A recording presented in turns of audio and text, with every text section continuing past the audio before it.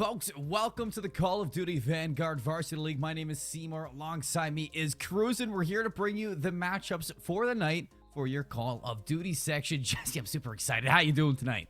I'm doing fantastic. I mean, we got a great list of games tonight, too. A couple rematches from last season as well. I think we should be in for a fantastic evening. It's going to be fantastic indeed. Boy, Call of Duty is not the only thing, so we are going to take a look at our schedule for the week for NACE in general. Because Mondays, we start off with Overwatch and Rocket League. Tuesdays, League of Legends.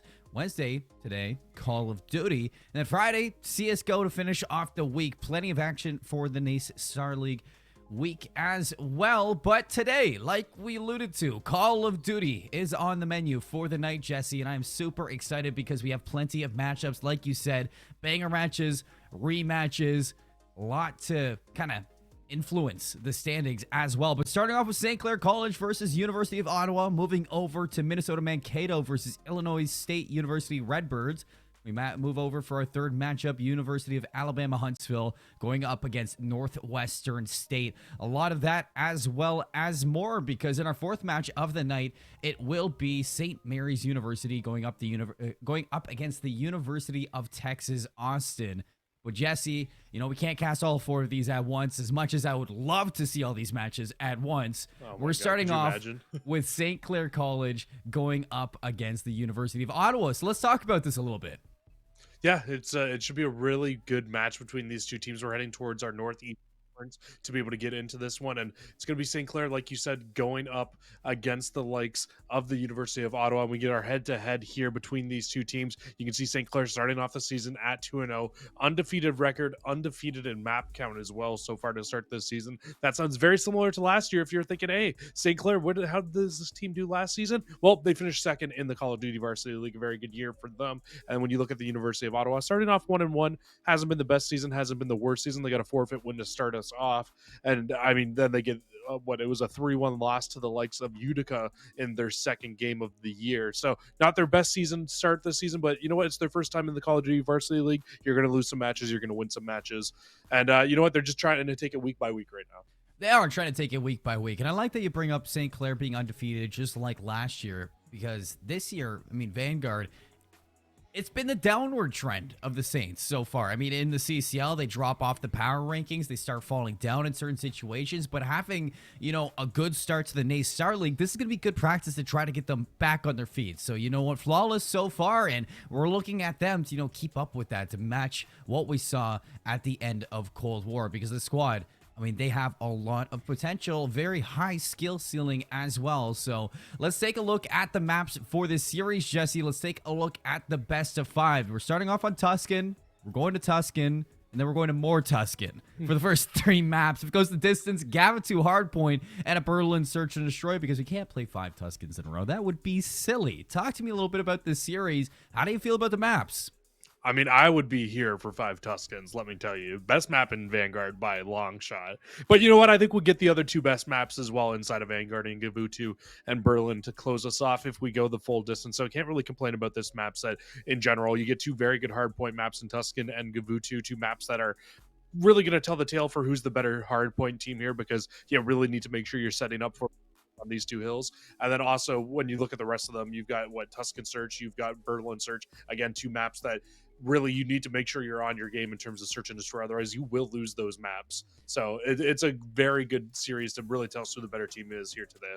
It is a really good series, and you got to kind of have 2 tales of the different ends of the spectrum for this division. You know, in the Northeast Conference, you have St. Clair looking to solidify them at the top and looking to stay at the top in their undefeated fashion. And you look at Ottawa trying to prove themselves right now. Let's take a step back and talk about this series. Now that we've seen the maps, now that we've talked about the histories, tell me, what do you need out of Ottawa to start this series out if they want to upset the Saints? Well, the only actual map win that Ottawa has this season so far because of that forfeit win is a search and destroy win. And statistically speaking, knowing St. Clair, their weaker mode has always been search and destroy. It has been all the way back to Modern Warfare. When you go and look at Cold War, yes, they were undefeated throughout NACE throughout the regular season, but once they went against the tougher competition, that's when their search and destroy really started to slack against those teams. So if you're Ottawa here, your keys to victory is to take those search and destroys. You need to try to steal a respawn here, and I think that's your only way you're going to be able to take a game against St. Clair, because St. Clair, they are just a different beast when it comes to slaying. Jumping into the action for Tuscan Hardpoint. We haven't talked about it just yet, but this guy on screen, Priestley, going to be a demon on the map for the Saints. This is hill number 1, going to be opening up. Not looking at too much time either way, just looking at getting comfortable on the map. If you're either of these squads, St. Clair looking to take another hit at this hill. Contention's going to be in. Goonski looking to hold on tight, but here comes the Saints now on the swing, trying to break this in. Hush and Hash working together to cut down 3. Gorilla's still alive, but this time from Ottawa is so good. And not only that, Jesse, they're locking things down in St. Clair. Nobody's on the rotation. It's a really good break off for Ottawa here. They will finally end up falling, but like you said, with only 10 seconds left, your main focus right now for both teams is going to be this rotation. You need to get down towards this columns hill. It's going to be down in the bottom right-hand side of the map. You can see where that little lock has popped up. And St. Clair and Ottawa, you both need to make your way over towards this site right now. And I mean, for the most part, you should have Ottawa being the first team early and set up here, but with the push from St. Clair coming through the top right side of the map, it should force some weird spawns to be coming in for Ottawa here, and possible break for St. Clair. Bullying their way into the back line. Goonski still holding up the squad spawns. Brandon's good for 1. Hash over the wall is going to get the trade. Still split feed from either side. Hash now locking down 2, trying to hold their own on the front line. Has a little bit of help from Hish, working together. Dynamic duos. They got similar names. They got similar score lines. So that's 5 in a row from Hash to open this one up. It's going to be a glide bomb now into the pockets of Ottawa. 37-16. You still got 20 seconds to work for into this hill number 2. This is good time to Ottawa right now, and this is time that they want to push even farther. It is. They've done a great job off the rip here, but now you need to be looking towards this Fountain Hill. It's going to be your main money hill here on Tuscan. Hish does get one in the back, but he's going to get spotted out. So spawns, they should be good for St. Clair here off the rip. It's really just going to come down to being able to hold on to this rooftop spawn, and 1 kill already does come in for Ottawa, so already putting pressure on this hill. Are we going to need the streaks from Hash? I don't think so just yet. Big 2-piece out of Gorilla. He's going to lock things down for these spawns. Peeks out, trying to do some more damage. Wrapping around that car, it's going to be Goonski, but Gorilla still has his number. 3 kills in a row. St. Clair not in control of this hill, so Ottawa doing a good job at holding this from the front line. Slayer going to keep his toes on in. Still dancing around the outside. Sauce coming on the flank. 3 go down for Ottawa. St. Clair on the inside doing a great job at finding these kills, and there it is, the break into the hill. Finally, St. Clair are going to start putting some time on the board. Let's see if they can lock down the rest. Is Ottawa putting some pressure on the outside? Slayer finds this kill. It is going to dethrone Saints from the rest of this time, but no, Priestley, he's going to be the dagger. Yeah, Priestley will find that. That should be scrap time now. Going to the likes of St. Clair, and they actually have the rotation right now, 1 as well. So realistically, if you're Priestley here, I mean, once this hill is finished, you run off of it. If you get killed, you're just going to spawn right up with your team, no complaints. And actually, he's just going to run right through middle of the map. Doesn't even have to take a long trip over towards this new hill inside a church. And there's only going to be 1 player in here right now for Ottawa. Goonski follows. So there will be initial time here going to St. Clair, but when you look at the back right side, Ottawa does have the closer spawns. They can reinforce, and they will get the break off the rip. 2 line up, but Hash shuts him down. Hish chimes in for a 3rd. Big break from Ottawa to hold on to this one. Zoss up top. He's going to find 2 in a row. The break from the Saints starting to form. 3 go down for Ottawa on the inside. Priestley in for the contention around the outside. Hash and Hish again. The dynamic duo. They're just not letting Saints in. They're boxing them outside this church. Goonski now on the inside, trying to go toe-to-toe with Sauce. Is going to lose the one-on-one. Sauce now get 3 in a row. The break comes through from the Saints, but 15 seconds. Only thing different right now about Hash and Hish is the vowel inside of their name. The I versus the A, and both players playing extremely well right now. Hash maybe a little bit better. He does have those streaks as we look to head towards, but even with how well Hash and Hish are playing off the start of this game, it's only a 10-point game right now. St. Clair, by no means out of this match. We head over towards the command center right now for our 5th and final hard point of the first set of rotations here, and you can see both teams have a very good chance of being able to break into this hill because of those 2 open doors on both sides in the bottom, being able to break it through there. Priestley's going to line up 2 inside the hill. Gucci Gang Sauce finds 2 as well, and that's a full break for St. Clair, and now they're going to look to push out and try to push these spawns from Ottawa as far as possible away. You know, a lot of time, Jesse, when we talked about the Saints in the past, the big X factor is Sauce. You know, tiny tears of St. Clair, Priestley, and Sauce have been kind of legends for this team to make or break them. And Sauce showing up 16-10 on a 6 spree. Is starting to heat up here. You got Priestley alongside him 15-10. So similar score lines out of this duo. And this is exactly what you need if you're a Saints fan. Gorilla, big one-on-one on the inside. The break finally comes through. But the Saints, they've been able to switch out the script in this 5th hill. Now they're up 96-85 going into the second set. And even bigger than being up by 15 seconds here, Gucci Gang Sauce has also found himself some streaks as well. So has streaks to counter Hash when Hash chooses to use them. And I feel like on this first hill, it's the perfect time for both teams to invest these streaks. And I think you're going to see a lot of streaks getting invested throughout this entire hill. 47 seconds. Hill pops open. Slayer looking to play their life in the backline. Peeks up. Oh, go back down. No, too much heat right now. Doesn't want to take a shot. Nobody in the hill at the moment. The clock's going to be getting burnt.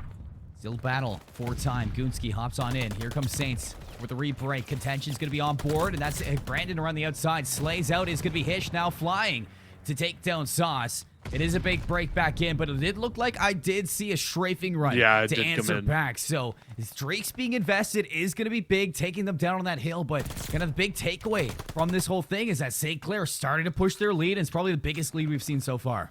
Yeah, they're starting to push their lead, and look at how far away Ottawa is spawning from the next hill right now. It's a perfect execution from St. Clair to get the spawn out, hold on to the remaining bit of time there. They have a 40-second lead and counting because it's only going to grow here. I think they can get around 20 seconds before Ottawa will even be able to properly contest inside of this next hill, because right now you can see Ottawa's full focus is just on getting these back spawns. You've got Brandon lined up on the tank, stopping that from happening. Godheady right here.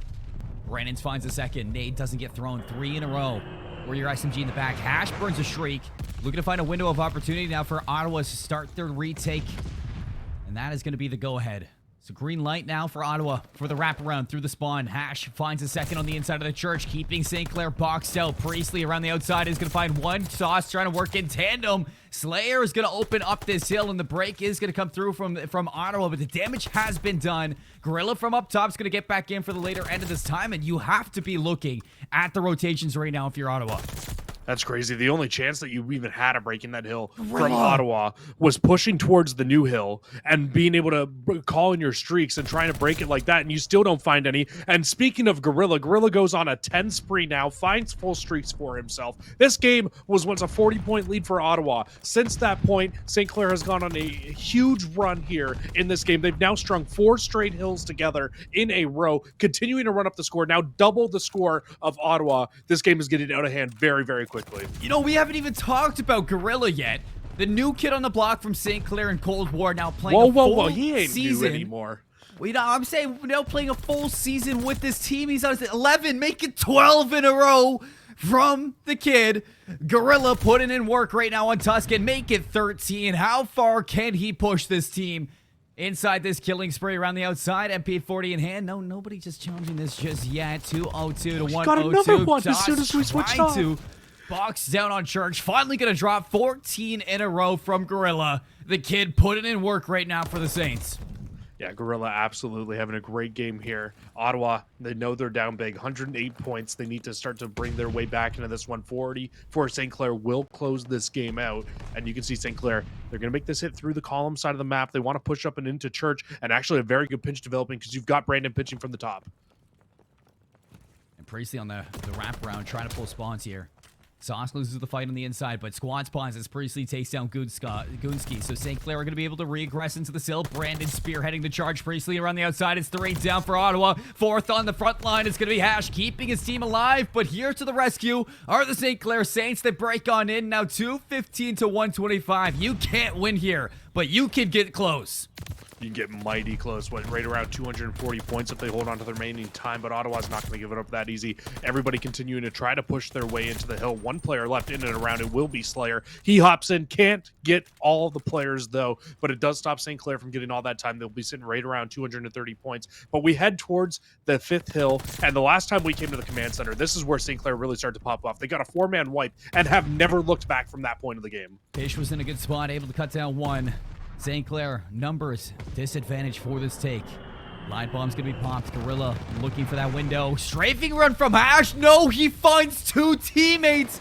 That's the opening St. Clair needed. Hash still trying to hold things down on the inside. It is good for 2 more, but Sauce gets the break. It's a team kill to get St. Clair back into that in Ottawa. You got to be thinking you want that straight back this time around. 12 seconds. And that's going to be all she wrote for Tuscan. Slayer coming in for the contestation. It is the break back in, and he's going to keep his team alive here in the command center, but it's not over just yet. Gorilla inside the stairwell. Sauce is going to invest a shriek. Still a battle going on the inside. It does look like things are going to settle down, and it's going to be Ottawa pushing to a third set. Oh, but look at where all the spawns are coming at. St. Clair spawns close to Courtyard. They're so close to being able to get onto this first hill here, and they're getting all the kills in and around it. Only 10 seconds left needed to close this map out. Brandon finds 2. Hash gets cut down from behind. Brandon finds 3. Gorilla a 4th, and that should be all she wrote for Tuscan. St. Clair Saints, they open up the series. Big 250, 163 win here for St. Clair, like you said, to start this series off. And honestly, I think it's something that we expected. I was very surprised to see Ottawa come out the gates as hot as they did.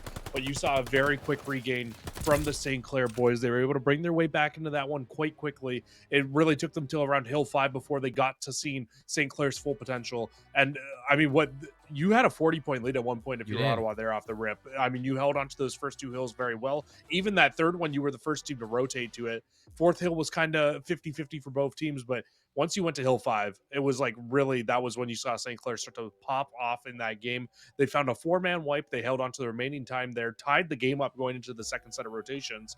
And then as soon as they went into that second set, they held almost all the time at P1, had the perfect rotation of P2, held almost all the time at columns. And then once they were at columns, got another perfect rotation over to P3. It got a little scrappy on P3, but still, I think they held around 40 seconds. Insane stuff you don't expect to see from every single team here inside of the Call of Duty Varsity League. But St. Clair is one team that we do expect to see perfect hardpoint like that from. As it is, and that is going to place us into Search and Destroy coming up next. Now, this has been the monster in the closet for St. Clair time after time, Jesse, and really, you're looking at them to bounce back in Vanguard. I mean, they have time now, or they've had a whole season to work Gorilla into the menu. I mean, he has been the squad that, or the player that was supposed to fix this for St. Clair, coming into the Cold War season. They got better, but they still were losing to those top teams. Now in Vanguard, what are we going to get from them? Have they solidified this game mode as one of their better game modes now? Well, that's a big question mark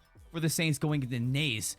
And I think this is going to be very telling for Ottawa. And if they have what it takes to take down a big team, this needs to be the map that you win, because it's probably their best chance.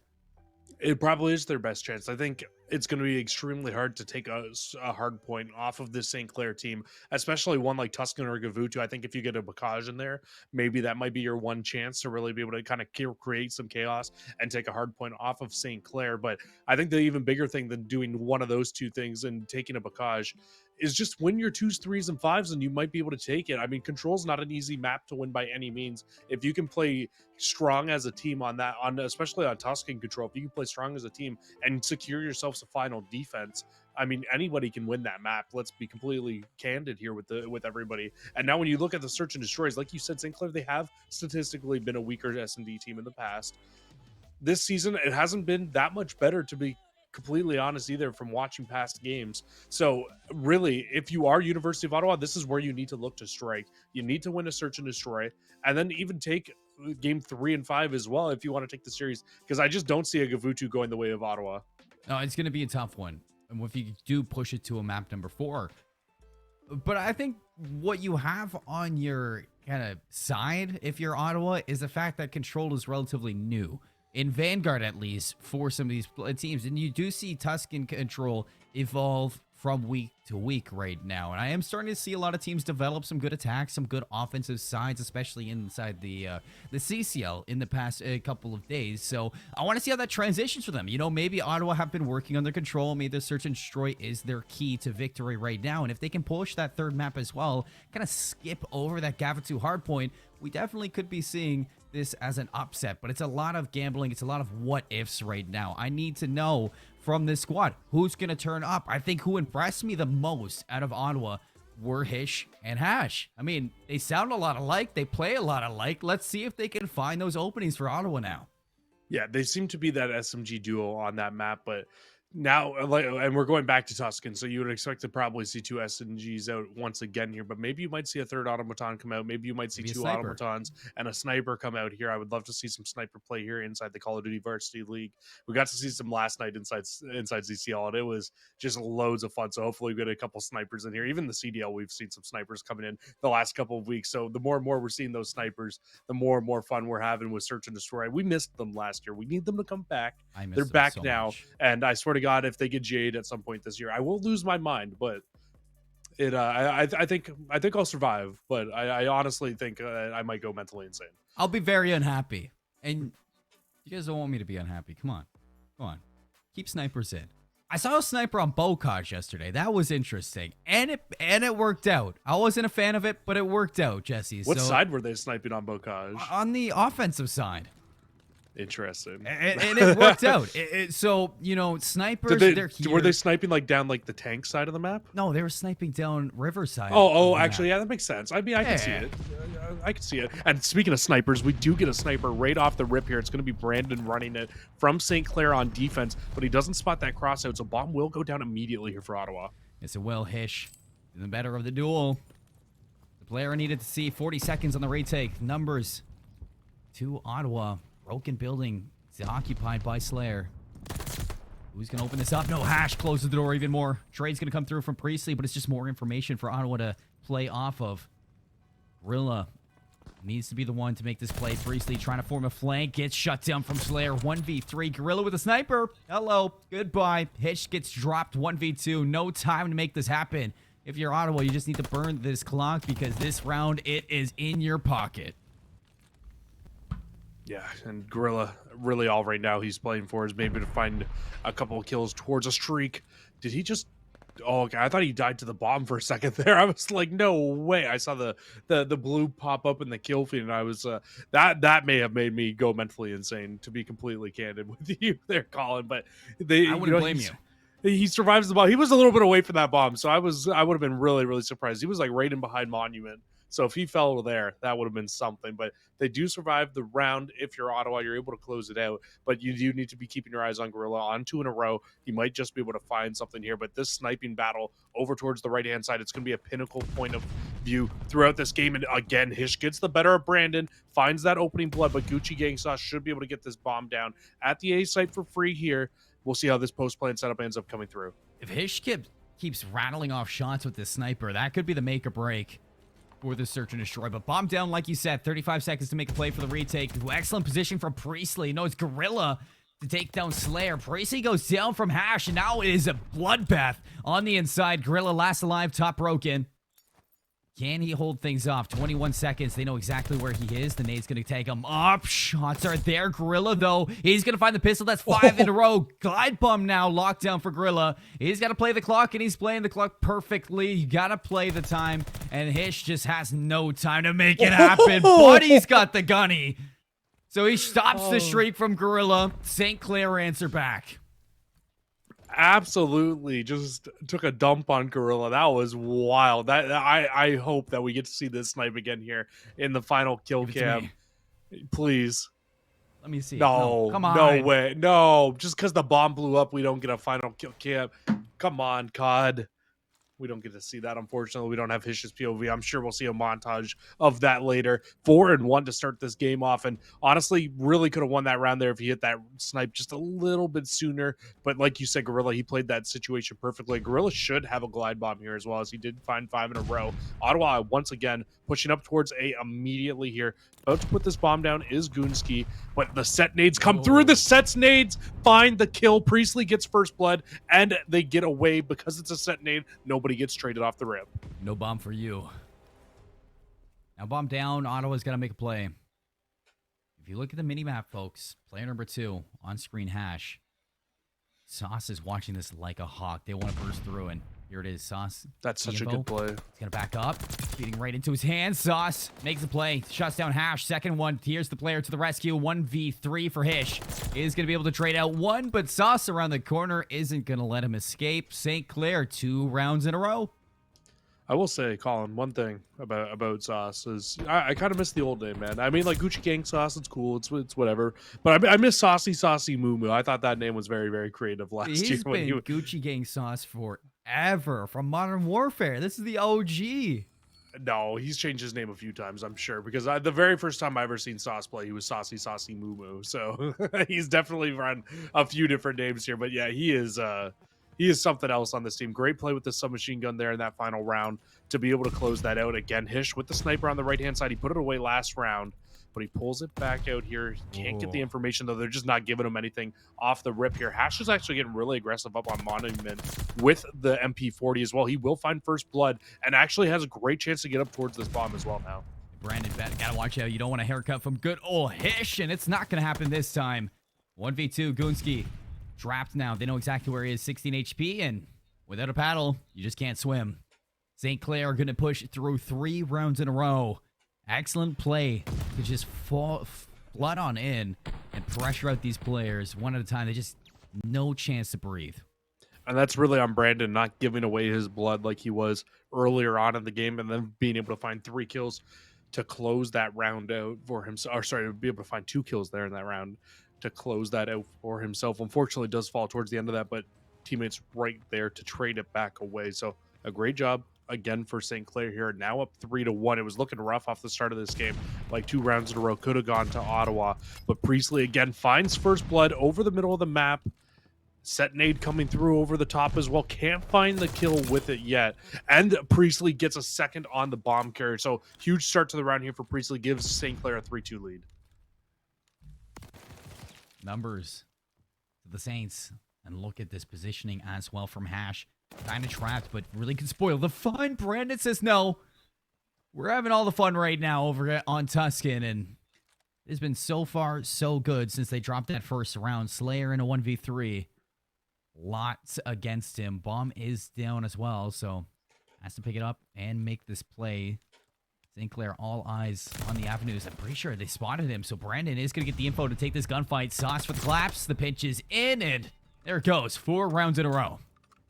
Yeah, St. Clair looking much, much better than what we saw in that opening round, and really doing a great job of closing things out here in the back half of this game, in the back halves of these rounds. We'll see what they can do towards the back half of this game. They need to keep it up. They've done a great job of reading and understanding what Ottawa likes to do, and we've seen the same hit coming from Ottawa every single round so far on their offenses. Going towards that A site, just trying to get that bomb down as quickly as possible. Well, St. Clair have made the adjustment. Ottawa, it's your turn too now as well. You need to do something a little bit different here in this round. We'll see what they decide to do on their defense, but it looks like St. Clair, they want to keep with the norm, head over towards this A site. Gucci Gang Sauce should get this bomb down completely for free. And Gorilla actually going to get aggressive through command center, so he should have a one-on-one here. He's just going to play his life, though.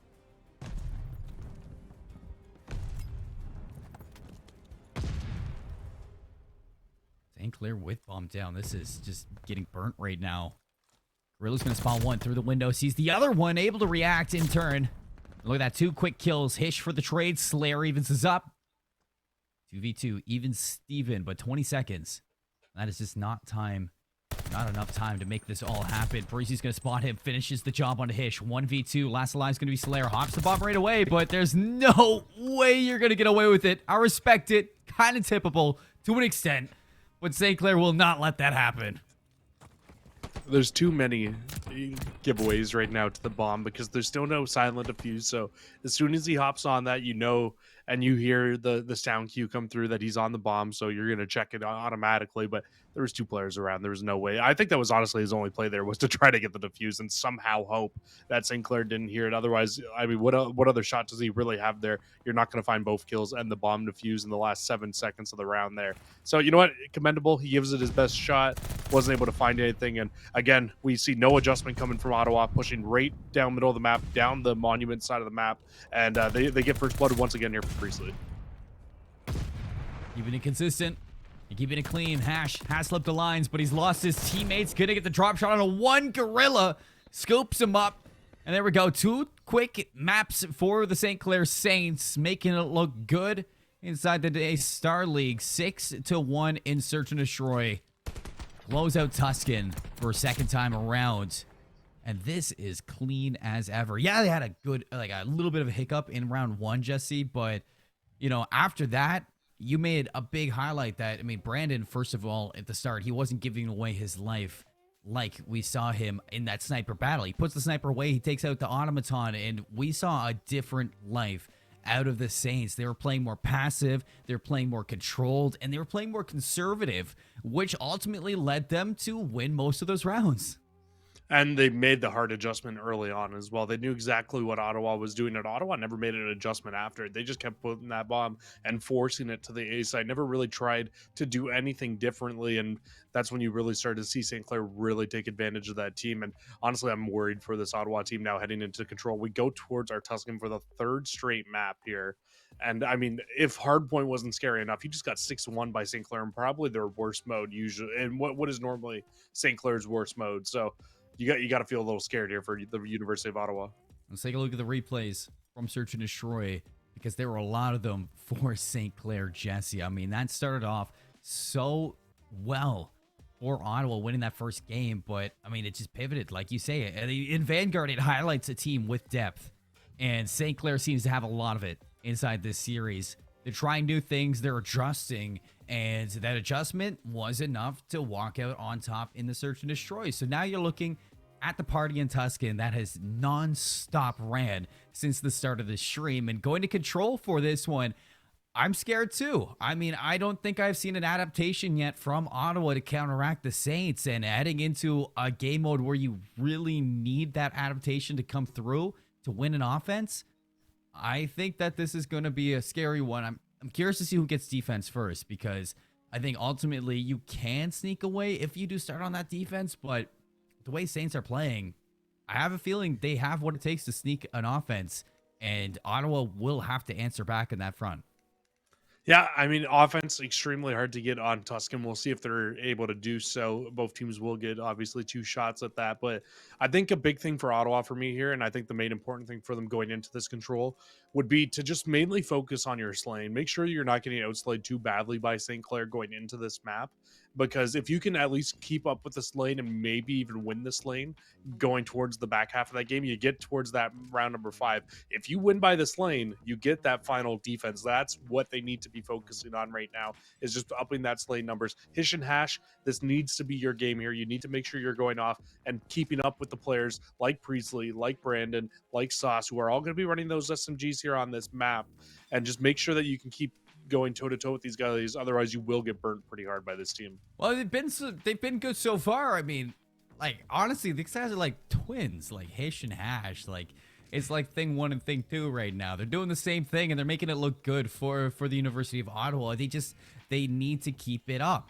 I mean, they looked good in the hard point. They had a good opening in the Search and Destroy. Let's see it again in the control. I think they are really the X factor. They're the make or break for this Ottawa squad. And then your supporting cast, they can just tread lightly with doing what they've done to support you, to make sure you're popping off for Ottawa. So this needs to be where you turn around.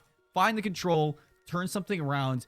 I think even if you walk away, from this series and a loss, there is a lot to learn from a team from St. Clair. So this is a lot of experience right now to gain from these players. I mean, you are going up against a well-practiced team, and this is just experience that you can learn from. Now, let's see them turn the experience that they've been getting and improve into this 3rd game mode. Turn things around and push St. Clair against the ropes. Yeah, there's definitely a lot of improving. Like you said, I would especially say in that hard point, a lot to go back and look at in terms of some of the rotations that they lost, where they were kind of hitting hills a little bit too late inside of the hill. If you got 10, 15 seconds left on hill, sometimes you just got to scrap it and got to go on to the next one and try to get a full 60 set up there. I know sometimes, you get a little ahead of yourself. You're pushing through a little bit too much.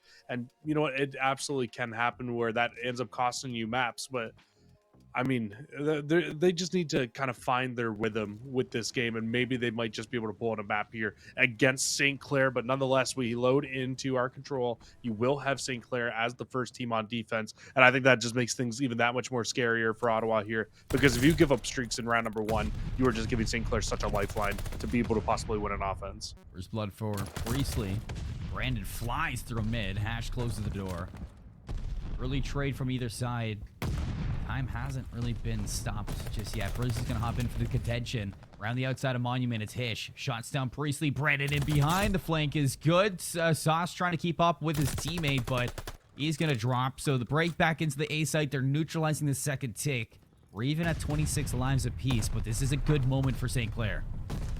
Hish will find the first kill to open the site back up, so now you can try to get back into this zone if you're Ottawa. But St. Clair, you can see already, they're coming right off spawn. I like this play from Hash, though. If Hash can get in behind these players, he can really shut down any push. But I actually think his main focus right now is to just try to stand behind the players here on St. Clair. But he will give his life away. They know that he's here. He actually finds two in the back as well. So now he has a chance to be able to push up the right side. But the issue is they know he's here now. And now St. Clair will play black and try to play their spawn. Well, if Hish is behind you, you know Hash is in front of you. It's the Wombo combo from Ottawa. Sauce now trying to shut this down. 2 kills for the Saints. Hash still alive in the backline with Slayer. Gorilla's looking to close this door of opportunity. And this is a big moment from Sauce on the opposite end. You look at the minimap right now. You look at St. Clair's positioning, and yeah, you get the A site. You add a minute to the clock, but this B site is significantly harder to break, and you can see why. It's because players like Sauce, they are just going to tear you up inside your spawn, and you are funneling in to a power position of Saints, and they're knocking you down one by one. Yeah, this is a really tough spot to be in because this is where you can really get pinned into the back of your spawn here. Hish, he'll be the furthest pushed up player on this roof, just trying to find anything he can right now. But as soon as he starts to get a couple of shots in, you've got a few more players coming in. And now Priestley will make a hit in from behind as well. One player will make his way all the way through in Hish. But how long can you really stay alive in the backfield? And really, how much help are you doing to your team just being alive back here by yourself? Not a whole lot so far. Down by 8. Hish is going to find Gorilla. Opens up Church now. It opens everything. It opens up a whole lot. Yeah, you're right. So Saints, they got to react to this. You see Priestley is going to wrap around, shuts down Hish. What a big kill right there. Now, the rest of Ottawa stuck inside the church. Brandon's going to find one on the Slayer, and that's going to shut this down once more. 30 seconds, Jesse. And now Ottawa, I feel like with 25 seconds left on this, you're very likely not going to hit this hill. So I think you just need to push back and kind of hold your lives here. I don't think there's really a point to trying to push forward and trying to win this round still, besides giving streaks and maybe even possible, or sorry, giving kills and maybe even possible streaks to the likes of St. Clair. I believe one player has found streaks. You got Gucci Gang Sauce on 4, 1 off, but they will hop on. They actually stack the point as well. So 2 ticks of progress could come through really quickly here. And now with only 1 tick left, you start to get the development bench coming in from St. Clair. So Hish shuts him down. Working on the 3rd tick. Ottawa, what did you just do? They stacked the point. Oh my God. They just grabbed the carpet that St. Clair were standing on, and they pulled it right out from under them. Wow. It was like an 8-kill lead for St. Clair, too. They just got wiped at the worst time, and they didn't stop the stack from coming through. Wow. And that's what we were talking about. If you can come out and you can steal a couple of rounds here in this game, that is when you can really start to make some upsets inside of Control. And Hash, at the end of that round, finds streaks as well for his team. That's absolutely massive. I mean, I think this is a big moment for Ottawa now to get back into things. They slip that away. I mean, they make it happen, and they definitely should not have. So they better put away this map after what just happened there. Ottawa looking for the retake. Big kills out of the Saints, keeping them at bay so far, locking them down 1 by 1. Hish finds the opening in for the contention. Second tick of progress came through, so Saints, a lot to work with in this A site. Here comes Ottawa around the corner. Good for 1. Breaks back in, but the kill's still coming through for the Saints. It's Hash finally around the outside to try to put a dagger on things, but it's just not deep enough. They're able to subside it, pull that dagger out, and hop back into A. This might be one of the fastest I've ever seen A get captured here in this game, and Gucci Gang is already pushed up through the right side of the map. He can't find any more than 2, but it's going to completely slow down any reinforcements from Ottawa coming off that hill. You already have a 4-life lead here for St. Clair as well, so they want to try to hold on to that lead well. They try to break the back line here, and actually nobody on this back tank will actually allow Gorilla to get up and into a great position here, and he has Priestley's help. Priestley finessing, more so dancing. He's leading as well, the dance. 15-21 in lives. Minute 46 on the board. Still kills coming through from the Saints. Clock stopped at a minute 46. They're in for the first 6. Still all blue in the feed just yet until Slayer finds the opening now. Ottawa bounce back. They resurge. They clear the Saints from the hill. And now back on the attack. St. Clair, they got to go again. And for St. Clair, they don't even end up stacking the point there. So still only a little bit. Well, really all they have working for them right now is the fact they have a 6 life lead. But you do have 12 minutes to find these last 12 kills here. Sorry, a minute and a half to find these last 12 kills here on Ottawa. So it's not the worst case scenario for St. Clair, but definitely one that they would like to be able to find. 10 lives remaining for Ottawa now. I feel like you need to just make sure you're not throwing your life away here. Should have spotted them. For a second, yeah, he's just giving the information to the team. Finally goes through. Ish comes for the help. There's gonna be another 2 down for the Saints. Ash trying to work his way in behind as well. Flank is forming. Slayer gets to the kill onto Sauce, and here comes Hash now to shut down the rest. Another 2 down for the Saints. They are losing lives fast, Jesse, and nobody can really get anything going just yet. This is perfect at Ottawa into the control. They have bounced back, and they are just fighting pressure with their own. No more life lead. Ottawa brings us back to 9-9.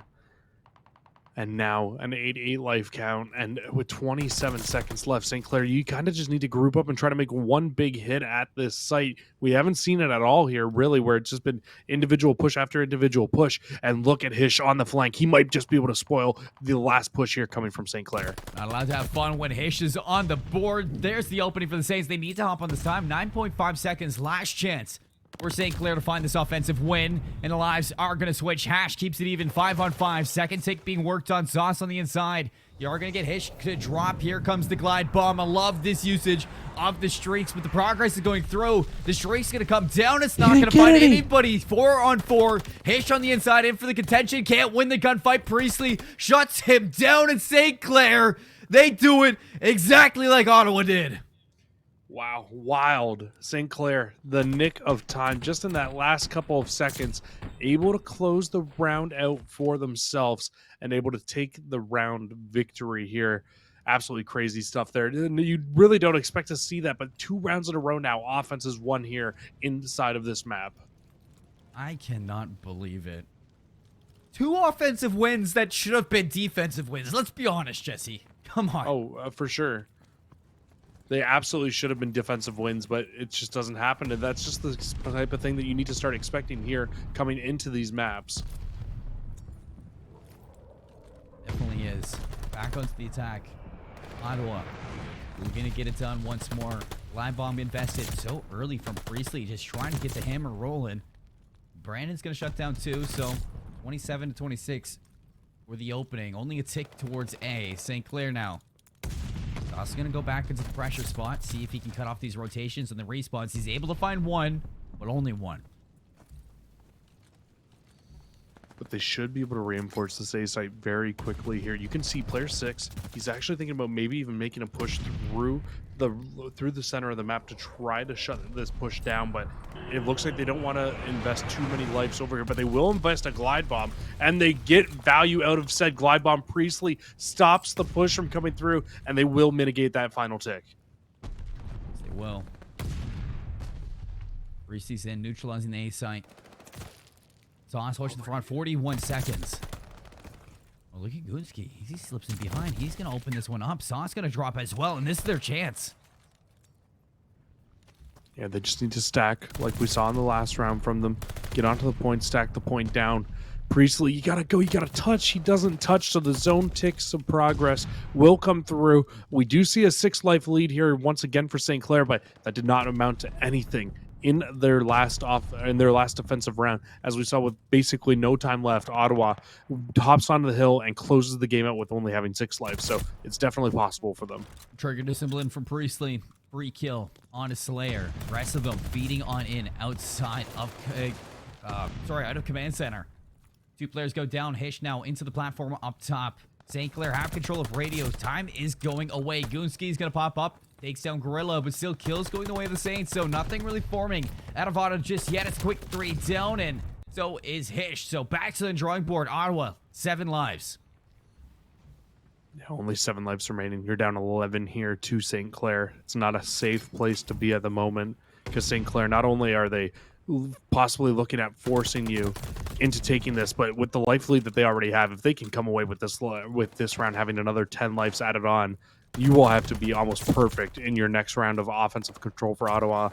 and that is much easier. Or in your next defense for Ottawa, and that is much easier than done to be able to find that many kills on defense. Last chance, 21 seconds, 4 lives. No respawns out here. Hish is gonna fall. St. Clair looking for the second round here. On defense, it's a full 3 down. Sauce does it all. Brandon closes the door on the opposite end. St. Clair, they shut the door, they slam the door, and they lock it. They say defense this time, it is ours, and we are gonna take back our lead.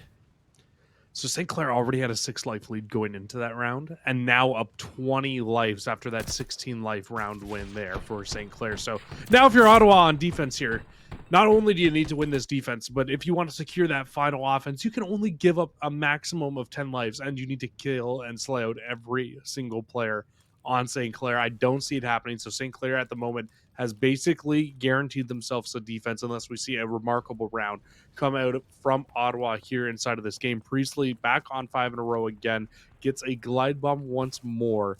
And now, I mean, they can even use to use that to open up some of these sites too. So offense definitely not out of the question here for St. Clair. No, not at all.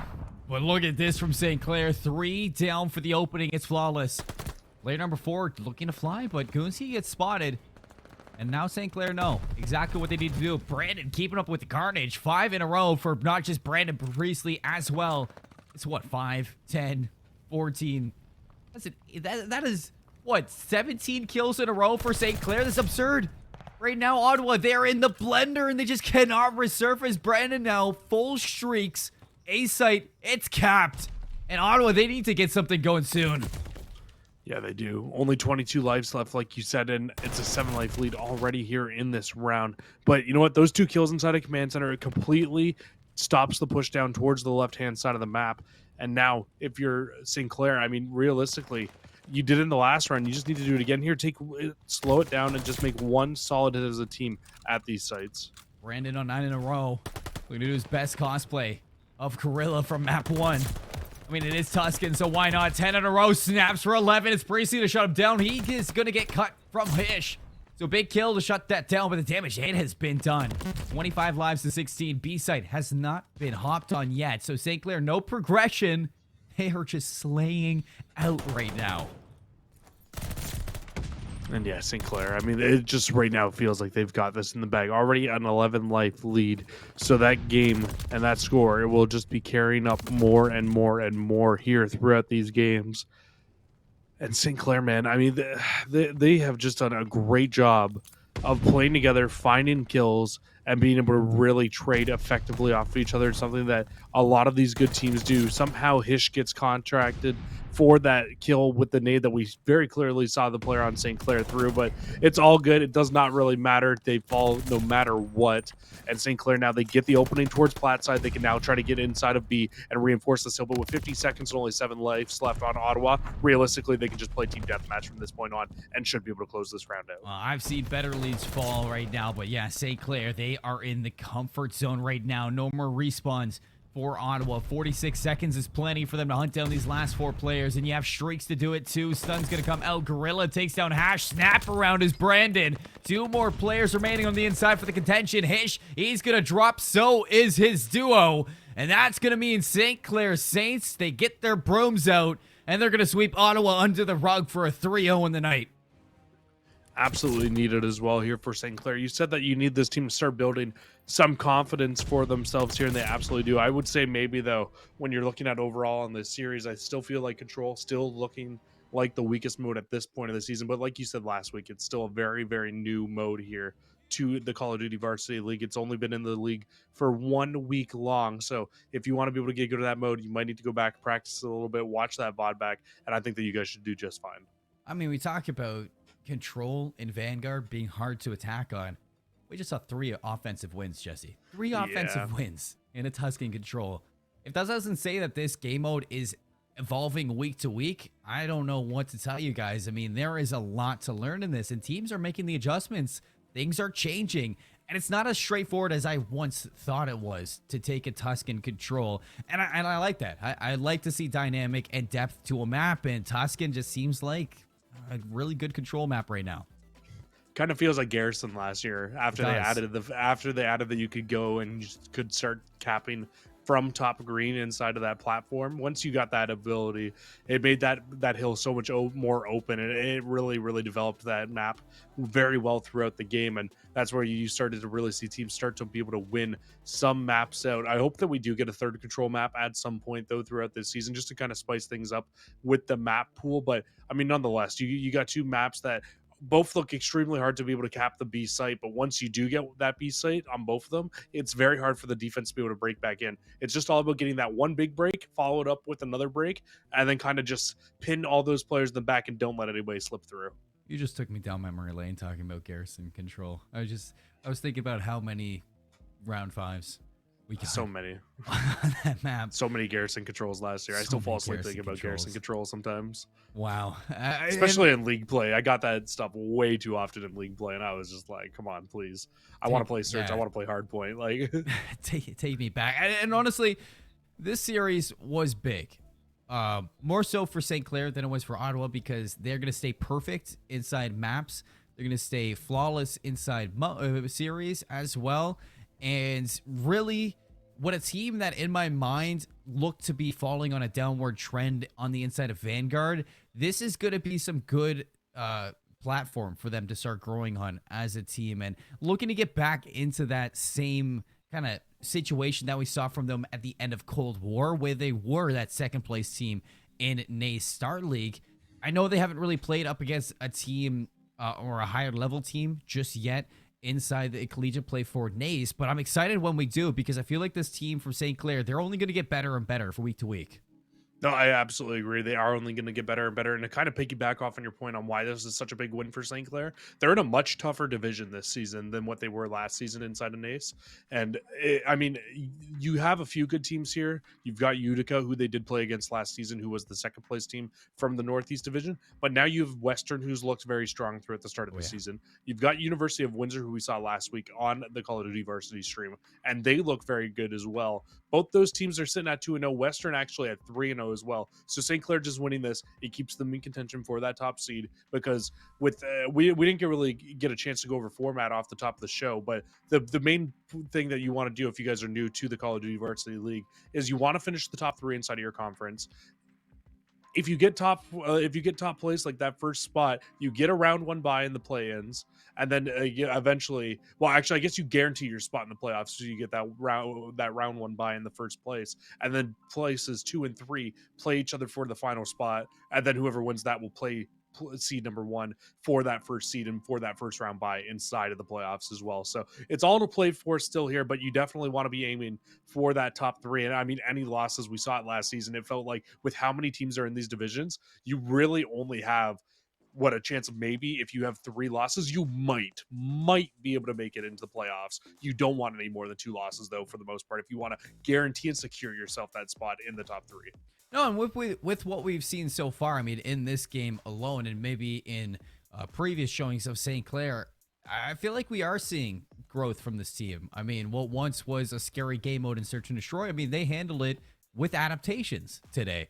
And I know, Ottawa have yet to prove themselves inside collegiate Call of Duty, but I think that it speaks miles the way that St. Clair were able to hold themselves inside that Search and Destroy and close out a lot of those rounds very clean. So we're seeing some improvements on the squad. And I mean, like I said, I think that is a lot to take away from today. Yeah, it really is. I mean, yes, it's a little bit, I don't want to kind of talk down about any teams, but Ottawa seems to be not one of the stronger opponents right now inside of the conference that you have here, because like I said, I was naming off teams right now. They are one of the only teams with a win right now inside the conference, because you do have 3 or 4 teams still sitting at 0-2 at the moment. But you know what? If you're a middle of the pack team and you're going up against St. Clair 9 times out of 10, I feel like you're going to lose that match to St. Clair. So, I mean, if Ottawa can come out and Ottawa can, maybe find a few more wins, make their way up throughout the division, maybe towards the next season and seasons later, maybe that's when you can see this team start to pop off. But they've got a lot of growing to do still. Well, folks, we got our interview ready, and that means I got a little bit of something to tell you from our good friends over at LLS. Well, LLS, they're making an impact right now in the cancer community, which includes leukemia survivor Tobin. When Tobin was 3.5, his nagging arm and leg pain and regular fevers were not chalked up as blood cancer symptoms. Wasn't until he was it wasn't up until his 4-year checkup that Tobin's doctor referred to a family specialist. Tobin and his family would soon walk into a cancer center and have everything in their lives change. Many tests and days later, it was confirmed that Tobin had leukemia and began their new reality. New medications, new side effects, new schedules in and out of hospitals and clinics, rearranging the family home and even work schedules. Every day was a marathon. For Tobin and his parents and 2 brothers, this was an intense and scary time. But having LLS in their corner to help their family connect with the blood cancer community and witness survival stories helped tremendously. They stayed focused and present, fought the war, and won. Tobin crossed the 2-year cancer-free mark in December. He's now 9 years old, loves the game with Minecraft, Battlefront, and Fortnite being his favorites, and aspires to be a YouTuber when he grows up. Alongside a hero like Tobin, we recognize the LLS hero of the game who represents the player that made the biggest impact in the match played. Whether it was a clutch play, a sacrifice, or provided strong leadership when it mattered the most, today's LLS hero of the game is, and we've seen it a lot from this guy, it's none other than Sauce. So Sauce, welcome to the booth. Congratulations on the victory for today. How you feeling, bud? I'm feeling pretty good, you know. We knew Ottawa was a decent team. We played them last year, and I think they put up a decent fight. So going into the game, we're excited to play them, and coming out with a 3-0 is always good. Oh, 100%. And I mean, you guys definitely look good. Love the hair, by the way. Love the hair. Thanks, man. Been growing her But out I'm going to give you for over to 2 years. Oh, yeah. I'm going to give you over to Jesse, though, because I know he's just waiting. You know he's got something cooking up to ask.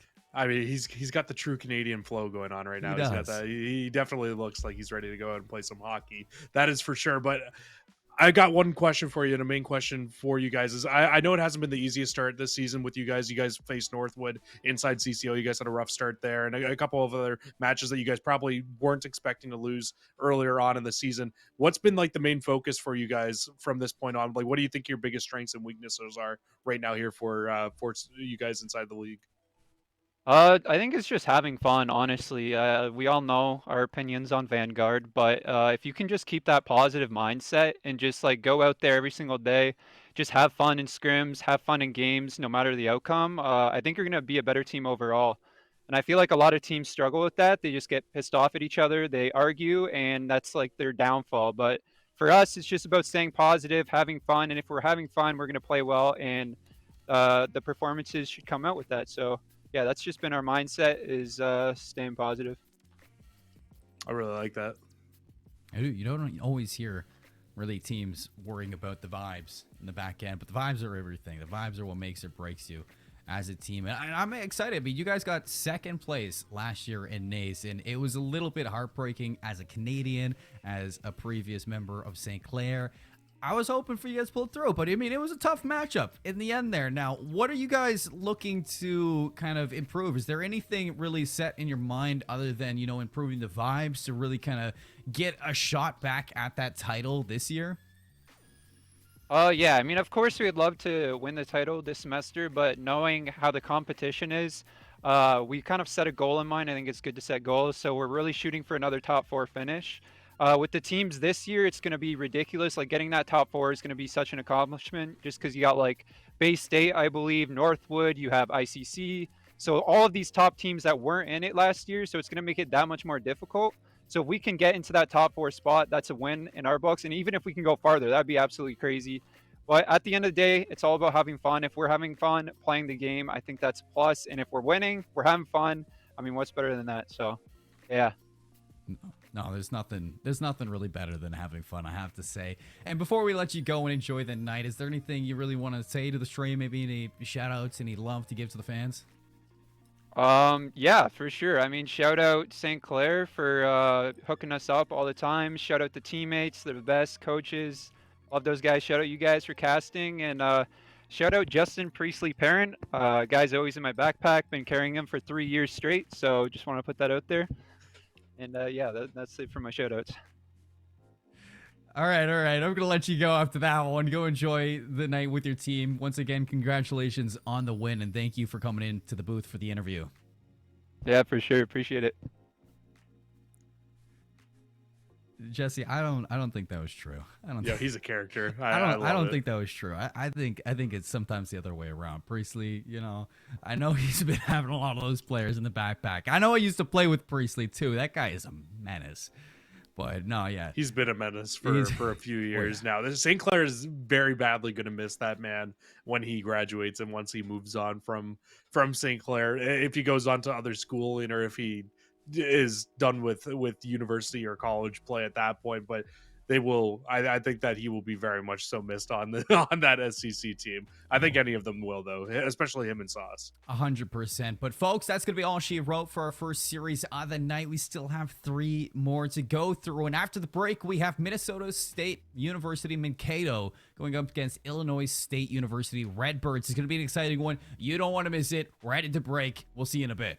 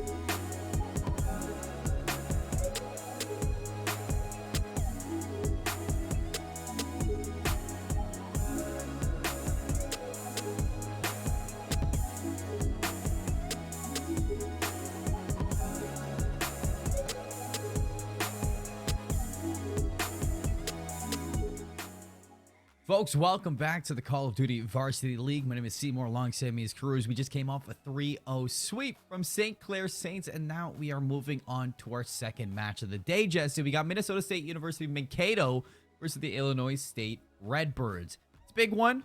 I'm expecting a heater out of these two teams, and honestly, they have a lot of history between the two of them. Yeah, I'm expecting a big match here between these two teams. This has been probably the match I'm most excited about on the day. But let's take a look at our head-to-head between these two teams. We have a great matchup for you, like you said. Minnesota State University Mankato going up against Illinois State University, and Mankato coming out with it says 2-2 there, or 2-0 there. I believe they're 1-1 to start the season off. They had a win against High Point and a loss against Davenport to start our season off. A 3-0 both ways, so they're 3-3 in map count. And then you've got the Redbirds, who are also 1-1 coming to start this season with a loss against a much harder opponent in Northwood, and a win against much I don't want to say easier, but opponent you expect Illinois State to be able to come up and be able to take the match against in Cleary University. So I mean, a decent start to both teams for this season, but Illinois State University, we got to expect perfection from this team. Last season inside of NACE, they were 9-0, perfect season for themselves through the regular season. Went all the way through to the end of the regular season undefeated. They played Minnesota twice last season as well. Let's not forget, like you said, they have a ton of history, and they beat them twice. So we kind of expect perfection from this team until they hit the playoffs, and then this team kind of fell flat on their face a little bit last season. I wouldn't say perfection, because I mean, yeah, you talk about playoffs, and they did slow down towards the playoffs. They had a good regular season. Once they took those tougher teams, yeah.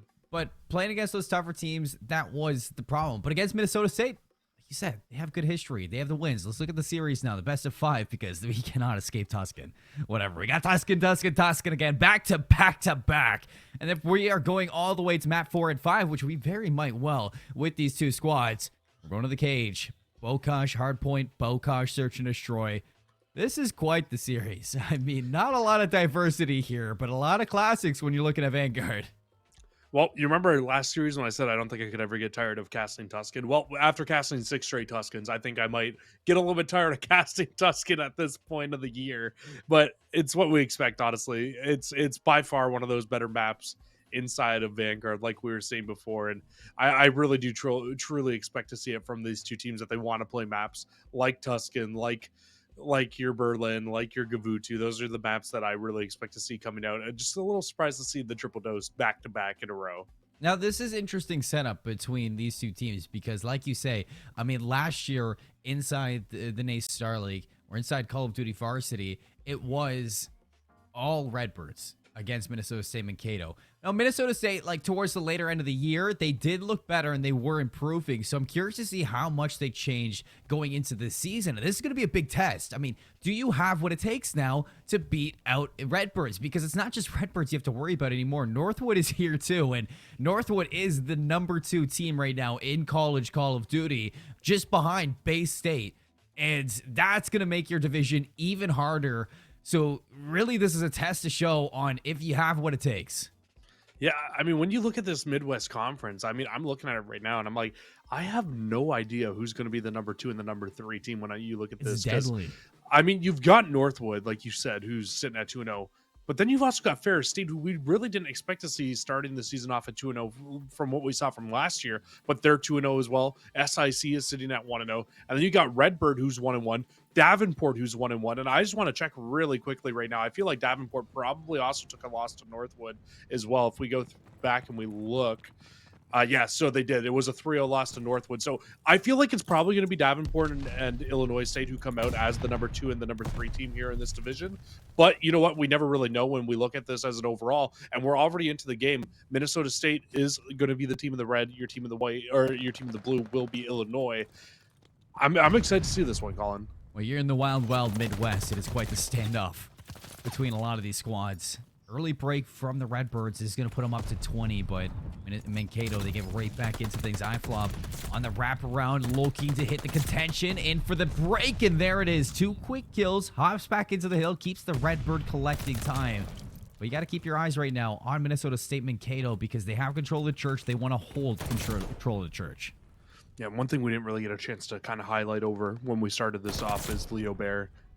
I have one note written down for this man on our like little sheet of notes here, our cheat sheet going into this. Is Leo Bears is just absolutely disgusting, and you're seeing why right here. Every time I see this man play, I swear to God, he gets better and better. Such a good player on this team and a great leader for this ISU roster. Already a 41-8 start here. They are in control of the spawns here for the New Hill as well. As I say that, actually, they will get a flip out, and Minnesota will be the team spawning a little bit closer. But just a disgusting roster in this Illinois State team, and honestly, this is the lead I expected to see them get off. Bladesy for the wraparound is going to catch Boost looking the wrong way. Mankato in for time down the alley. It's Leo Bears, the big hitter of this team. 9-3, hopping back in. 22 seconds to collect inside the second hill. Here comes Mankato on the rebreak. They're going to get back in for the contestation or for the scrap time. These are big kills now coming up from Wine Dog on the overextension. If they find Saint in the back, if they find these two players and break, that's going to completely flip things out. And Wine Dog, he's going to get it. You just need to take down Boost, who's heading on this flank.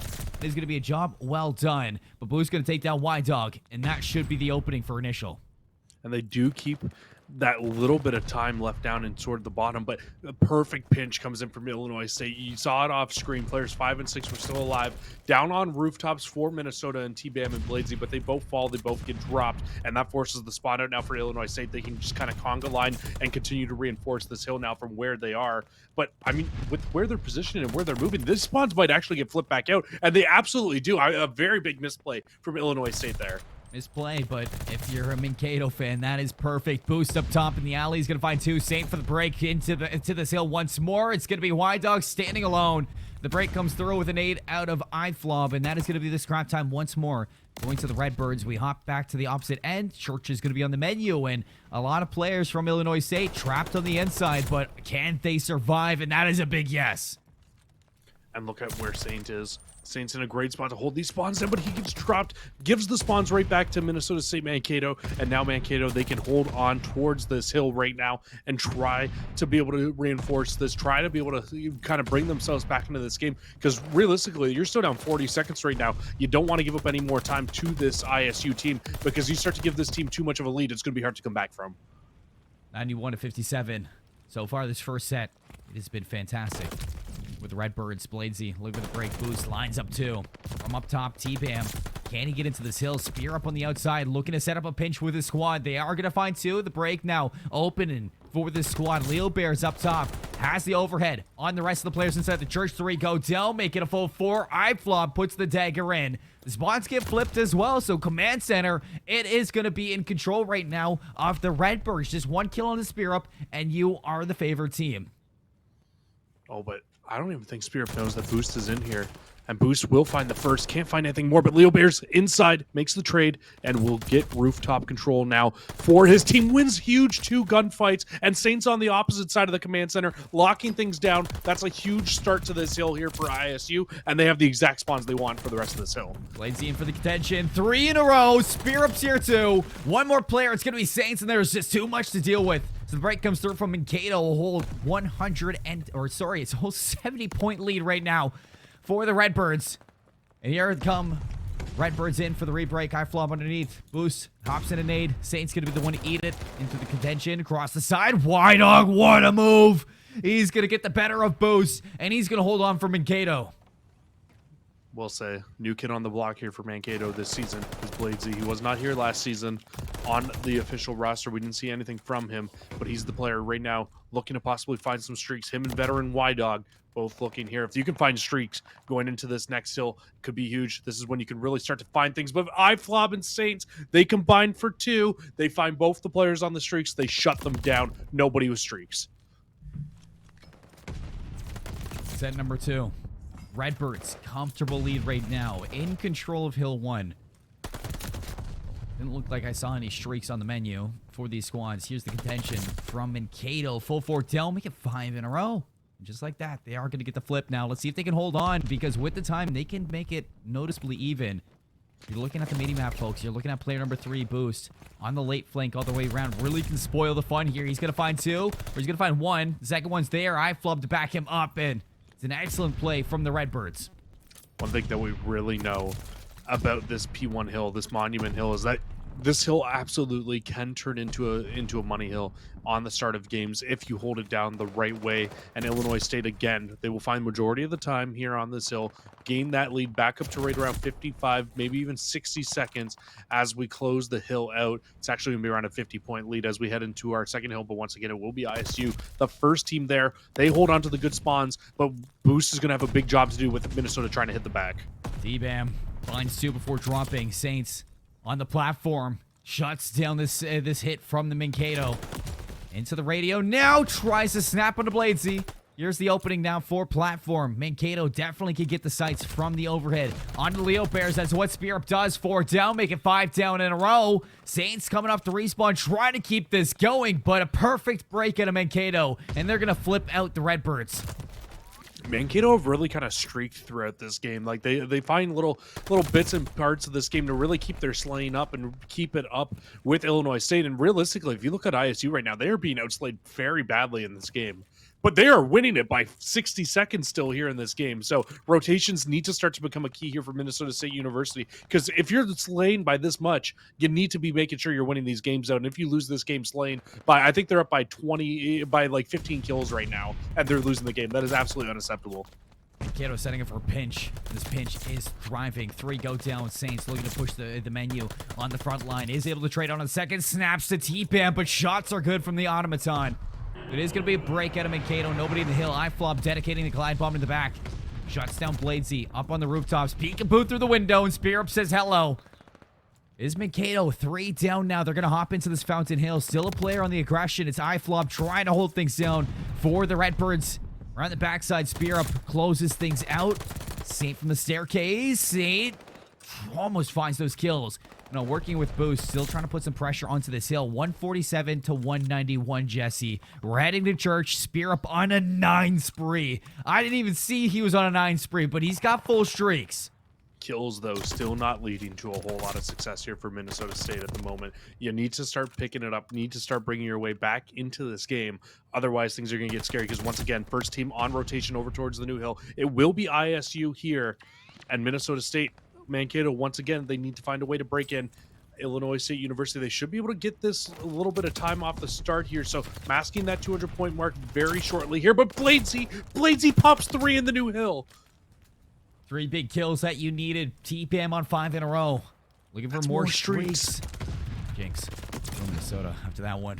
170 to 198. Illinois State back into it. Saint and Flob, they get the job done. So they're going to hold on to this lead. It's 30 points and still 20 seconds that they can accumulate. If you're Mankato, I mean, do you hit this? Do you even want the rest of this time? Well, you kind of need to. You can't really give up any scrap time here to Illinois State University because you've given them such a big chance of being able to close this out. But ISU, they say we don't care. We're going to get this scrap time either way. It's for us. 218 to 173, building that lead back up to almost 40 points here as we head in towards our 5th and final hill of our second set of rotations. I think the big thing for ISU here is you want to try to put this game away on this hill because there are so many streaks on the side of Minnesota State that you don't really want to go back to P1 where those streaks can really come to full effect. Lazy jumps on in. And honestly, does a lot more harm than good. Mankato have cut this lead down 193 to 219 inside the hill. We're seeing a contention boost. Has some backup, finds the one onto Spear Up, but he's all alone now. Here comes the teammates around the outside. Flob is going to find T-Bam, but the break is in for Mankato.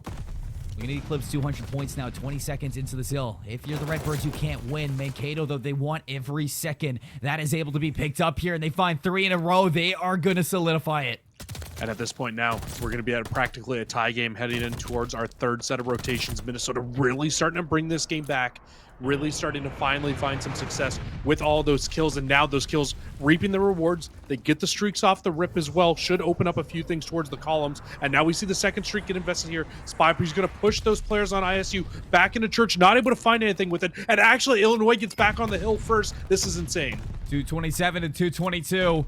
Here we go. Redbirds looking to put this one away with this first hill. Shrieks him out to nothing. Spear Up kills himself, and T-Bam with the strafing run. That's going to make this even harder. 10 seconds left. Flob on the inside, and they have everything locked down. Spear Up trying to make a late play. He is going to find Saints Bladesy for the break. 3 seconds left. Spear Up in for the contention. Flob's going to go down. Mankato, they break back in. Spear Up gets the kill. You can't win here, though, if you're Minnesota State.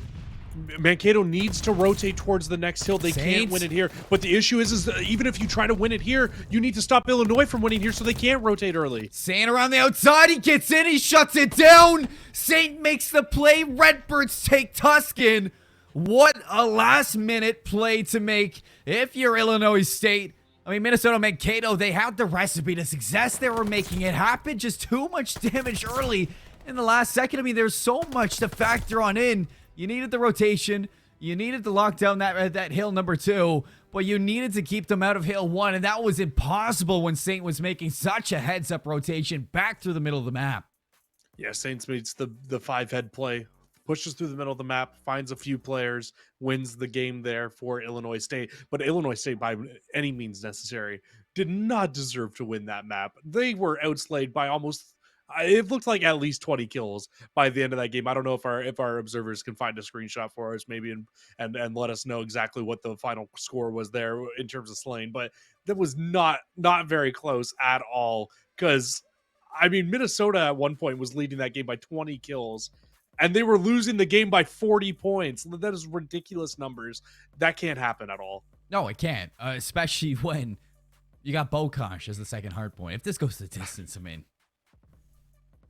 Yeah, we saw, Minnesota Rocker do the exact same thing to subliners and lose on Bokosh hardpoint, but I don't think that's what's going to happen. But that's Bokosh, though. If Mankato get that chance in the second hardpoint for the night, we still have a long road to go, and that is crazy to kind of think about the fact that Mankato outslayed Redbirds and still lost.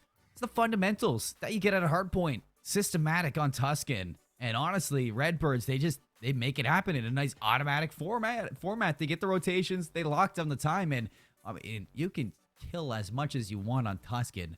If you can't find time, you're not going to win. And honestly, though, I'm really excited for this Mankato team now that we just seen them come out and outslay ISU. I mean, you fix a few things there. You win that map earlier on, to be completely candid.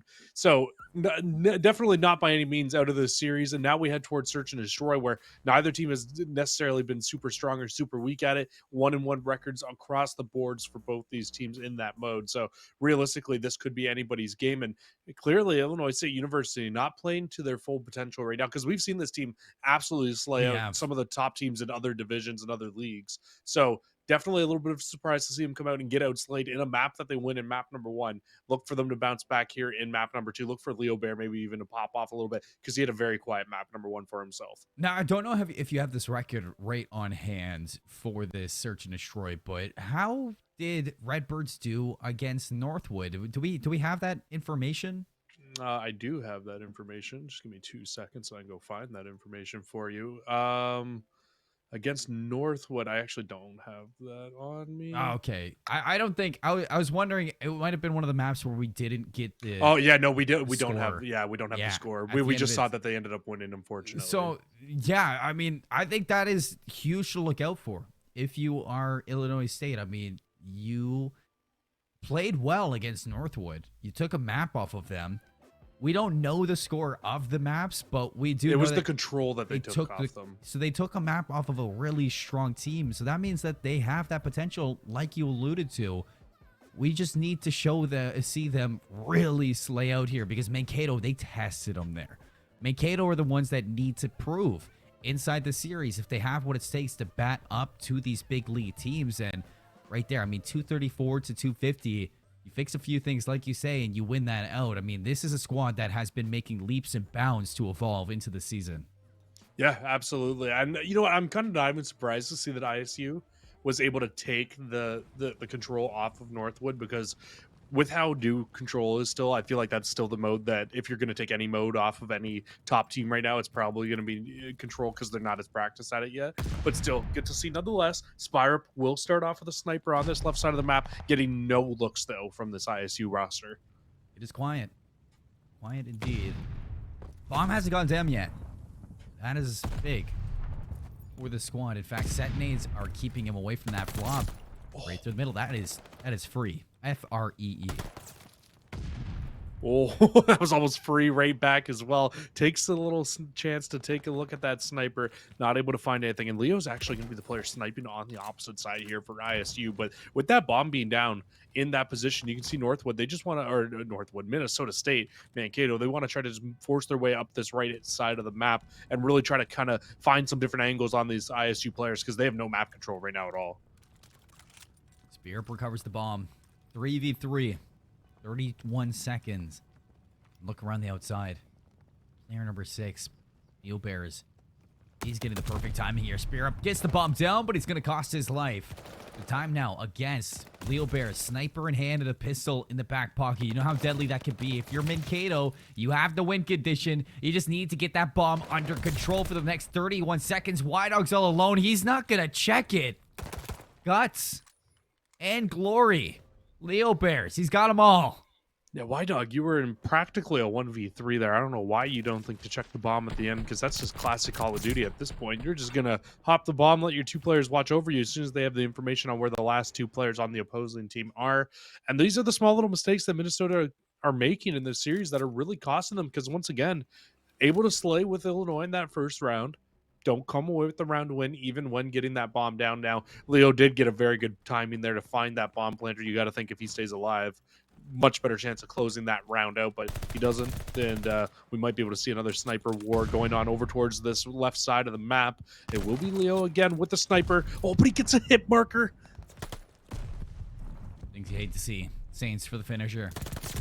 First blood again to the Redbirds. Flop makes it 2. Inside the church, you know where T-Bam is, and the hunt is on. Was able to find Saints. That's bombed down inside. Flop's still going to pick it up. Wrap back over to Ace. Spearup evens us up. On the opposite end, 2 different fronts being played from Mankato. Spearup is in such a good spot to get this bomb down, but Leo Bears is able to play Overwatch. Bomb getting planted from iFlop. Time now against. Look how far away Mankato are. And Spirit won't even be able to check that bomb or see that bomb where it was going down at in the top of that broken building. So unfortunate spots for him. And now iFlop can really just play his life towards this right-hand side. Spirit, he needs to make the aggressive player. He needs to be the aggressor. He'll fall, though, so it's just going to leave T-Bam all by himself in the back here.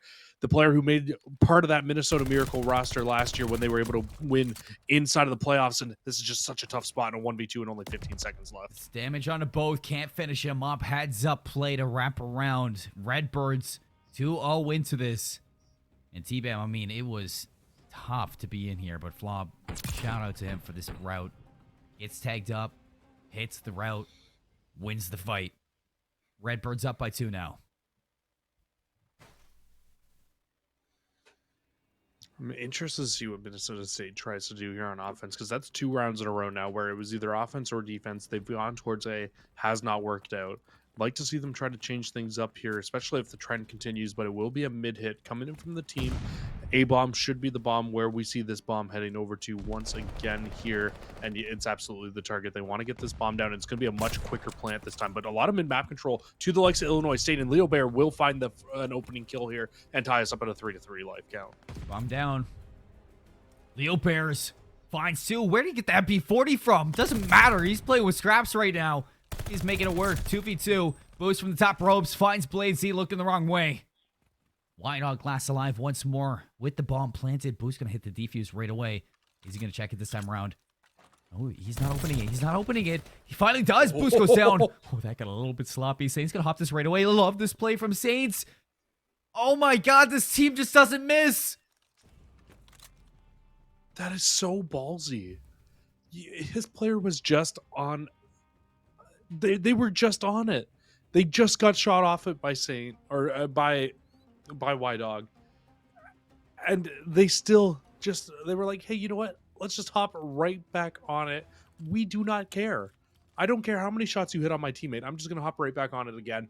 Did the defuse, and that's twice now. 2 rounds in a row where Illinois State, it's gone down to a 1v1, and they've gotten a defuse on this Minnesota State Mankato team. You need to be a little bit better than that. Once again, bomb heading over towards the middle of the map, but it looks like an aggressive hit, maybe towards bottom church. Saint finds 2. Aggressive indeed, and it pays off. Bomb going down immediately. In reward to that pressure. Oh, T-Bam catches bad timing. And that's going to open up a route up top. Y-Dog looking to pull things out on the outside. Leo Bears is there. What a read. Predicts the sniper to be there. He's going to find the kill, but it's too much to work against. Illinois State, they keep the ball rolling. 4 rounds in a row, Jesse. And Redbirds, I mean, I think they heard us talk down to them a little bit, saying that they might not be in their kind of top performance right now. They need to step it up. Well, here they are. No, good. They should have heard us, because that map 1 was pitiful. The fact they got outslayed by 40, but they were able to close that game out. So, you know what? No complaints from me that they were able to close that out, being outslayed like that. That was more so a complaint to Minnesota. Glad to see these guys coming out, though, playing a lot better, more to their potential here in this map number 2. Exactly what you expect to see from this ISU roster, but a change of pace coming in now. Minnesota State, they'd say, hey, you know what? A's not working. Let's take this bomb over to the B side, a full 3-man hit. And ISU have already realized it, and the wrap back is on. Yes, it is. Can they get the bomb down in time? Maybe can they find the kills? If Bladesy says yes, Flob for the answer back. Bomb down. And now in shambles. Well, they didn't get it planted. They make the adjustments and they read it.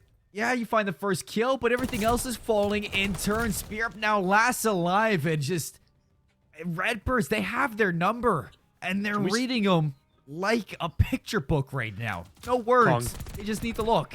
Can we start a petition right now? I don't think that it should be legal for Leo, after they get a kill, for him to pick up an MP40 to run it with the sniper. I don't think it should be allowed, because that is just too much power in one man's hand. Man is 5-2 right now, having a great game for ISU. I've seen him get to a back-to-back rounds now on defense, where he's gotten a snipe kill, picked up the MP40, and then gotten a kill with the MP40 right after, making a huge impact on the map with both guns here so far, and able to close out yet another round here. And here we go once again. ISU instantly push up to A, instantly get this bomb down, and Flob might be able to get the first blood. Oh, he won't, but Boost finds it on the other side. And Boost finds 2. Flob, man, if he found that kill... Oh, he finds it now. Yeah, there. He gets the job done, you know. All right, 6-0. I'm already calling it. There's no chance. T-Bam. If this happens, I'm gonna lose it. 1v3, bomb down. Eyes on a second. Look at the minimap, though. Look at the control that the Redbirds have. In 21 seconds to make this all happen. You got to find 3 different 1v1s. Oh, nice shots to Leo. Around the corner. He's going to read it. God. Nope, he doesn't. 6-0 for the Redbirds.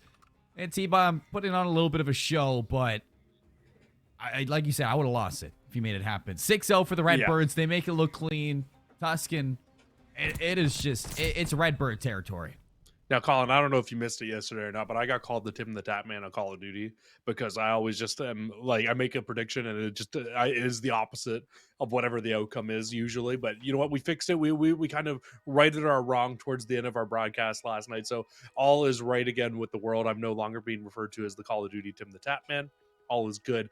But Illinois State University able to come out. They're able to take that map off of Minnesota State, and honestly, that was a stomping of a map. I would love to take some replays at this map, and it's exactly what we're going to get to see here. And all you're going to see in these replays is a couple bomb diffuses coming in from ISU, and a lot of kills coming for ISU as well. Look, if I'm Minnesota Mankato's coach right now, I got a stopwatch and I have a bomb plant, and you just gotta hit the stopwatch every couple seconds. Just say, okay, check the bomb. Check the bomb. Check the bomb. Make sure you're checking the bomb. Like there's 2 rounds they should have won if Wydog just checked the bomb. So honestly, I guess you need a little bit of time, like consideration if you're this team. Conditioning the clock right now into the minds. Meant it. Take a mental note. Cement it into your head. Check the bomb. All right, Colin. We can give him the first one. It was a 1v3. We can give him the first one. That one's a tough spot. You got the first 2 kills. The third player was on the bomb. It was going to be a hard fight either way, because if he hops off of it and takes that 1v1, you lose that gunfight, right? He was very weak. Understandable. The second one, though, when he was in the top of Broken and he was looking down on the bomb, he just killed a player off the bomb and then wrapped. It was a brilliant play from the player on ISU, but still, you need to check the bomb in that situation a little bit quicker there. He doesn't get it done, and he had a choice to make. He could have checked the bomb or made the wrap, but then he made a very slow wrap. And I feel like if he makes that wrap a little bit quicker, maybe he finds the kill still. Could have been a better play, but the wrap was just not fast enough. And that's why you see the ISU player be able to get the defuse there. Still, though, I agree with you, but it's a little tough. It's not just as easy as checking the bomb, especially in the 1v3 situation. Yeah, I want to hear. Check the bomb. Those are 2 rounds. All right, they Coach won. Colin, ladies and gentlemen. It's got to be something that you need to make sure you're in. Yeah, fundamentals when it comes down to it. And Mankato were just lacking the fundamentals inside the search and destroy right there. And Redbirds, they were not. You know, yeah, ballsy plays out of the Redbirds to stick it in the first place. Like, especially Saint that second time. Like, the fact that he just hops it right off the rip. Right away, even though his teammate player just died. Literally just died. Just died right there. He's like, he was laying in his teammate's cold blood. And whatever makes it happen at the end of the day, I guess. And we're not done with Tuscan. We're going to Tuscan Control now. And Redbirds. This is going to be 6 straight maps for us on Tuscan. You know that, right? Yeah. You know what? I might say I wouldn't want it any other way, but after 6 maps, we'll see how that goes.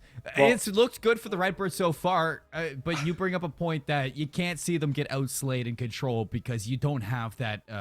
You don't have the ability to let that happen this time around. No, you really don't. And this is where you really need to make sure. Like, if Minnesota is able to slay the way they were in that hard point here in Control, you should be able to take Control very easily because there is a life limit, right? But ISU looked so hot in that search and destroy. That looked like a completely different team than what we saw in the hard point. So what are we going to see now that we see kind of the perfect mix of the 2 modes here in Tuscan Control?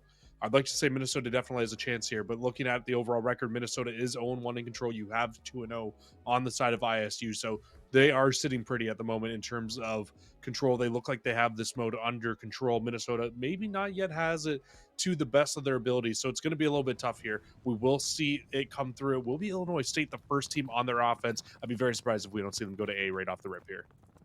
Don't act like I didn't see what you did there. I heard it. What'd I do? You got Control series. Big Joker over here. Big opening from Mankato. Shut down, though, by Flop and Leo Bears. 3 kills the opposite ends. It's Mikado on the defense. Redbirds in the attack. They're headed to B right off the rip, so very bold play out of them, but that's just going to be the ability now to hop A off that respawn, and Wynndog makes the heads-up play to cement himself on the inside, finds 2 big kills. So Redbirds, they take a gamble, and it doesn't work. They absolutely do take a gamble, and they don't even get a tick of progression over there. They didn't stack the site enough, and now Wynndog on 4 in a row. You need to be looking for possible streaks here as well with this player on the right-hand side of the map. If he can find one more, this will be full streaks, or not full streaks, but at least a glide bomb, and glide bombs could be everything on this map. Leo Bear's He back gets to B. detonated. No. Clock not stopped. Leo Bears wants more. He's going to hop right to the spawn, finds Blade Z off the respawn. Wynndog too. That is just going to put Redbirds now on the time crunch here. 29 seconds. Leo Bears tearing it up. 4 in a row. Flom's going to chime in as well. No shrieks for the Redbirds, but you do have time. Starting to get a little bit out of this factor. If you just keep throwing bodies out here, it's just going to keep burning this clock. Boost doesn't account for Spear Up missing in the back line. It's another 4 down. Make it 5 down in a row. Spear Up turns the streak into a glide bomb. Now a strafing run. 6 in a row. Goes for the knife. Not going to get it. Finally shut down, but the damage, it's been done. And Redbirds, they make gamble after gamble, but it's just not paying off. It's one of the most dominating defenses I've ever seen on Tuscan. And I don't think anybody's going to be able to touch here. No, they're not. Minnesota State will take round number 1. And by very dominant fashion, I believe they outslayed by 10 kills in that round as well, and did not give up a single tick of progression either way. You love to see the B hits come in sometimes off the rip, and when it works, it's beautiful. But when it doesn't, you just look a little bit foolish there, and you were never able to really stabilize back onto that A site at any point there in that round. Jesse, I am not a betting man, but when I do bet on something, it's usually something as simple as that A site should get capped 100% of the time in this map. Now, Redbirds, they thought they were being smart. Let's go to B. Let's switch it up. And they just tried to go to B one too many times. And that A site, yeah, it got dominated by Mikado. Always finding the opening. Now, off the rip, they are going to get a tick at A. Starting to work for more. You still have a player in the back line. That is Saint. Going to work his match around the outside. 3 go down, make it 4. They break back in, and they make it look clean. Yeah, but with Saint, oh, okay. Sorry, I'm watching the mini map right now. When Saint pushed up that far, he actually forced a spawn out for a few of the Minnesota players down towards the roofs. But they read that play right from Illinois State. I thought a couple players were going to sneak through and possibly be able to get onto B from Minnesota State, and that would have been very, very bad for Illinois State. But not going to be the case. They were able to stabilize, and they actually just chalked the A site at this point. They say, hey, you know what? We don't need this. It's fine. We can just kind of focus on our next hill. But the issue is you got a lot of streaks on the side of Minnesota. You at least have 2 on Spear Up. I'm not sure if anybody else was able to find streaks. I believe Wynndog got shut down on his streak. So if nobody else has streaks here, you still at least have 2. And using those streaks should be able to help you open up this B site. Looking up for the opener. T-Bam finds Saint. Inside radio, looking for a little bit more. Wynndog in the flank. Nice angle onto Leo Bear. But the rest of his team gets shut down, so it's not going to amount to a whole lot. Mankato at a life deficit as well, so you can't really afford to lose these players. You need to kind of resurge, group up, and take a swing together. Wynndog's going to go down in the back line, so you don't even have that player to spawn them out. Mankato losing a lot of gunfights here, and now they're losing control.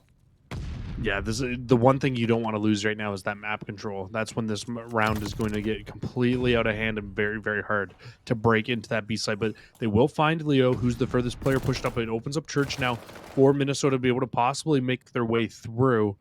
It's really just up to whether or not Flob can win this one-on-one in command center, and he's going to fall to Wynndog. So now a pinch even developing here for the rest of Illinois State. Spear up. Some of the shots are there.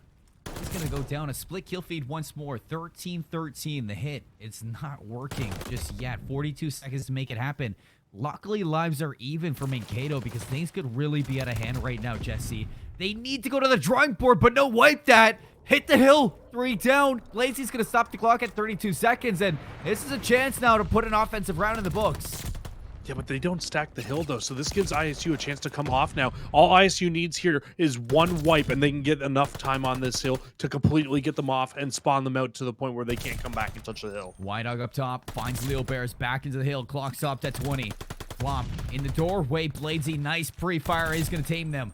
Nobody's stacking the hill, so this time it is being collected very slowly, but the kills keep going the way of Mikado. It's 3 down. Set nade from Saint is going to open things up. 2 ticks. Look at it worked on. There it is, secured. Saint is going to go down. iFlop from up top. Gets the kills in. Boost takes down T-Bam into the hill. Now it's Spear Up working on that last tick. Not going to happen. 5v2, 17 seconds. And now only 2 players left. They can still close this round out, though. They need to make sure they don't get flanked on here from Bladesy too hard. Bladesy falls, so 2 versus 4 now. 7 seconds left for Minnesota to touch the hill. Last chance for either side. 4 seconds left. Wydog goes down. Who's going to touch? T-Bam's on the inside. Clock is stopped. Flop. You got to go big, and you got to fly on the inside looking for the kills. He's actually not going to give it up. He's not going to give his life up. He's just going to let that round go through and allow Mikado to take an offensive win. That's big for Minnesota as well, because not only do you go up 2-0 here, but when you win this final round, it's another 2 life advantage to your team here. So that's 12 now, 2-0 in terms of life leads after rounds. That's big for Minnesota going in. They're getting a very big buffer here. So now Illinois State, not only do you need to win these next 2 rounds, but you need to find a way to outslay Minnesota by at least 13 kills to guarantee yourselves that final defense, which everybody wants oh so badly here on this map. But these 2 teams, they both seem very, very even when it comes into this. Mikado, they found their answer back into this. Redbirds, they don't want to gamble this time with the B side, but no matter what, Mikado still find the kills. It's 5 down right off the bat, only losing 1. 29-25, and that is nothing but perfect. Exactly like you want to see from Mikado to put this game away. But heads up play out of the Redbirds. They spawn up, they run it right through mid. They take a couple hits out of T-Bam, but they're going to get right back into A. And this is where you need to make sure you complete an A hit. This absolutely needs to come through, because we did not see a single tick of progression come through. The last time Illinois was on offense here, the Redbirds, they're very much so struggling, but that's it. 2 ticks come through. Boost will find 1 underneath as well. So this is their best opportunity of being able to find a hill, but I didn't even see Spire comes through the back, and he's able to get the player off the zone. They do complete it, though. Oh, that got close. A minute onto the time. Now Redbirds, let's see if they can stay alive inside Tuscan and stay flawless inside the series. But Mikado looking to adjust. Clock is stopped. Somebody's on the hill. T-Bam now going to make a move through mid. Spear up on the opposite end. It's 2 down for the Redbirds. Now it's the opening to fly back into the site, and they do it with grace. This is where it gets hard, though. Illinois State, you're down 3 lives. You still have a chance of being able to win this round, but it is going to be very tough. You need to not only find 1 wipe, but find a wipe and then push up. This player and player number 2 in Leo Bears, he's in a great spot, though, because if they find a few kills, he should force a spawn. Oh, no, he doesn't. They still spawn on the right tank. Wydog cutting off the rotations. Good for 1. Slides out. Has a little bit of help from a friend and Spear Up. He's like, don't worry. Don't worry, bud. I got you. Leo Bears picks up streaks. Is that going to be enough? We're going to get something going on this. Yeah, it's do or die for Illinois State. Let it rip, Leo. Let's see it. Bladesy in a great spot again, though. Just shuts down any little push you start to get out of this Illinois State team, because now they can just push so far up the map, get into annoying corners, and completely stop this team. Be very annoyed. Leo will find 1. He's trying to do anything he can right now to help this team win, but nobody else on the scoreboard even close to positive for ISU. Leo Bears 20-15. You said doing it all right now for the Redbirds. It's going to have 3 in a row once more. Live bomb still hasn't been invested. Tearing up the spawns.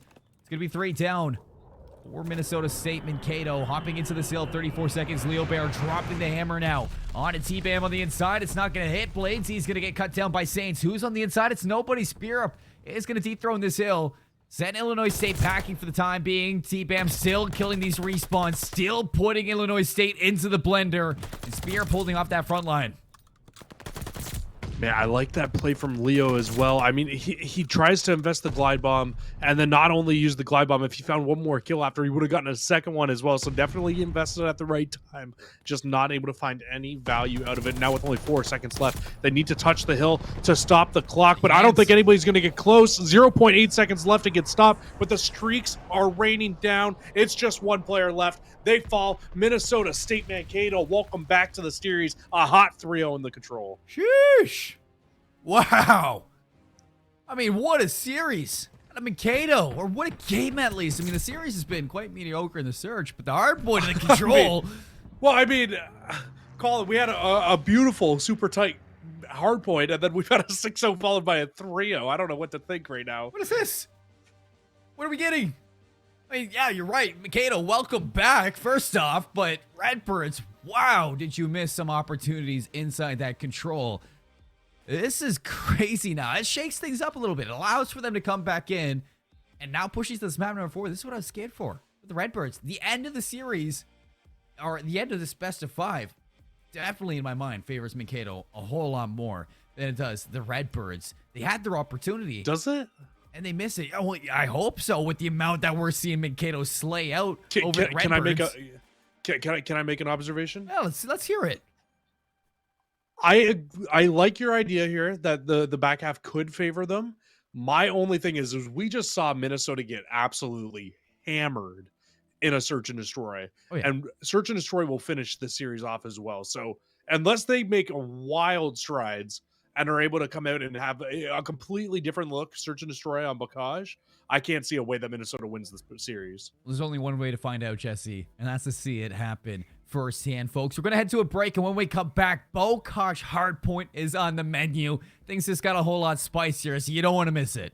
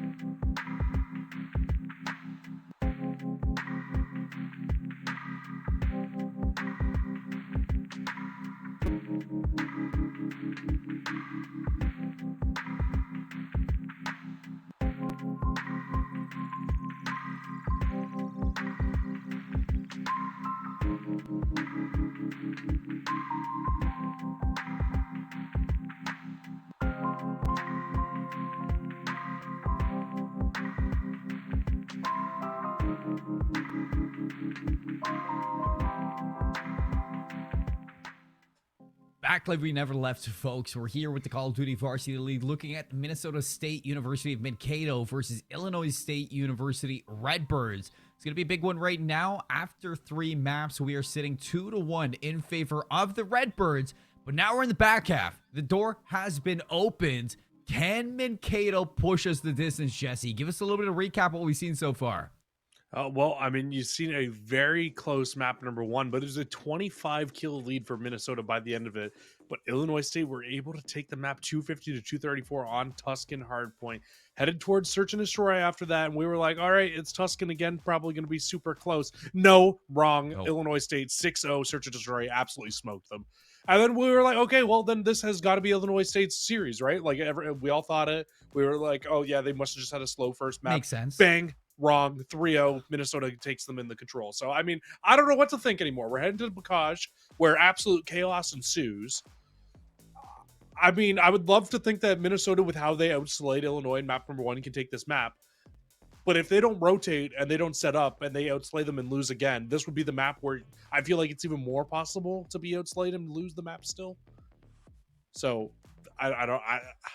notes are out the window. I have no idea who's taking this. Well, this is the map that we saw Minnesota Rocker drop to New York when they were outslaying them. So I don't know what to think either. I mean, honestly, I think it's good that we're going to Bocage for Mankato's sake, because right now, no thoughts, just kill. That's what Bocage really is. But you need to make sure that you're turning those kills into time. That is the important factor, because in Bocage, you're not going to get subtle setups. You're not going to get power positions as often. So you need to find every moment that can count towards a point in your favor. So that's really where I need to see them step up. Converting kills into points like we've been setting up. It's hard in Bocage, but you got to make it happen if you want to see that Search and Destroy in Game 5. Well, with how opposite day this series has been so far, Colin, I would expect nonetheless, but to have both these teams just constantly hold hill after hill after hill and no breaks come through. But the likelihood of that happening, very slim to none with how Bocage is designed and how this map works. Hill number 1 will pop in the center of the street, but I very, very likely won't see too many amounts of time get earned here on this first hill, as this is very contest heavy. Kills ring through. No control just yet. As expected, Leo Bears jumping into Grannies. Look at the respawns for Mankato. Around the outside, Leo Bears on the hunt. T-Ban from above. Can he get this trade? Yes, he can. 4 down. You know it's not going to stay for long. Redbirds on the resurgence through the back of the map.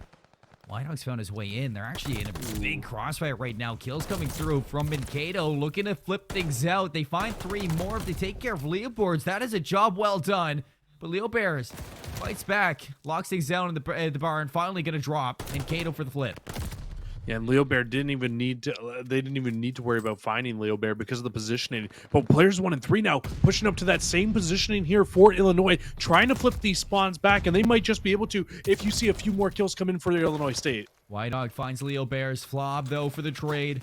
Into the hill. Redbirds go. Looking to soak up as much time as they can. But T-Bam off the respawn in the back is going to catch him from behind. That's going to allow a window of opportunity for Mankato to hop back into this hill. 30 seconds remaining, and it's still very back and forth from these squads. Nothing really solidified just yet.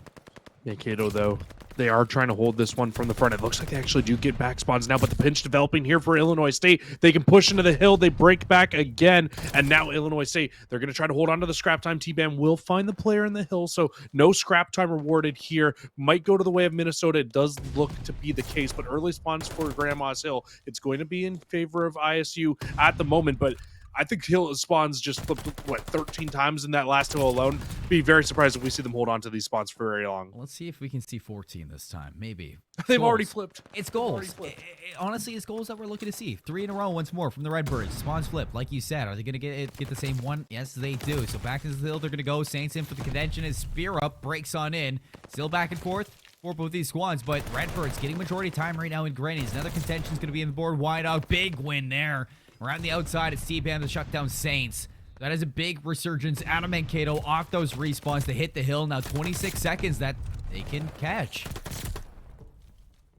And with the positioning that they have, this should be their time. Realistically, you've got one shot left for Illinois State to try to break back into this hill. The contest will come through for a little bit of time, but it's not going to be enough. Minnesota State, they hold on. They secure the remaining bit of scrap time here. Actually, you're going to get one more hit from ISU. I guess they realize, hey, you know what? It doesn't really matter. We can push them out. We still hold on to good spawns for the next hill.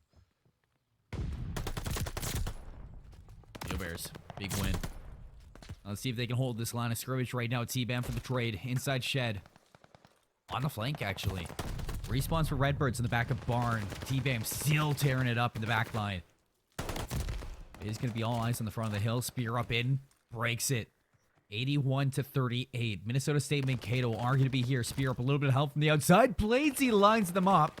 And it's just time that Mankato love to pick up. They are converting this like ever inside Bocage. A lot better of a change around this time inside Hardpoint, and this just might be the recipe to success. They just need to keep it up. Only about 5 kills is the slaying differential right now for Minnesota State, and they find it around a 45-point lead. The complete opposite from what we saw from that map. Number one, adjustments you love to see. Rotations have been much more on point here on Bocage for the likes of Minnesota State. We head over towards our next hill, down in the bottom right, down in that little river there. You do have a player sneak through in Leo, and he does find one, so might just be able to flip these spawns out. He finds 2 in the back indeed. T-Bam. Big win in the back. Pulls spawns for the teammates. Right on him for the squad spawns. Flob, though, says, no, I want him. I'm going to take him. And he's going to take the 2 in a row to open things up back for the Redbirds. Flip it out as Pincer now. Or Mankato get into this hill. Flob kicks up Bladesy once more. Taking care of business in the black line. It's 4 in a row for Flob. Can he get that 5th? He knows somebody's over the shoulder. Wide-Dog, though, closes it out before the streaks can come on board. Now, Minnesota State Mankato, they're about to eclipse 100 points. Only a 20-point lead, though, for Minnesota State. Make that 30 now as they hold on to the back bit of time here. But a big one-on-one will control who gets the scrap time. Inspire again, who is able to get it. One more player will contest from the top in ISU, so 10 seconds of scrap should go their way here. So it's realistically, at the end of this first set of rotations, only a 20-point game, so not too bad here for ISU, considering how bad, again, they are being outslayed inside of this hard point. So they need to pick it up a little bit into the second half. Slane needs to be a major factor here for themselves. You can't keep getting outslayed. You're not going to win hard points like that consistently. 20-point deficit. Ours only a 30-point deficit at 109. Heading into the second set, like you say, gotta watch out for the time clock. 2 minutes and 54 seconds right now, but this first hill, heavily contested, can drain that time. Around the outside, it is Redbirds. They do pull the spawns back over inside the barn side, so they will have the better rotations for that hill too. And they're soaking up time inside this first hill, and Leo Bears is on 7 in a row. I don't know why he doesn't have streaks, because he sure has earned them. He's looking for 8 in a row now. Wide-Dog on this Godheady. Looking to shut things out, but with Leo Bears going on the tear, it's actually opened up a spawn flip for Mankato. But what sucks, though, is Leo does not find any streaks out of those. Somehow he goes on 7, doesn't get rewarded them. We'll have to check in on why that was later on. But you know what? That streak, it does enough. It brings Minnesota or Illinois State back into this game, gives them a good chance to be able to bring their way back. And they actually flip these spawns out as well. So they hold on to the good side spawns. They just need to do a better job this time through of holding Minnesota State Mankato off and not allowing them to get into this next hill. Boost gets caught. 3 down still. Redbirds in a position to flip this lead out. 112 to 117. They have done a great job at climbing back into Bocage. Another hit coming out from Mankato. Still 25 seconds to fight for inside the Sank Hill. Saints going to cut these rotations off before they even come into fruition. Spear splits the line, splits the hill. It is going to be Redbirds, though, to resurge, flip this lead out. And Saint now making a play for the spawns. This is going to be huge. See if Minnesota is able to recognize it. Saints will find one, and that's actually streaks as well. Finds 2 in the back. Huge kills. Full streaks for Saints now as well. And as soon as Boost finds that kill, this is secured spawns here for Illinois State right off the rip, and they can push forward and try to spawn these Minnesota State players out very deep. Leo Bears goes down. Mankato trying to find the break. One of the biggest leads we've seen from Redbirds, and they have not slowed down. Saints on 7 in a row. Looking to catch this player. Spear up on the rotation, but Wide-Dog comes in to help him out. In through the break. From the front line, Bladesy helps out White Dog. Full 3 down. They get into this hill. Saints with the resurgence back on in. Redbirds are going to fight back. T-Bam on the staircase. Keeping Mikado toes in. It's not for long. Still in the spawns in the back. You got to be careful here, Jesse, because Mikado, they could get trapped back there if they're not careful. I love the way that ISU played that. Not only do they break back into that hill from having the good spawns, but as soon as they get it, they recognize what they need to do, and they push straight through that hill to flip those spawns out. Luckily, Minnesota, though, they get the battle back. They're able to get back in, but all the players spawn up on player number 1. Saints controls the spawns, and now they should be in favor of ISU going in towards the Barn Hill. Things have not looked away from Mikado. They've definitely taken their foot off the gas. Big win from T-Bam in the back. And then the inside, Flob trying to keep ISU in control. Sun up top, into the side spear, up 1 for 1. Redbirds in control, 170 to 141. Boost. Back into this hill with the teammates. Lazy gets slid on. What a play out here. 32 seconds. The contention That's not 4. amount to anything. 4 down in a row. This is getting dangerous, Jesse. It absolutely is. And now, if you're Minnesota here, you need to make sure that you lock down this next hill because you want to be able to start to bring your way back into this game. Issue is even if you rotate and lock that hill down early, you've got 2 sets of streaks on the likes of ISU. They can start to bring their way back. And this lane that was once so in the favor of Minnesota State University Mankato, it is now very much so going towards ISU. They're really starting to bring this game back into their favor. 40-point lead now, heading back to Hill 5 for the second time here in this game. And here comes the streaks from the top. Saints should be able to get that player in the back. That should be spawns now to the way of Illinois State. Leo Bears on the pinch as well. Into the hill right now. Our Mankato still slaying out, though, is Saint. Leo Bears comes to help. 3 go down. White Dog on 5 in a row. He's going to have a glide bomb his own. Curious to see if they invest that, Jesse, to this hill, because that glide bomb can pull things back for Mankato, but they're in control of the hill just right for the moment. Leo Bears shuts them out, but back on in. 160 to 193, 30-point lead into the hill, and there's still 24 seconds. So realistically, this is where Mankato can pull this back for the third set. What was once a 40-point lead for Minnesota, then became a 40-point lead for ISU, but we could see at the second time in this game big leads in the middle of the hard point rotations down to just 20 points again. It's going to be around a 30-point lead as we head into our second set of rotations, into our third set of rotations. And White Dog going to choose to invest the streak here. Just wants to know exactly where the ISU players are spawning, and now they can get up, they can look that way. But they lose all the gunfights still with all the information, and now ISU should be the team inside of the hill, and they flip the spawns out to good side for themselves. T-Bam off the respawn. Players not finding their kills. Redbird's in control of the hill, and things are spiraling out of control right now. 35 seconds. Just plenty of time to gain right now. Yeah, you need to go if you are Mankato. And there it is. Bladesy is going to get him off, so we are going to be seeing a second hill, Jesse, for sure. It's just, can the Redbirds stop this momentum? Or can Mankato stop this momentum that the Redbirds have gained? This is really, really close of a game right now because Minnesota can absolutely still win this game.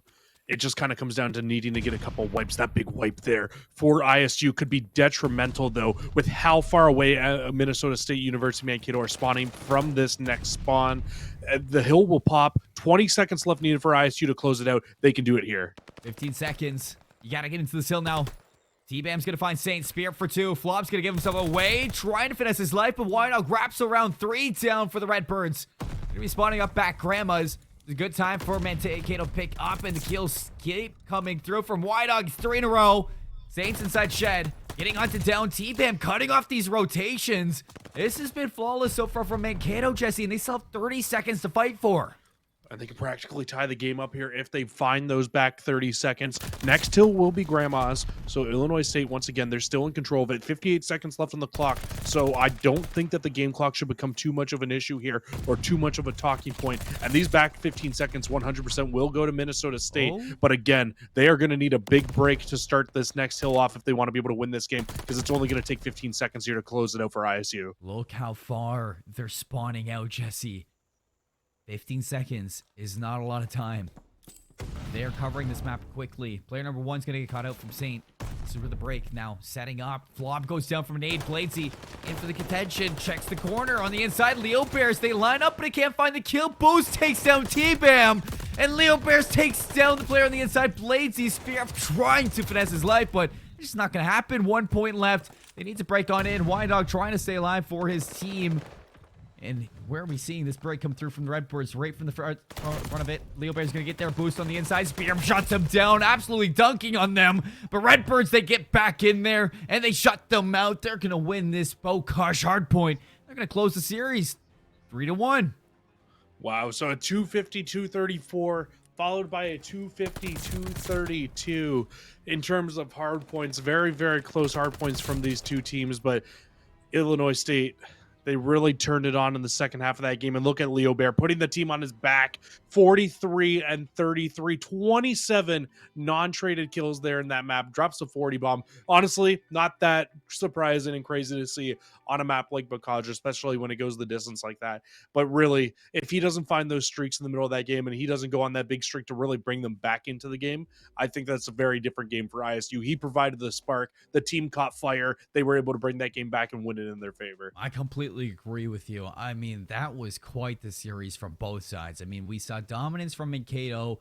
We saw dominance from the Redbirds. But it wasn't in the hardpoint for either team. The hardpoints were as tight as ever. It was the search and destroy and the control that we saw those blowouts happen. And in hardpoint, I mean, if you're looking at this from Mankato's side, a few fixes, a few adjustments, and you could be taking maps off of big name teams like the Redbirds. You just need to ice up. That's it. You just need to ice up. Well, one thing that we saw from this Minnesota State team, the last season in NACE that we saw them, Colin, was the longer and longer the season went, this team just got better and better the more and more they understood how Cold War worked. So now in Vanguard, it's a new game again. They start from scratch. They have a couple new players. Bladesy has been a great addition to this roster as well, I should say. He's replacing a player from last year. I can't exactly remember off the top of my head who it is that he's replacing, but he's been a great replacement so far this year. He looks really, really good on this roster. And now if they can really start to kind of piece it together, find a few more of these games where they should win, like realistically, we probably should be seeing a game 5 here. They could have won map 1 or map 4. If they clear up their S&D with how good their respawn looks on this team, a few adjustments later, we might even start seeing this team 3-0ing top teams.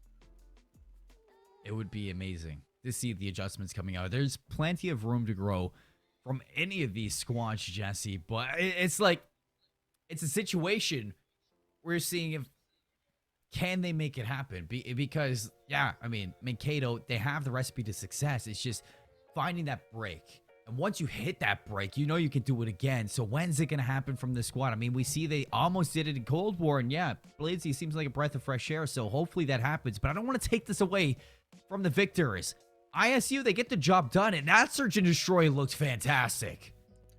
It did, but everything else did not. I mean, to be completely candid, their hardpoint needs a lot of work. The first map, you win it off of not getting an ace lane, and you're not going to get that done very often. It kind of came down to the fact of you got a little lucky with the fact that you weren't able to hold on to spawns consistently and then reinforce the hill. You can call it good Call of Duty or not, but if you're not slaying to the level of the other teams, you're eventually going to start losing those maps. If you slay like that against a team like Northwood, you're going to get absolutely stomped. You got to think that that's where they end up losing that map to Northwood earlier on. So it's scary to think. ISU, they still have a lot of work to do to be able to hit that same level that we saw from ISU going undefeated in the regular season last season. And they have the potential on this roster. Leo Bear is a very good player, very good leader. I just need to see them take that next step and hit that level with this team. It's going to be what we're looking for in the future, folks, but that's going to be all she wrote for our second match. Coming up after the break is going to be the University of Alabama Huntsville versus Northwestern State University. So we got another big head-to-head coming up next. Stay tuned. There's more COD Varsity League. See you in a bit.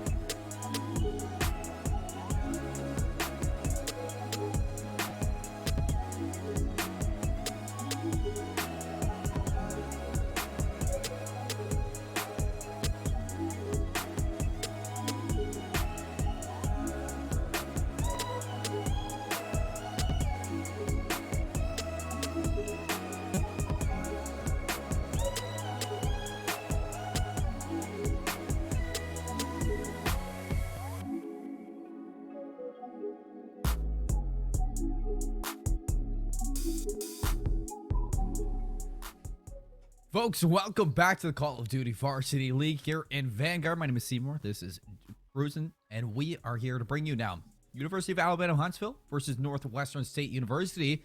I mean, Jesse, it's been crazy games so far. A 3-0, a 3-1, and this one, I mean, this is looking like it has potential to shake things up and turn it around. Yeah, it really does. This could be a really interesting game between these two rosters.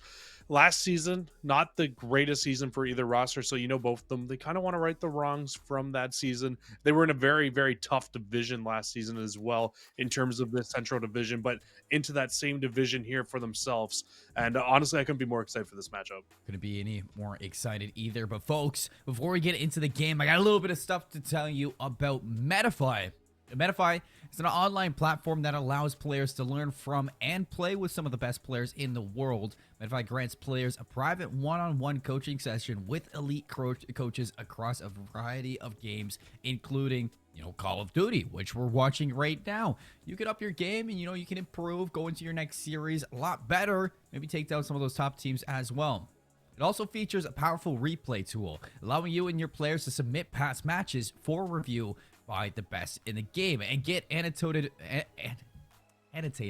feedback frame by frame. So go check out Medify. Go peek at what's behind the curtains and see if you yourself can up your game inside Call of Duty, Overwatch, Rocket League, League of Legends, whatever you want to. So there's a lot to improve, especially if you want to take down some big teams in the collegiate scene. Jesse, let's head back into this now, the matchup. Let's look at our head-to-head and see what we're in for between both these squads. Yeah, I mean, and you framed it up very well. Two really good teams that just haven't found their same success so far this season. University of Alabama Huntsville, they went 6-3 last season. Very respectable year for themselves. Northwestern University, they also had a decent year last year. I'm trying to find exactly what it was. It was a 5-4 last season for them. They went 5-4, so definitely not bad. And these two teams, they did match up once last year. It was a 3-1 for University of Alabama Huntsville. But honestly, these rosters just don't feel like they're the same this year. You have a couple players returning for NSU and Juice, Templar, and Valor, but really this UAH roster, really it's only Keith who's returning. Besides him, I don't think there's anybody else on this roster that was there last year. And actually, sorry, it was Yoingi. He was on the roster as I remember that name.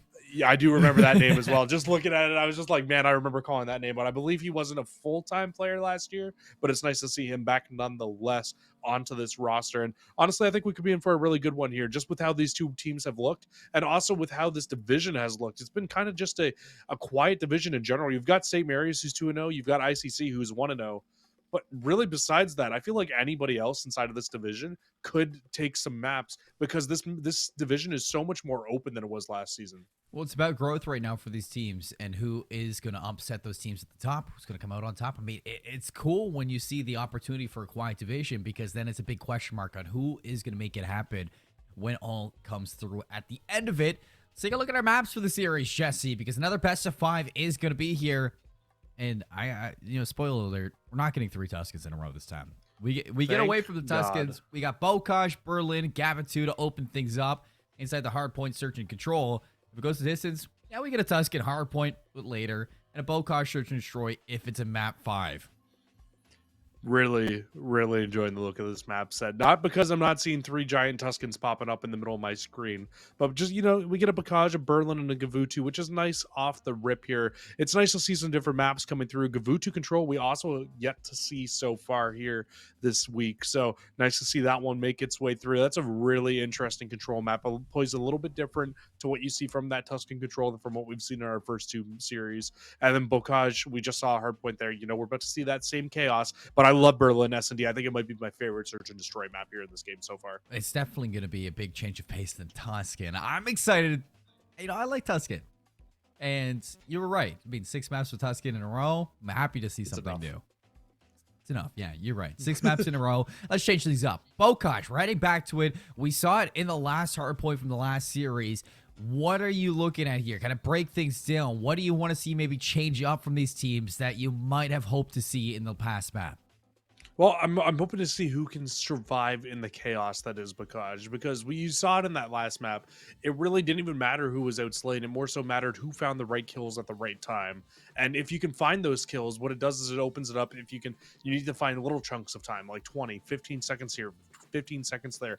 Just find that time, get as much of it as you can, and start piecing away and piecing away and piecing away at your opponents. And that's when you can start to really come away with maps. Now, when it comes down to these 2 teams, looking overall at everything, I mean, you do have an 0-3 map count for Alabama when it comes to the 2 hard point, and a 1-2 record when it comes to hard point for Northwestern State. So realistically, it's up in the air right now. Anybody can take this map. It is. A hard point is not the best record for either of these squads, and I think that makes this even bigger for both of them to take. Who is going to kind of open this match up? It should make you a lot more comfortable. Like you said, Bokaj, you got to pick and you got to pull the moments that you want and insert them into your points column for the map, because it's important, to find those kills, but it's even more important to make sure that those kills matter inside it. So hardpoint, not the best on both sides. Northwestern State University, yeah, they've had a 3-0 and they've been 0-3. So on both ends, they felt both sides of the sword, but it's just one of those cases that it makes it even more important who's going to turn up and open up this series, because whoever gets comfortable in it definitely has potential to kind of sit up there and snowball it. Yeah, it really does, because it's kind of telling too. If you can come out and you take a Bokaj, that's really, really good towards the back half of the series, because generally Bokaj is just so fast-paced and crazy that if you can survive in that chaos, you can survive anything here inside of this. And if we go the full distance and we see Bokaj S&D, this map 1 might be telling to what we'll see in that map as well, because the maps, they might be different modes, but this map is just chaos no matter what mode you play on it. Off the bat, though, it will be Northwestern on the left side of the map, first team to get inside of the hill, but instantly met with the same amount of aggression from University of Alabama Huntsville. Right away, hopping on board with Pinecone. Hop in for this time. Northwestern in control of spawns. Looks like they want to take a hit through the riverside. Valor's going to hop in for contention. Easy read from Real to shut him down. A good time from Alabama Huntsville right off the rip. And it's a nice 4 down. Juice still alive in the back, but the spawns have been flipped out. And why is that? It's because Pinecone, he's in the back, and he is flipping this out for Northwestern now to traverse across the map. Now Northwestern, they can hop into this hill, but actually not going to. They want to make more of a play for these spawns off the rip here, but it looks like University of Alabama Huntsville, they should have these in control for the time being. And Real inside, he gets one, can't get the second, but this is a good amount of time already going to the way of Northwestern off the start of this hill, and they still have Northwestern spawning out on the right side. They're on screen. Trying to play for the break, but very patient right now from Northwestern. They haven't made their move on the inside. It is Yoingy, and Co. locking down the kills. 3 go down. Still keeping them out of the hill. Our Huntsville. So Northwestern hasn't really been able to expand off of this just yet. A team kill out of plane dropped. J-Man now on the inside. Swaps to the secondary. And it's just been Northwestern way too passive for a Bocage. They're trying to hit this together, but they're just never finding an opportunity.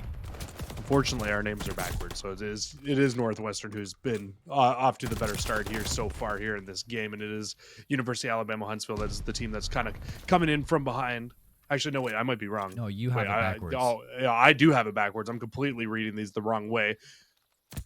Apologies for that one. So Nice it is try. Alabama Huntsville who's off to a very good start here at 60-4 to start this game. And you know what? Honestly, all the power to them. You're not wrong at all. Northwestern, they have been way too passive.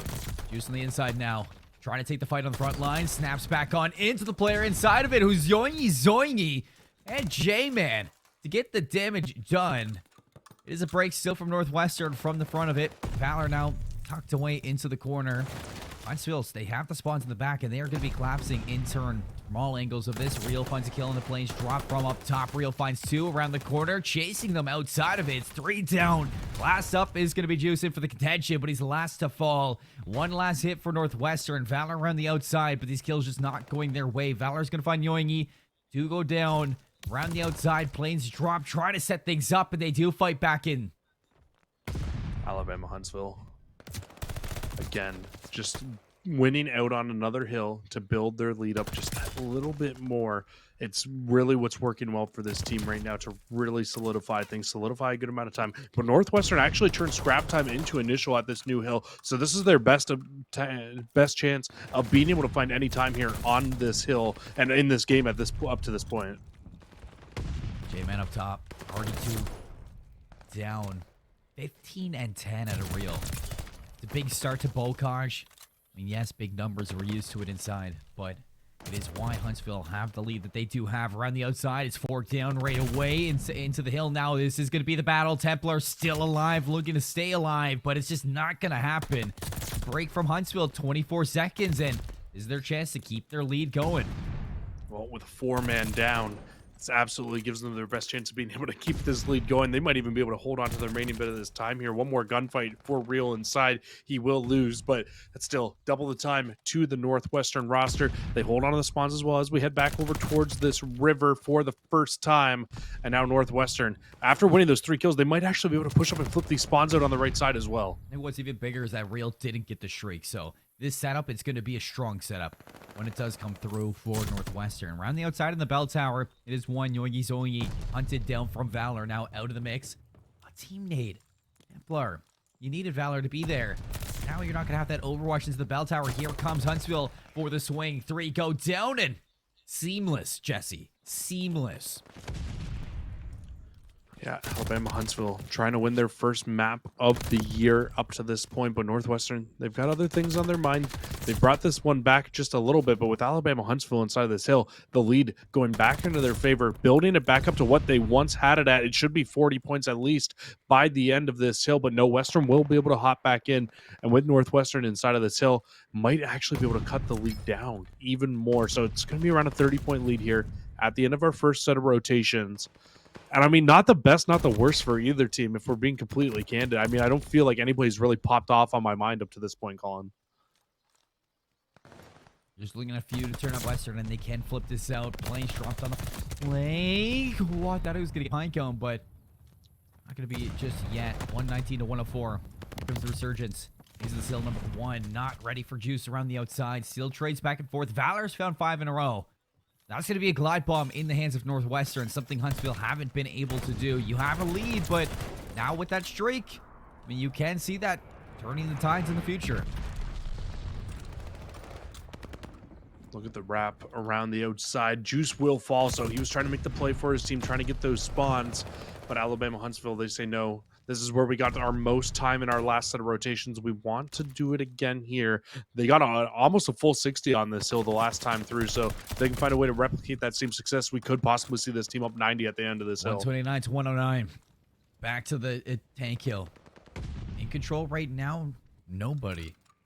So who's going to make their move right away? Hopping on in are going to be Huntsville. Here comes the collapse at a Northwestern. Valor's able to find one split kill feed so far. Pinecone splits the difference. Still holding on to Huntsville. Blaine's dropped. He's got something to say. Up top, he's going to clear this hill. 42 seconds inside this hill now to collect.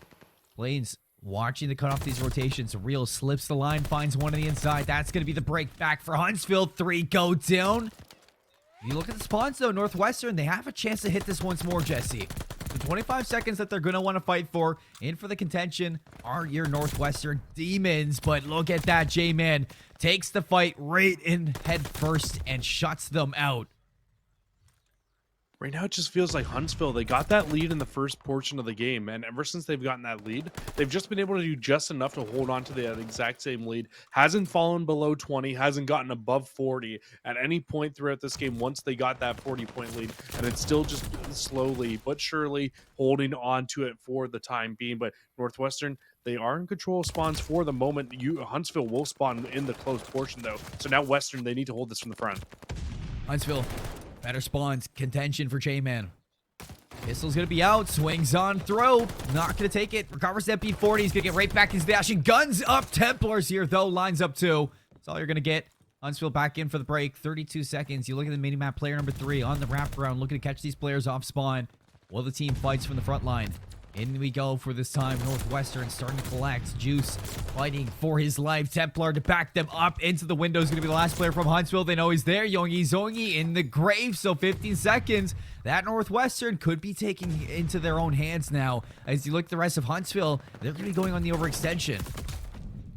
Yeah, they could be holding on to the remainder of this time, but it actually looks like Huntsville, they will get that final player on Northwestern out of that last hill. But the big battle, it's for the rotations over towards New, and that's a big win for Templar in the back. That should control spawn, should allow the rest of his team to come up and be able to reinforce this hill from the left.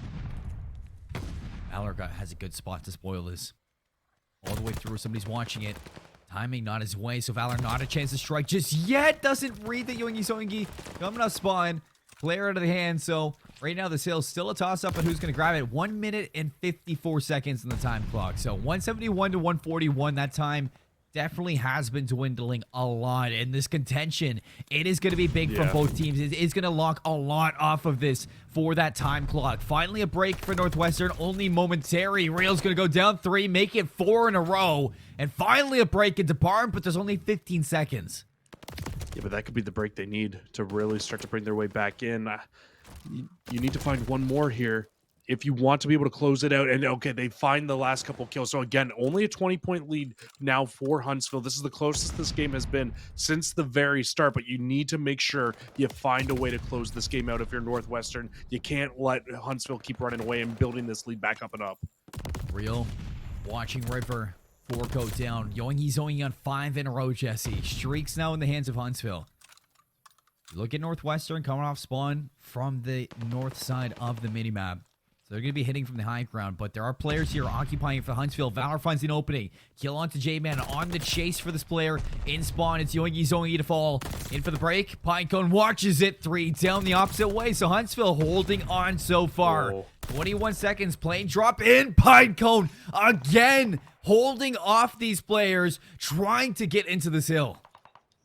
Exactly what we said needed to happen for Huntsville has happened. They've been able to build this lead up to the biggest lead we've seen in this game. 70 points now, only needing 30 to close the game out. If you're Northwestern at this point of the game, it's perfect hard point or it's going to be a loss. And I hate to say it, but I just have not seen enough out of this team. Very, very rarely are we seeing holds being able to come through, and very rarely have we seen anything in terms of breaking coming through for this roster, in terms of just strong slaying potential coming through. And Real again from the back will find 2, and this should be an opening now for Huntsville to get back into P1. Real's come online so far in Bocage.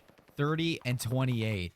I mean, the rest of the team is there as well. Nobody really stepping down from Huntsville, looking for their first map win inside the Call of Duty Varsity League. Templar in for the time. Northwestern getting a good chunk off this first hill, but you see Huntsville, they know there is a win condition set for them right now. They need the rotations. They need to find these kills, and that's exactly what they're playing for. And now, Northwestern, they need this reigning scrap time, and they need a flawless rotation over to P2 to not let Huntsville get any time here. They will get the remaining time, but here comes the hard part. You've got a 40-second buffer still, so they wrapped 30 off that hill in the last hill. But now getting over towards this next part. Zoingy up top. He will find one, finds two, and they get the perfect break over towards the new hill. In for the time, 12 seconds. Templar has a shriek. Looking to call it off right off the bat to let the team surge in. Off the spawn, it doesn't look like he's going to do it, though. Trying to fight for the back line. Juice in for the contention. Pinecone shuts him down up top. It is going to be playing drop 3. Go down. Templar gets in. Zoingy on 5 again from the top ropes. He's going to shut them down. 1 point remaining for Huntsville to find this. The break comes through for Northwestern, so still staying alive. But J-Man wipes it, hops back in. And Huntsville, they're going to find their first map win inside the Call of Duty Varsity League. And Zoingy, what a map out of the man. I mean, we said we loved his name when we started this off, Seymour, but he wants us to be saying his name a whole lot more. I want to see what the final stats were before I say it, but he had an unreal map. 34 and 24, most kills on his team, least deaths on his team. Absolutely love to see it out of the young man for this University of Alabama Huntsville roster. And I mean, they would take that first map for themselves. I thought that they could do it. It was just the fashion that they do that in was just crazy. Northwest had so many chances to hold on to hills, and they could just never hold on to them. We'll get to see it again here in the replay. Well, it's like we knew they could do it. It's just who's going to step up to make it happen. And we saw everybody at one point do it for Huntsville. Nobody fell short of bringing this victory into fruition for this team. I mean, into the last little bit, you saw that Zoingy definitely came online to put that away. But at one point, inside the whole series, there was somebody who made an individual play for Huntsville to take home that map. And I think that's important. I think it's something that I was alluding to at the start of this for the hard point, is that who is going to step up to make it happen. The fact that everybody does for Huntsville, that's scary, because having everybody online inside that first map in a game that really could go either way, I mean, this is now Northwestern. Ball's in their court. Can they answer back? Maybe it just comes down to now Alabama Huntsville. Maybe everybody's on the same page here. Maybe everybody's finally kind of realized what they need to do to be successful after our first 2 weeks that have been rough competition. You haven't been able to win a map yet, but you come out, you win that map number 1 in University of Alabama Huntsville. They are feeling fantastic. Heading into S&D, and we go to Berlin, another map where it's going to be a little bit, it's a complete change of pace from Bocage. It's going to be much slower paced, much more trying to find a pick and working a bomb site in terms of this search and destroy versus others where you can just kind of run at a site and hit it as a 4-man unit. I expect to see a lot more head games here, and I honestly think that could work into the favor of Alabama Huntsville. And now that you have Silent Plant inside of Search and Destroy, you are going to see a whole lot of teams developing new strategies to Call of Duty Vanguard, especially considering that for the whole lot of time, you will see teams on defense set up over towards the docks, listen for the plant to come down, and try to get that bomb planter off the board before the plant goes through. Now, that's not going to be the case. You're looking at the defensive team to be a little bit more proactive, Jesse, so that that doesn't happen, and they need to be on their toes a whole lot more. Yeah, you need to make sure, as the defensive team, you are keeping your eyes on and watching crosses. That's probably the most important thing inside, is getting a player set up in the middle of the map, watching the cross, making sure that nobody's really getting out and getting into those little sneaky angles. Especially, I think the most important spot when you're on defense is watching that cross to the B site. If you can count out if there's 1, 2, 3 players that make that cross, you know that the hit is coming in there. You know how to shut it down and how to stop it.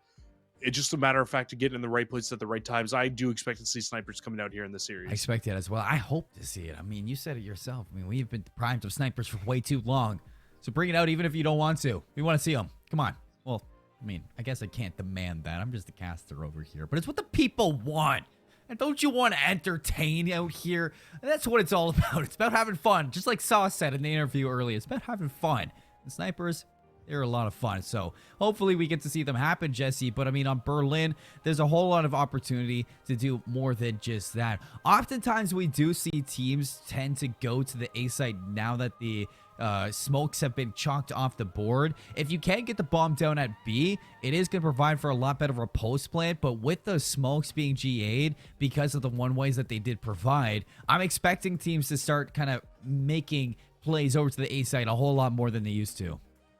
Yeah, you would expect that, but from what I've seen, I haven't seen too much of that yet, honestly. I feel like it hasn't fully shifted away from that. I've seen a lot more kind of hits towards middle of the map, maybe, so then teams can really decide where they want to go with the bomb. But even still, you have a lot of cover on that cross. You can absolutely get in behind the tank, regen if you have to, and then make your way the rest of the way across to that B side. So it's definitely not out of the question yet, even though you've lost your smokes. And honestly, you know what? I don't think smokes were fully needed on this map. I think that you can absolutely hit either bomb site, but you're not wrong. The mind games that you can play on this Oh, map, where you hit over towards the ace site a couple times, and then the teams need to start respecting it a little bit more. Then once they start going there, you can start hitting towards B. You can really, really start to mess with your opponents. well, let's see. What are we going to get right off the bat? Looks like Huntsville on the defense, Northwestern on the offense. And off the rip, look at this hit from Northwestern, heading over into mailroom. Juice got the sniper. Oh, we don't usually see that shot actually come through, but he hit it right through the middle of the map. Spears him right to the noggin. And I'm sure with him having that sniper out, he spotted the cross and saw two players go over to that left side to that A bomb. So what does he decide to do? He tells the team, hey, let's make our wrap over towards A. Yoingi with the sniper, though. He will actually find the cross as well. Gets one player in the back. It's going to even us up at a 3v3. This bomb will go down at the B site for the time being. And now Huntsville, they need to figure out how they want to make this retake, because you have almost a flawless setup right here being cooked from the likes of Northwestern. Did you see where he planted that? He planted that on the back side of the bomb. So Huntsville, they can... Oh, yeah, Juice can't really watch that. No, you can't really watch that from this position. Valor's going to have to go big on the inside here. 3v3 for the retake, 24 seconds. Looks like Juice spots one in. Shot for the tag. Valor to clean up. They know players on the inside. They know players in the warehouse. Yoingi Zongi, pistol out. Looking to make a ruckus. There it is. Plane drop takes out his third, though. So 1v2 for Yoingi Zongi on the inside. Sniper in hand, but there's just no time. So Northwestern, they get the job done, even with the scuffed bomb play. Oh, wow. Wow. Okay. He's trying to make his reel right now. Yoingi Zoingi finds 3 in the round with the sniper. I would have loved to have seen him jump out of the bomb site, though, there after finding that third kill, but he stays inside and ends up falling to the bomb at the very end as well. And what ends up happening because of that, you lose your streaks. He was on 3 in a row already. It only takes 5 to be able to find this, the glide bomb, and that glide bomb gives you so much information and such an advantage to rounds on this map specifically, because you can completely open up or close down and shut off that B bomb depending on whether you have the glide bomb or whether you're on offense or defense. Very, very big misplay there. You would have loved to have seen him play his life at the very end, but Juice, again, watching the cross, will whiff the first shot, but he sees 2 players cross. That should be the information to his team to start making the wrap back over to B. Who was that? I see. It was real. Crossing. Bold of you to go toe-to-toe with Juice when he's been shooting the way he has. Bomb goes down at B. Post plant. 4v4. 40 seconds to make this happen. Look at Valor on the minimap. He is the make or break right now of everything.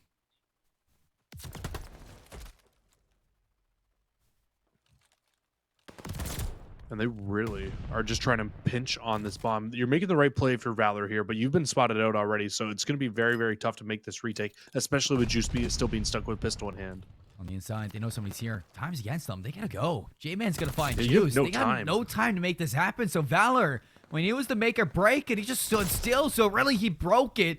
Kills come through, but again, it's over. It was just around. It can't even happen to go your way. Oh my god, and you died to the bomb again. What is happening?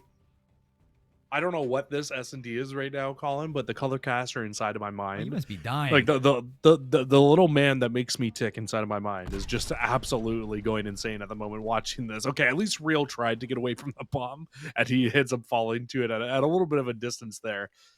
But Valor had the perfect pinch potential. He just took 9 years to get it done. He was never able to break through the back, never able to stop that play down. If he went faster, maybe they have enough time to make that break, but there was 15 seconds left and we were still in a 4v4 and nobody on Northwestern made a move up to that point. They absolutely could be up 2-0 here. They don't win the gunfights. They don't win the round out. And now with the bomb heading over towards A. But you see that through middle of the map if you're J-Man, and you can have so much information. And that's why you're starting to see all the players on Huntsville start to stack inside that A site. Absolutely out of this world. 2 players are here to shut this down, like you said. Plane, you gonna make a move? tucked away. Doesn't expect it. First blood. They know the jig is up. Pine going on the inside is going to win. But 2 to answer back. Raven Steven. But look at this. Huntsville, they're here. I love this play. I don't know if J-Man's going to be ready for it. No, spot out. Juice makes the play with the bomb. He's going to find that third player, J-Man now. Chance to get this bomb down at A. Yoingy Zoingy Sniper. Quick scope. See you later. Bomb down. 1v1. Templar. Automaton. Yoingy Zoingy Sniper. Over the shoulder. It's going to be close. It's going to be ugly. But it's going to be Northwestern on top. I would not have been surprised at all if we saw no scope Noi. His name is getting me all tongue twisted. If we saw him get a no scope there, probably would have lost my mind. It actually looks like he pulled out the MP40 at the very end there to try to win that round out. Just was not enough. And again, Northwestern be successful on their offense. It was defense where we saw them struggle in the last round. They just really had not a good retake towards that B bomb site. I'd be surprised if we don't see Huntsville try to take advantage of that again here.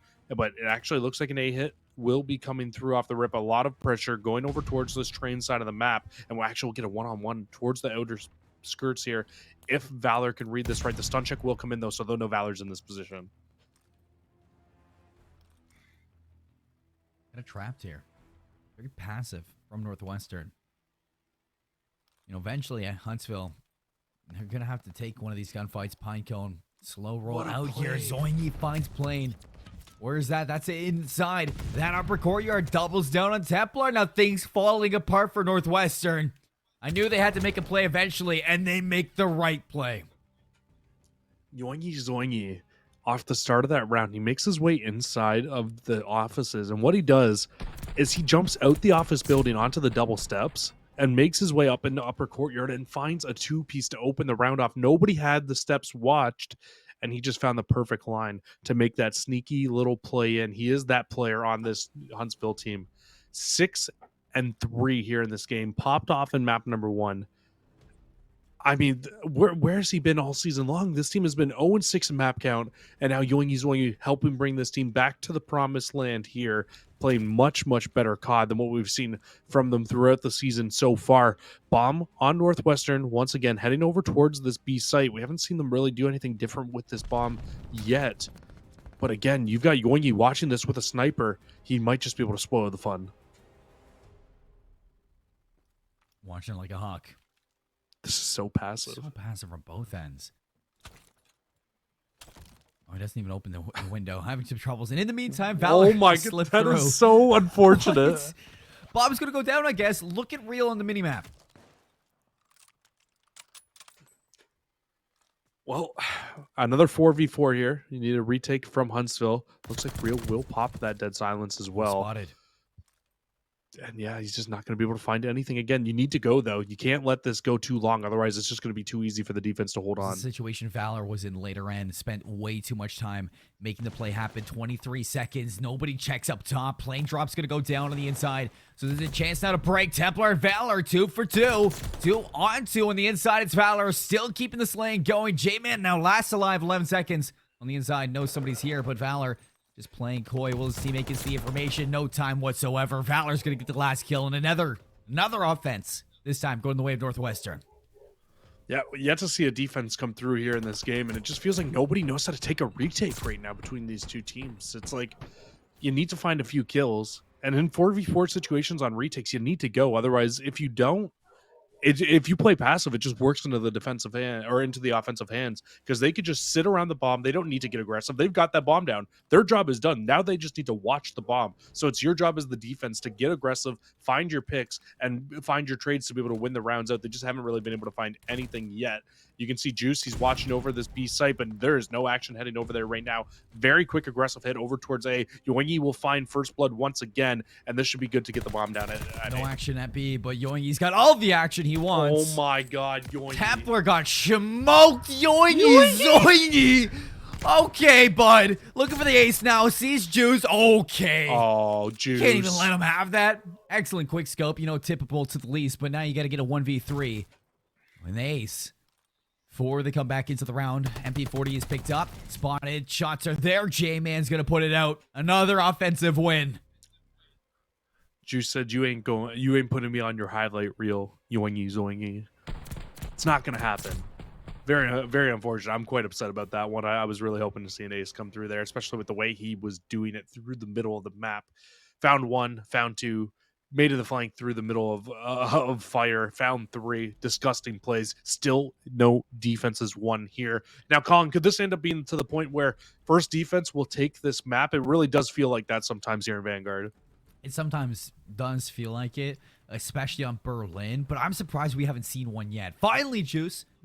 Oh, wait, no, he's on the attacking side. So Juice again, first blood, sniper, right down the middle of the map. Look at where that death marker is. How do you hit that? Well, so what he does there is he Oh. actually gets that first blood. Yes, we just see Yoingi, tie us up, but he gets that first blood. The thing is, though, is he saw a player cross as well after finding that first blood. So I would imagine that they were ready to go and bring that bomb over to B, or over to A. But now it looks like they're actually going to slow things down. They might want to hit back over to B because the retakes from Huntsville have been abysmal on that site. Somebody stop Yoingi. He is putting on a clinic right now with the Car 98. He's like, hey, Juice, you can do it. So can I. Honestly. Doesn't even seem that hard when Yoingi's got the sniper in his hand. 2v3, numbers against. A site on lock, and Yoingi has eyes on B. So all avenues covered right now for Huntsville. Valor making a play through Burning. Trying to get in behind. Maybe set up a pinch with Plane. That's exactly what they're going to do. 21 seconds to make it happen. Spots the first one. Evens this up. Player on the inside is going to be caught. Now Valor opens things up. Bomb's going down. Bomb will go down, and it's up to Yoingi here. He's on 2 in a row. He got 3 in the last round. He's going to need 4 in this round and a bomb to fuse if he wants to win it. 40 seconds to work with, and he gets an automaton. That's huge. Nobody's going to do it. It's this guy right here. 11 and 5. Bombs planted for Plane right now. Player number 4 just wrapping around the outside. So all information is going to come off this automaton player. Yoingi slips in undetected. Hops into the upper courtyard. Player number 4 hasn't spotted him just yet, but now you're trapped. Information's going to be there. Time against, and so are the lives. Huntsville, they get eliminated. Northwestern answer back with another offensive round. Back into the lead. Defense was looking so good in that round. I thought you had a chance there. But Valor, he was able to open it up, find 2 kills in the middle of offices, and completely get that bomb down. Left Zoingi in a terrible spot. And can I just say, Zoingi, we need to get my brother some help here, because he is just carrying this roster on 11 and 5 right now. I mean, even Valor on the other side at 10 and 5. And nobody else in the game is positive beside the 2 players. I mean, it's the Valor versus Yoingi show.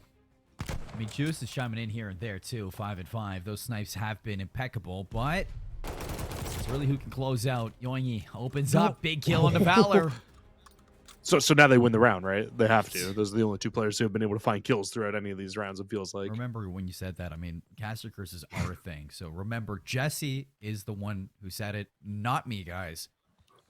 4v3. Bomb goes down. Look for the retake. Northwestern. Around the outside, Juice. Trying to fish for a blood with the sniper, but Zoingi finds a second on the plane. Around the outside, Real takes down Juice. And no caster curse this time. Get out of here with that. No caster curse. And still no offensive wins. Or sorry, no defensive wins yet. And Colin, I think if a defense wants to try to win one of these rounds, I think what's going to need to happen is you need to hit a site as a 4-man unit. And if they don't go to that site, that's when you just make a retake towards the other site, fight as a 4-man unit still, and just play the number game, play that pack-a-dog mentality, and try to close the rounds out, because right now playing as a spread is just not working. You're getting picked way too easy as the offense. Let's see if the adjustments come through. Yoingi running it right down mid with the sniper. Nobody home just yet to answer. And now perfect position. Plane. Oh, he gets spotted, but no chance to ring off the shot.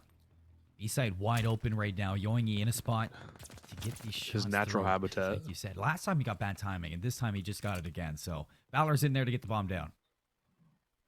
And now we need to see a retake from Huntsville. We haven't yet to see them do this retake in a proper way yet, where it's come through in a successful manner. Yoingi over middle of the map, or sorry, Juice over the middle of the map. I got confused with the sniper. He'll find first blood, and this should make this retake that much harder. Northwestern looking for their 5th offensive win here in this game. Defense always playing a player down. 28 seconds. Pinegone's going to make some ruckus. Into the offices. Nobody sees him. just yet. Juice still alive in the back. Time is against them. Pinecone finds Templar. Second one from Yoingy. Rings off onto Valor. Now slipping into the train docks here. Yoingy 3 in a row. Juice last alive. Does he have eyes on the bomb? Yes, he does. Shot's not there. Second one, they know he's there. Juice finds Yoingy. Hop the bomb is real. They line up for the collateral. No, he doesn't hit the shot. Huntsville, they got an offensive round. That was such a great play by the player watching over the bomb, because he's taking those shots, and with how the way that flinch works in this game in Vanguard, it is so hard to hit snipes when you're getting flinch. He can't hit the shot because of the flinch. They lose the round even though the player's lined up. That is such a great play by the Huntsville team. They get the job done. And now, even if Northwestern win this round, I don't think they can get enough kills in this round to be able to secure themselves a final defense here in this game, which, I mean, honestly, I don't think you really want with how this game has gone. So, I mean, we'll see how this goes, but still, Huntsville trying to get this bomb down Valor. once again, still yet to lose an offensive round. Valor inside. They know where he is. Second one trade. Zoingy does not want to give it up. Now he's got an MP40. 3v3. Bomb is down. 44 seconds for this retake. Can Huntsville put this away? Go up 2-0. Or are we going to see this go round 11? Juice was trying to hit the wall bait. Kind of cheeky, if you ask me. I'm here for it, but nobody's going to get hit. 33 seconds on the clock. Yoingy, another one bites the dust. Right above. Here's the trade. Playing a little bit ugly, and Yoingy makes it happen. He lets him know you earned that one right there. Juice in a 1v3. They know where he is. Sniper's not hitting, and Yoingy's looking to clean it up. There's the shots. There's the kill. And there goes the search and destroy. Huntsville, they're up by 2. I mean, both maps have been close, but Huntsville, they just got the ice right now. They're able to close it out. And like I said, the way that they played that round where they won the defense, and Colin, we were right in assuming that the first team to win a defense there was going to win the game. We saw it happen once again. But that was just absolutely... I am still mind blown by the fact that we saw that play come through. Beautiful play in round number 9. When you take those shots, you're body blocking over your teammate, where even if you do get hit by that snipe, the likelihood of getting collatted in this game is not that high. The snipe's not that powerful. I hope we get to see it again here. We're going to look at the replays here. We'll see if it comes through as one of those plays, but we had snipes galore here in this map. I mean, it was everything we wanted. I asked for it. You asked for it. It's what we got, and they didn't disappoint whatsoever. 19 kills, Jesse, for Yoingy Zoingy at the end of it. 19! And he was rocking a sniper. I didn't even notice that. That's crazy. That might honestly be the most I've ever seen in NACE, to be honest. I think that's the most I've seen in a search and destroy while I'm casting so far. Look at this. Here's the play again. Dude, they lined up. He had a chance. Oh. No, he had a chance to hit that. That wasn't flinch. He missed. No, it was Come flinch. on. It was 100% flinch. No. You can't completely give that one. He definitely could have hit the shot, but he did get flinch. He did get flinch, man, for it was sure. so close. They lined up. It was there. Could have got it done, but it just didn't happen. It's heartbreaking, really. After going back to back with so many offensive wins, to lose like that. I also don't know if he gets the kill on a collat there as well, though, because they were stacked. It's a little bit hard to get collats in this game. It's not as easy as it is in other ones. With the way the GAs work on the snipers, they're not that powerful to the point where you're going to get collats unless you're getting like double headshots. That's probably like the only way you really see it come through. So, you know what? It's all good. I still, honestly, I just think that play was so big brain. I absolutely love it. I'm here. Just got Mr. President. Mr. President, get down. I got the bomb. They got me nerdy now. So. You know what? I'm here for it. I'm here for everything, Jesse, that we just saw out of that one. Yeah, it was a little bit hard to watch at the start there, and some of those offensive rounds shouldn't have been lost, but it was entertaining. And that's what I love to see right now out of this whole thing. Gavitu Control is what's up next. We've only seen Tuscans for the day. So talk to me a little bit about this one. What's different in Gavitu that we might not see in Tuscan? Well, it's very similar to Tuscan in some ways, and in other ways it's completely different. You have the A site and you've got a B site, and that's exactly the same. A site, much easier to hit than the B site. That's exactly the same. But I think the B site is a little bit more doable on this map, actually, than it is on the other map. Because if you can get into the right positions on that B site, the B site, if you guys don't know, it's on the same exact spot where your third hard point is. It's the West Beach zone. And if you want to be able to get that site, really what it is you not only need to get a wipe, but then get a player into the South Jungle. If you get a player into the South Jungle, what it does is it forces the defense to spawn out at the docks. And once you spawn them out there, I mean, it's so easy because they basically have to file in one by one through small choke points, and you can close it out. It's just the matter of fact of getting them into that position. That's the hard part. It's going to be a hard one, indeed, for Cavit too. But honestly, it's a good change of pace than seeing 3 Tuscans in a row. So I'm here for a little bit of change. Yeah, I'm 100% here for it. I'm excited to see what we get. And you know what? Tuscan wasn't really the story we're used to. We saw a lot of offensive wins. So you know what? Let's see if that's going to change here. Huntsville on the attack right away. Hopping A, working on that second tick. Northwestern haven't been able to break it just yet. And this A side, it's going. It absolutely is. 2 ticks of progress already through. 3rd tick is well on its way. You will get 1 contest, though, coming in from Northwestern. Templar pushes in. Templar falls. And actually, I didn't notice. There was one more player who was playing drop. He tried to contest. Juice will try as well. But try your best and fall again. This should be the A zone done and dusted now. We'll see how they play for A. Step 1, done. Step 2, on the way here. Yoingi is going to get cost. That dock set up now for Northwestern. Looking to get control now of LST ship. See if they can catch players on the rotation. 2 go down. This is the opening now to work for. Juice in a power position up top. It's going to be hard to get into the hill now when Juice is up top, but they are in the hill. And this is where Northwestern trying to play for the break. Around the outside, Yoingi has the overwatch. Good for 1. Still in the hill. Clock is stopped at 149. 1 tick almost going through, and Pinecone's gonna drop, so peeks out. Valor takes him down, neutralizing B. And now back onto the zone is Northwestern. They're able to completely eliminate that.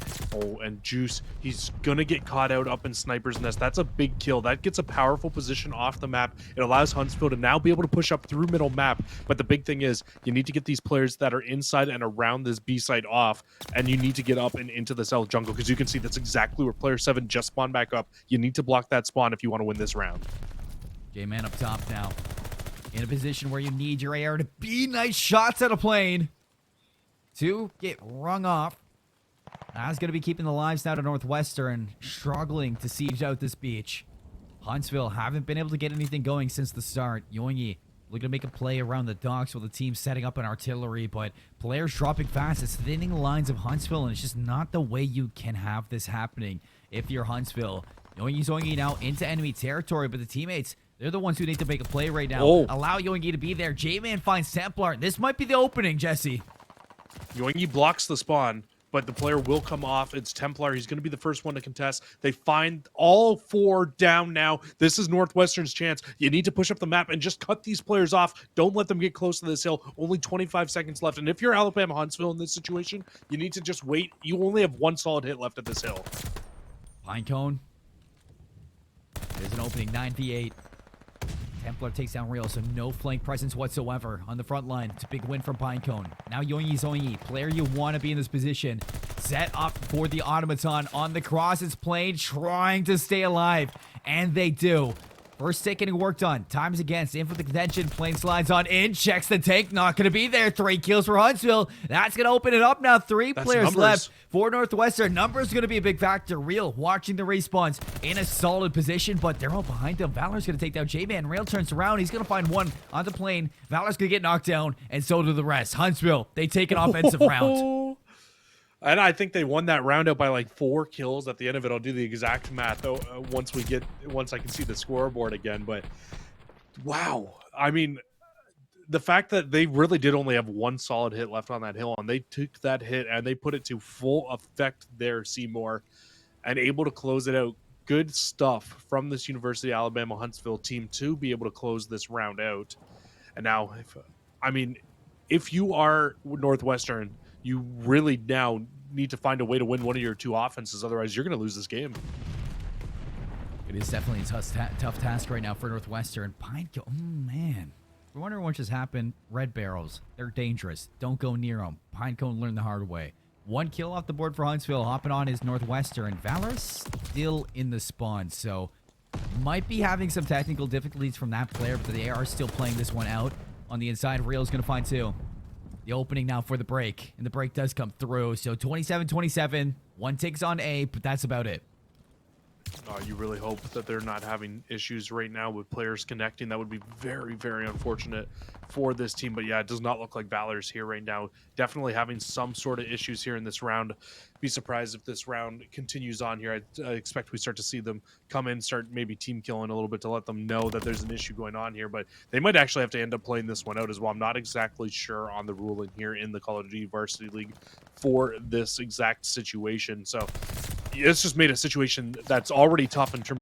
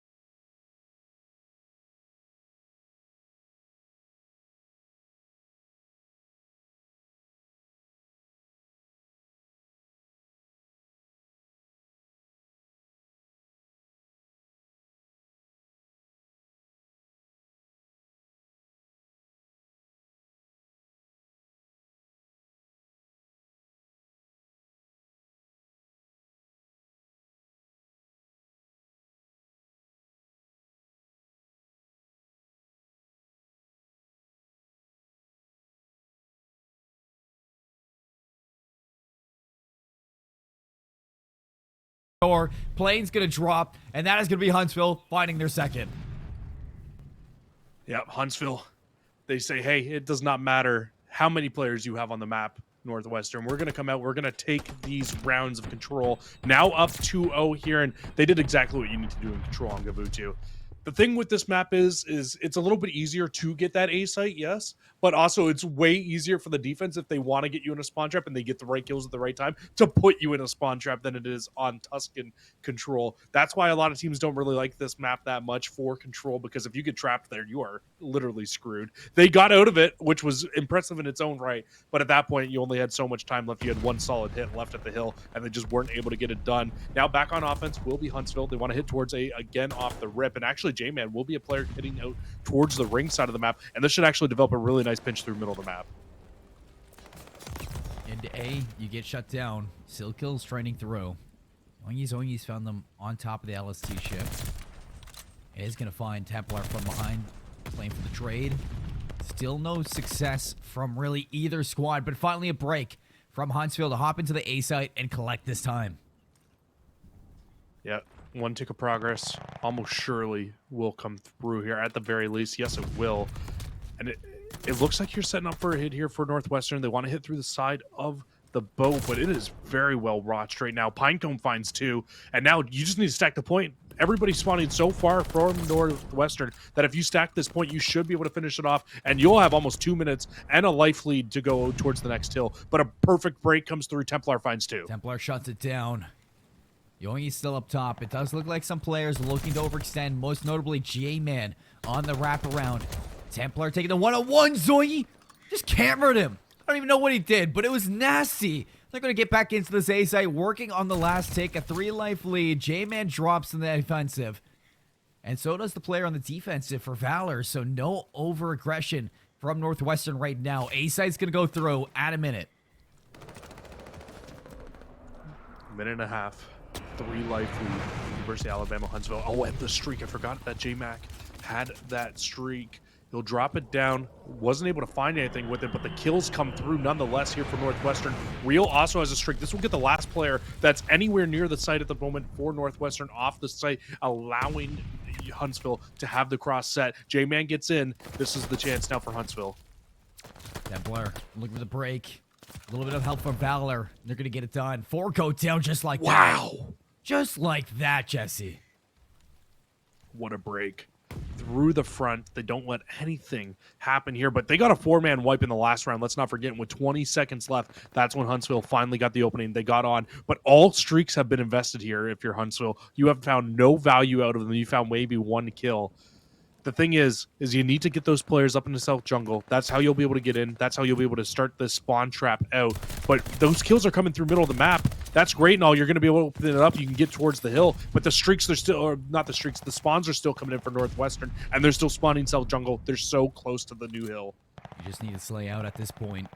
Time, it is going to be a factor, but if you just keep slaying out, putting them against the wall, it is going to be hard for Northwestern to find their favor. Valor's going to drop a shriek. Yoingi's going to be off the board. 19 seconds remaining, Jesse, into this one. Huntsville looking to put this away in a 3-0 fashion. J-Man up top finds a big kill, but on the inside, it's been nothing but Northwestern to close this one out. So you got to touch this hill at some point. Time is against you. Templar and Juice, line them up, knock them down. We keep going. Northwestern, they will take a control round here. That's big news for them to be able to come away with this control round. Because now, if they are able to take an offense, we'll see a round 5. If they don't take this offense, that's it. Map is over. Series is over. It's still series point here for University of Alabama Huntsville, the team that came into this map with into this match, I should say, with no map wins on the season, could end up walking away with a 3-0 here. All they have to do is replicate what they did in round number 2 and shut down this Northwestern team. Strafe run in the hand of Valor. Going for the A right away. Lots of player down low. Real big win on a Juice. He should take out Pinecone, but nobody on the site just yet, so Huntsville, they don't have their hand forced. Real, another one. Valor going to go down, and that's the break. And this is where things can get scary. Look at where Northwestern are spawning into the back. You can see already player number 7, Yoingi Zoingi, up into the powerful position. He's going to be there with the automaton, watching over middle of the map, and Spawn Trap has absolutely been locked in here. This looks exactly like round 2. Spawn Trap engaged right now, Jesse. J-Man alive and thriving inside the spawns of Northwestern. Real closing the door on the opposite end, and they are running right into him. Real, another one. That's 4 in a row for this team. And J-Man's going to fall, but the damage, it has been done so far. 10 life lead, and nobody on Northwestern has been able to break just yet. Real again finds Juice, snaps on the inside. Gotta finish those ones. Templar able to fight back. So now here's an opening, but 23 seconds. And Northwestern needs to find a way to break out of this. You need to step onto the hill to stop this clock. It will at least give you a chance to get the A zone complete. You're down big in lives right now, but the round's not over. You get a couple kills in your favor. That's when you come back. But another 4-man wipe might seal the deal here for Alabama Huntsville. Only 3 seconds left. Yoingi Zoingi is going to invest the streak, but that's it. That's a 3-0 sweep. University of Alabama at Huntsville. Welcome to the win column. Coming into this, they had 0 wins. No map wins. No map wins. No series win. And they just 3-0 sweeped to get themselves on the board. What a showing from Huntsville. I mean, that is one way to bring things back. As you know, I was looking for one of these teams to resurge, start showing some lives inside this Call of Duty Varsity League, and we get that out of Huntsville. I don't know what the story was for the past 2 series, but man, they must have been playing some tough competition. Yeah, I mean, I'll go double check back on that, but I'm 100% right there with you. They had to have been playing some very tough competition in their last couple games if that's the way that this team looks, because they honestly don't even look that bad coming into this one. They were going in 0-2. I'm double checking right now. So it was a loss to the SFA Lumberjacks and a loss to UT Call of Duty. So a team that we're actually going to see in our next match as well in UT Call of Duty. So maybe we might be able to see something come in there. But I mean, I feel like the one against SFA is a match where you probably should win if you're University of Alabama Huntsville with the reputation that this school has. They were a very mid-pack team last season inside of NACE. So you expect them to kind of be to a higher level here to only get better as the seasons go along. But clearly off to a struggle here in the Vanguard season. But you know what? This might just be the match that is able to turn this team around and might just light that fire under them to get better and better as the season goes along. Oh, 100%, Jesse. And I would like to see improvement come through. It's one of my favorite things inside collegiate esports, especially Call of Duty. I want to see these teams improve, not just in this one, but in other leagues as well. And this could be your way in. This could be where you look back at things and say, hey, we did good here. Let's keep doing that. Or maybe we missed an opportunity in this situation. We can build off of that. So a lot to be gained from both of these teams inside it. Let's look back at the replays from that control, though. We're looking at the interview now. So the interview is ready. No replays right now. We're bringing J-Man into the desk from a win. Congratulations, man. You guys looked good tonight. Yeah, we did. I'm pretty happy with the team and how we performed. Yeah, I mean, you guys coming into this not having a map win, I was not sure what to expect into this one. Yeah. I want to hear from you. Like, what happened in the first couple of weeks? What wasn't going right that you changed up this time around? So SFA specifically, it was like right after one of my classes, so we kind of struggled to get any type of good practice in beforehand, and so this time around we actually got a scrim going beforehand. We got some practice and, you know, the blood running, I guess, and I think that definitely helped us a lot in this matchup. I mean, the SFA matches were close, and I wish we could go back and play those again, but it is what it is. You know, it happens, and, you know, UT Austin, they're just super talented, so I don't really have much to say about that one. Oh, for sure. I'm going to give you over to Jesse now, because Jesse, I mean, I know he's ready to ask some questions. Definitely. I mean, when you look back at that S&D, there was some very, very strange rounds there in that S&D. What was kind of the struggle with taking, with being able to retake the B bomb site there? Because that was kind of like the big struggle for your team that I saw, at least from your defenses, because defenses clearly were the kind of the struggle for both teams there in that map. Yeah, for sure.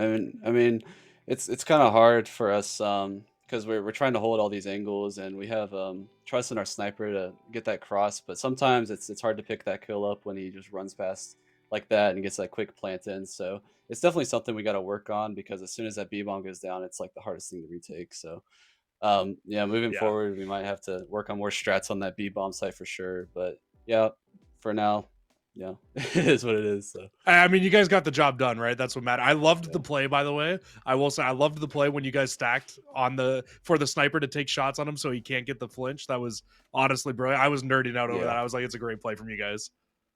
yeah. They're Yoinky Zoinky went absolutely off that map. It's insane. Yo, I gotta ask. I mean, is he always that cracked? Yeah, yeah. He's a dual game player. You know, he's on the Halo team as well, so he's just kind of everywhere, and Oh, he's just damn. overall cracked on the sticks. I mean, can't help it. All right. Well, congratulations on the win, and I really appreciate you coming in and answering these questions, J-Man, for the interview. Before we let you go, though, is there anything you want to say to the viewers at home? Yeah, thanks for stopping by and supporting, you know, whatever team you were here. Had a fun time. Thanks for having us. And take care. Have a great night, man. Congratulations on the win. Thanks, you too. Jesse, big wins tonight for Huntsville. Big answer back as well for bringing them into NACE. And honestly, it seems like J-Man just knows what to do. I mean, a little The bit of a vibes are hiccup. high. Little bit of a hiccup at the start there, you know, didn't get that scrim this time around. They changed things up. They have the scrim, and I like that he was honest. You know, UT, strong team. We get to see them up next, so I'm excited to see Ooh, I'm what team excited took too. down Huntsville. Yeah, I'm excited too. We get 2-0 teams going up next here on the broadcast. I mean, UT versus St. Mary's. It should be a really good match. I'm really excited to watch this one. As am I. As you folks know, Jesse just said it. St. Mary's versus UT COD coming up next after this break. We'll see you for the last match of the night. Stay tuned.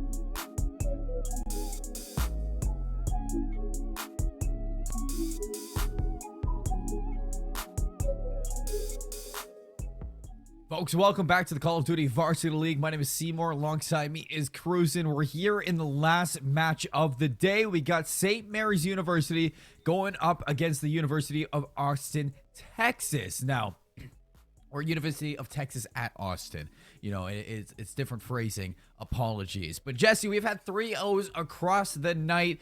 Talk to me a little bit about this series. What are we in for?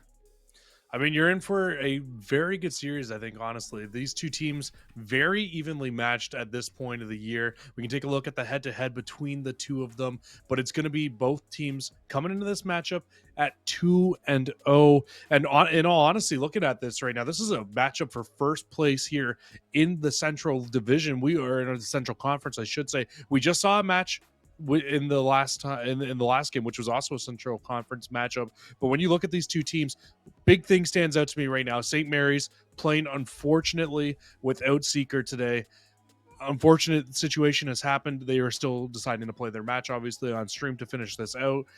Sometimes life happens. You can't be here to play games. Hope things get better for my man. I just hope that the team's able to show up today without their captain. You know, Seeker, definitely going to miss him tonight, but, you know, personal things come up, and we're hoping things get better for his own sake. But St. Mary's now would be a great time to come out for a win for Seeker right now. So absolutely looking to bring things back against UT Austin, Chung Over, Velocity, Mickey, and Spartan. Let's talk about the series right now. Let's look at the maps we have, Jesse. Tuscan to start this one off. Bocage for the search and destroy, Tuscan for the control, Gavatsu for the second hard point, and then Berlin search and destroy to close out the stream. And now this is all different. You know, we get our Tuscans for the 1 and 3, can't escape it for the last match, but the Bocage S&D is going to be new. Haven't seen that come out just yet. Talk to me a little bit about this series. How are you feeling for the maps? I'm excited to see a Bocage search. It's been a little bit since I've seen Bocage in terms of search and destroy. And the map is really starting to be developed very differently. On defense, a lot of times, we'll see how these teams play on defense, because obviously the COD level at the collegiate level is a little bit different to what we watch sometimes in Challengers. But a lot of times lately, what we've been seeing, especially with the way that the bomb queues come in, is defenses are playing very passive, because you can kind of sit and wait to hear a bomb planted either side. And then as soon as you hear that bomb start to be planted, that's when you make your push. You try to get onto it, because unfortunately we still don't have those silent plants here in Vanguard. So people, I mean, if it's there, you need to abuse it at this point of the game. We'll see what happened after. Definitely get to see what happens after for this one, but I'm excited to see that Bocage as well. Tuscan's going to be interesting. I mean, we've seen a lot of it inside of the night for this whole thing. So when Tuscan is going to be into this, it's a very fundamental map, very straightforward for the rotations from these teams. I mean, is there anybody, you know, from their records that looks like they're going to have the edge up for this? I mean, it's hard to say, because you have both teams.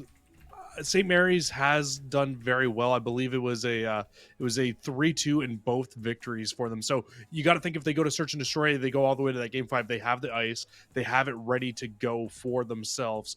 So maybe they might be able to close it off. Maybe you might be able to be able to win it if it goes the full distance. But the problem is Austin, they've been getting it done in 3. They've got 2 3-0s. They're 6-0 map count on the year.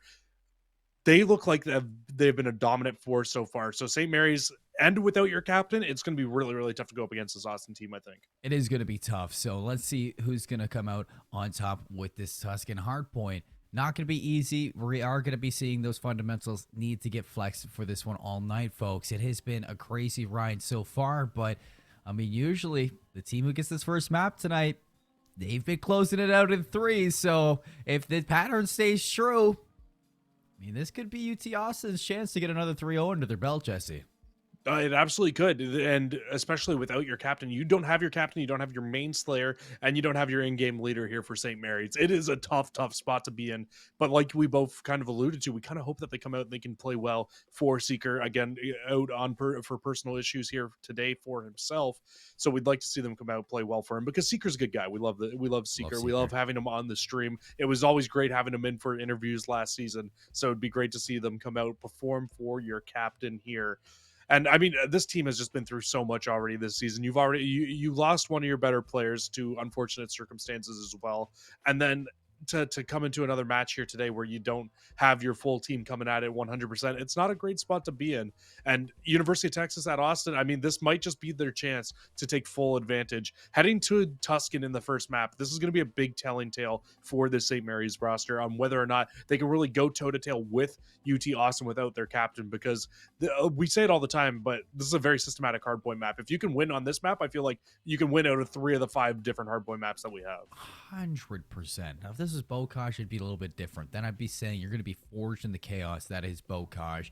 And, you come out on top, you're going to be feeling good off of that one. But a feel-good map for round 1 would be great to open up for either squad, folks. We're getting the lobby populated, getting these players ready to hop in for the first one. Jesse, I want to dial things back away from the Tuscan. Talk about the Search and Destroy that's coming up next, because the second map is going to be big for whoever needs to answer back. What are we looking at for that Search and Destroy? Well, you're looking at both teams really just kind of trying to find their way on that map. I feel like it's really hard to hit the B site on that map, which is the site down towards the river side of the map. I feel like it's a little bit tougher, but if you do get the bomb down there and you do get the full setup, that's when that bomb can really become into full effect. But you know what? We're quite a bit away from that Search and Destroy. Still gotta go through a full hard point here. It will be St. Mary's in the blue, starting off on your left-hand side. They will have the closer spawn, should be the first team to be able to get into the hill. Gonzo set up with a cross. Big plays. Nobody checks it. Trying to run it right down mid. Mickey is able to find the opening now for the pinch. 3 go down just like that. St. Mary's, who had a great start. Now it's all up to Gonzo. Mickey around you. He's going to clear off this hill. Spawns did flip, but it is right now UT Austin in the better situation. Mickey on 5 in a row to open this one up. A hot start for Mickey here in the game. I mean, nobody else really having to do much right now because Mickey's already found that glide bomb, and you can see they're already pushing the aggression here as well towards this right-hand side of the map. They've got 20 seconds. They should be able to hold on to these back 15 as well. So look for possible 35 seconds to 11 at the end of hill number 1. And the rotation, it's absolutely on here. Mickey trying to win this gunfight. He's waiting for some teammate support. They're going to attack this back tank. I don't know what J-Man was talking about when he said UT Austin's a good squad. Look at this guy right now. 7 in a row to open this one up. 29 points for Austin. Inside the first hill now. Rotating over to second. Gonzo gets better timing than Menace. 3 go down the other way. Still spawns to the back for UT Austin. So they're able to reinforce this hill once more. Saucy inside Church is going to cut off the rotations. The break in is perfect, and they're going to start collecting times inside this hill. Looks very similar to hill number 1. You give up a little bit of time at St. Mary's, but you just get a perfect break. Get inside the hill. Start to rack that time up now. And if you're St. Mary's, I mean, with 30 seconds left, you maybe send a few players back in. Maybe Gonzo should be your last player trying to hit this. But unfortunately, UT Austin, they make the perfect play. They push all the way through, and the Longhorns will get the remaining bit of time here. And they are the first team on the rotation. You can see the full set of players now on St. Mary's trying to make their way across the map. But they just get wiped by Mickey alone, already with full streaks. And you know what? Honestly, he might even invest them here because he might double up. Mickey is a menace right now. I don't think I'm menace, but Mickey is menace right now. You got Velocity as well on 6 in a row, so 2 players with full streaks. Mickey and Sauce holding things on the outside. Xander leading the charge around the outside, taking a little bit of heat. Wait for the break. 74-19. Here they come. St. Mary's. Can they find any kills? They're stacked up at the moment.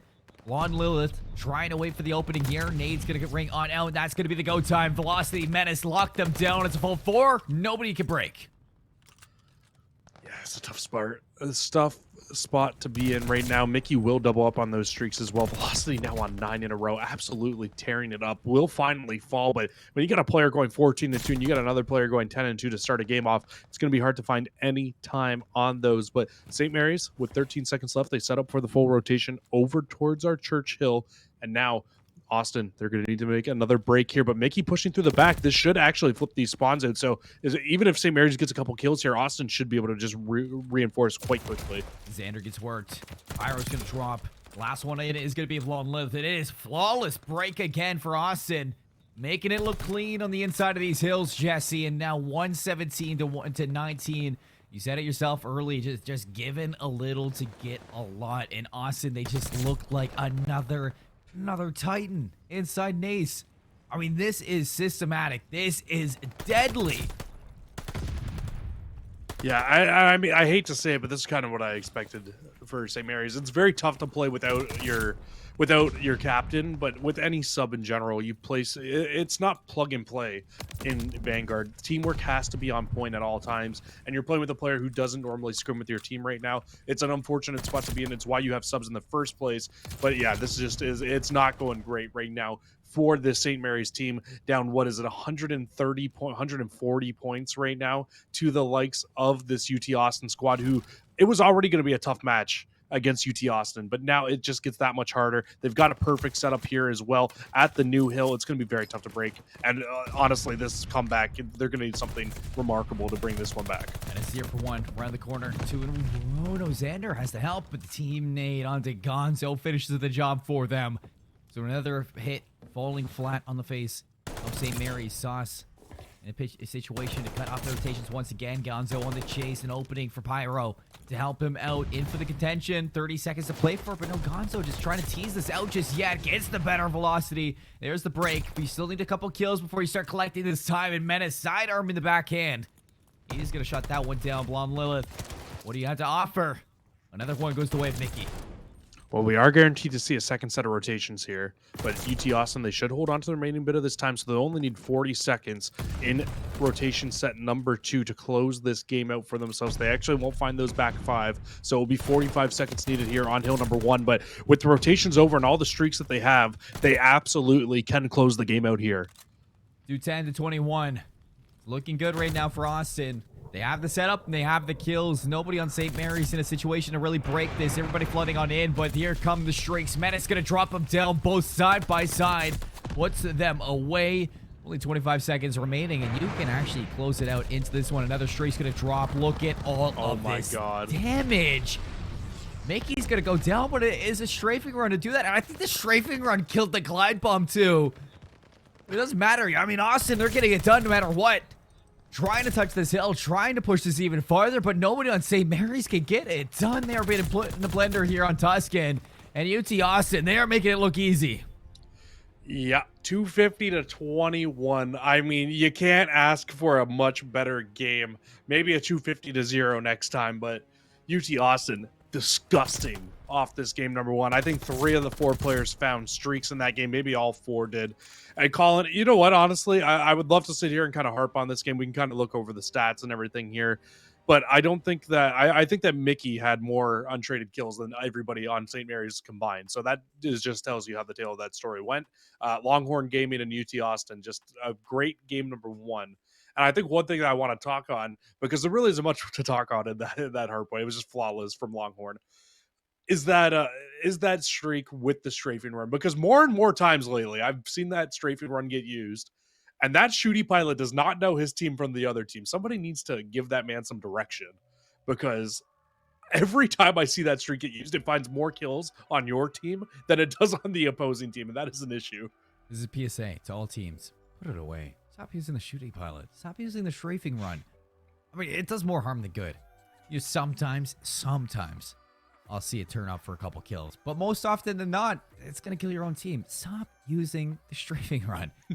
Glide bomb does enough for you. I'm right there with you. Yeah, Glide bomb does enough for you. It only takes 5 to get it. Why not? Just get it out of here. Get it out of here. But you know, we're gonna see it a whole lot more. Maybe teams will actually learn how to use it. But yeah, not a lot to talk about for that hard point. It was flawless, and this is a St. Mary's team that doesn't even have their full squad right now, playing with a substitute, and they definitely look a little bit disjointed now. Moving to the search and destroy, so where you want them to pull things back, and hopefully they can. It's tough on Bokash to make it happen, but if you're looking anywhere to make sure that you can synergize, it is in search and destroys. Hard point, it can get out of hand, but this is now where you need to dial it up.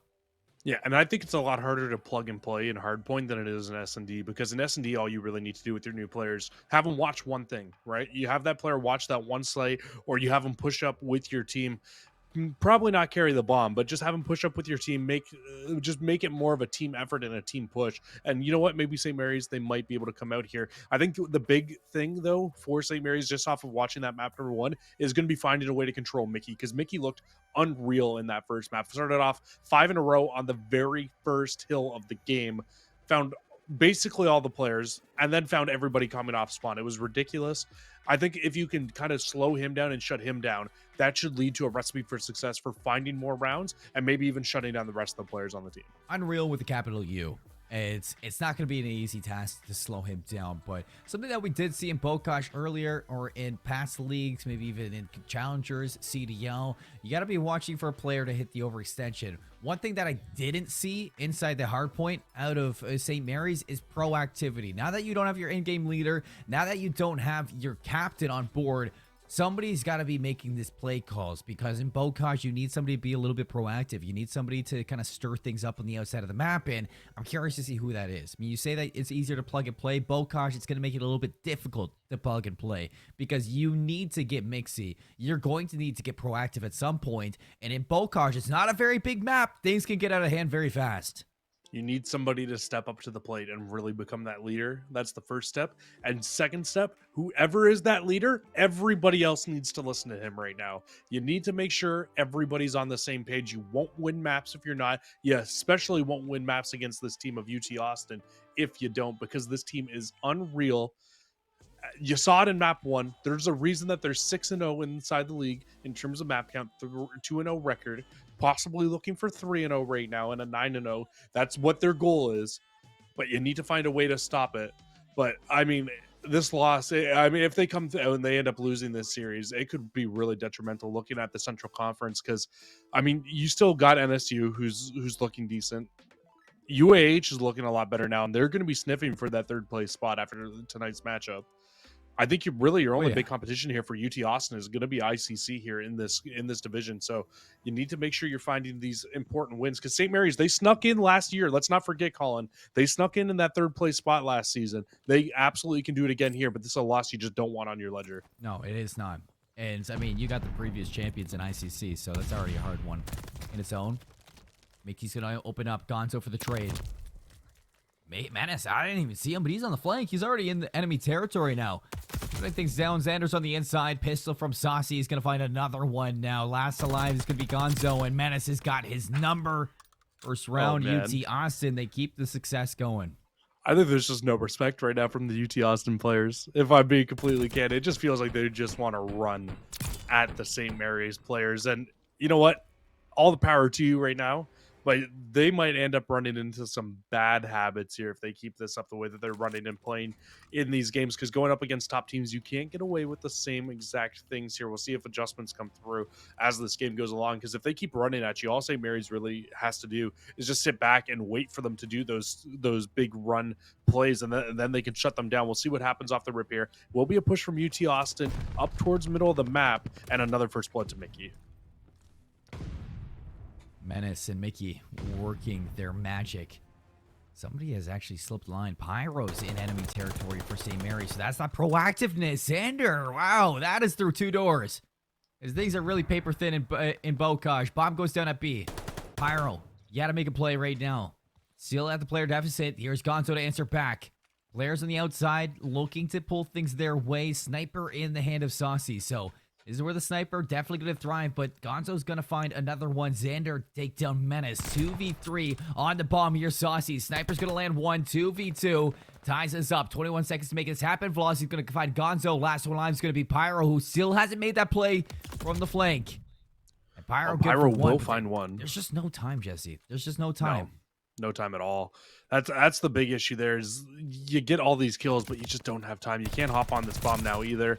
Velocities will check. He'll be able to find the final kill there. But, I mean, that got a little shaky. I did like the play from UT Austin to get that bomb down and flip the map, take the defensive side of the map there, and then just hold it. They held it from the back willow tree with the sniper. It was a good play. It was well executed as well. Just, it got a little scarier than they wanted it to, but I don't feel like it was ever fully out of the question with just how well they were able to hold on and just where the positioning of those snipers were. But UT Austin, to lose a couple lives there in that round, pretty much everybody's streaks get reset at this point, except for Velocities, who was on 2 in a row. We'll see if he can try to find some streaks the longer this game goes. But Xander takes the bomb with St. Mary's up towards this A site. He's by himself for the most part right here. And Saucy finds a snipe through middle of the map to open us off. Mickey finds Xander. Bomb down. Players in the hands of UT Austin. 4v2. That's another one. It's Pyro this time on the receiving end of that sniper. All alone is going to be Gonzo. They hunt him down. Flawless round out of UT Austin. 3 quick ones inside the search and destroy. And this is just the dominance we saw in Hardpoint reflecting into the search and destroy as well. Yeah, it's really is what it is. It's just tough.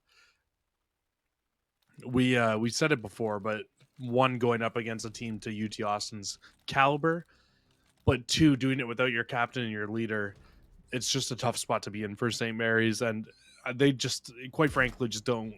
They look kind of lost on the map right now. You would love to see a adjustment come through from the boys.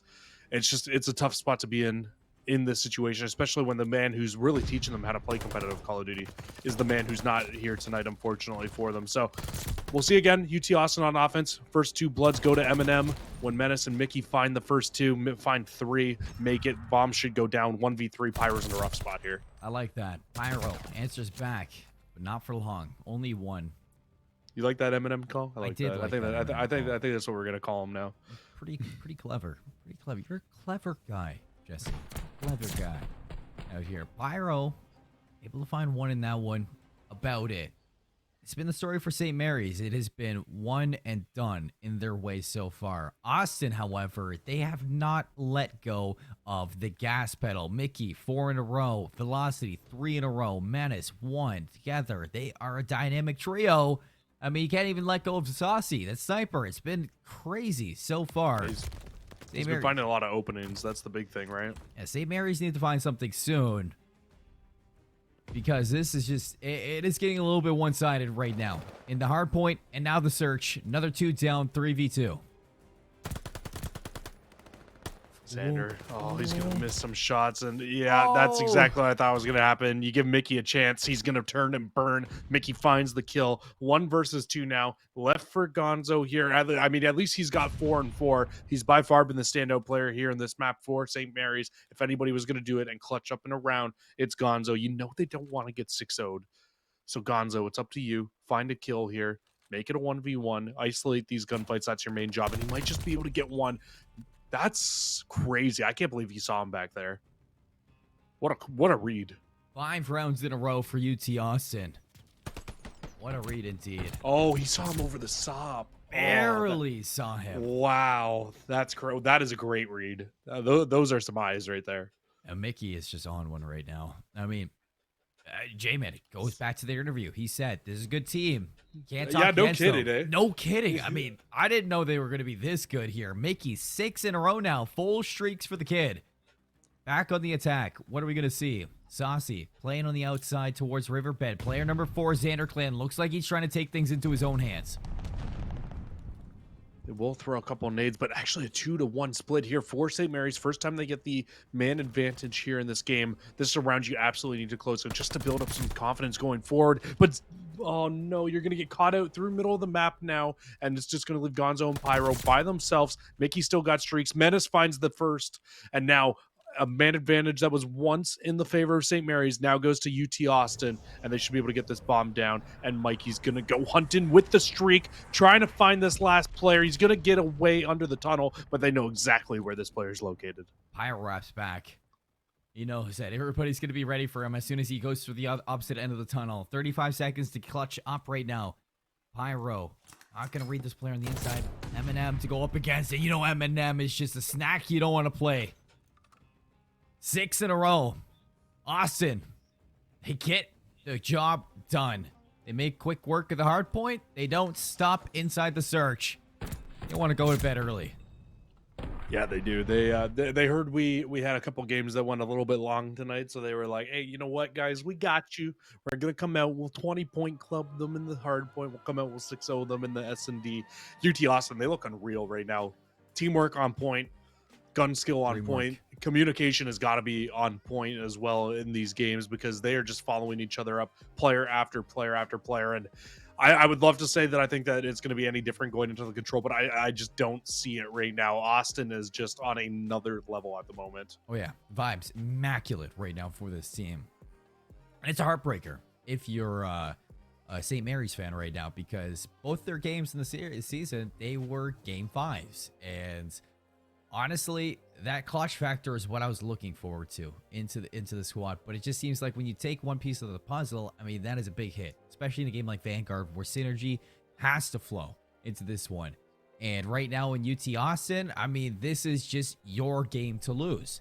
This is set up for what happens next. I mean, you said yourself, you don't want to get some bad habits, but it doesn't seem like this team is doing too much. It seems like they're just doing the right things, and they're getting the job done in a systematic way. And I don't know what you're saying here, Jesse, that we're getting long maps today, or long matches today, because they've been nothing but 3-0s. I was being sarcastic, sir.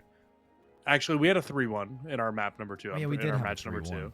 We did. Or no, match number 1, it was a 3-1. Minnesota won map 3. And that was actually a really close match series 2. in our second match.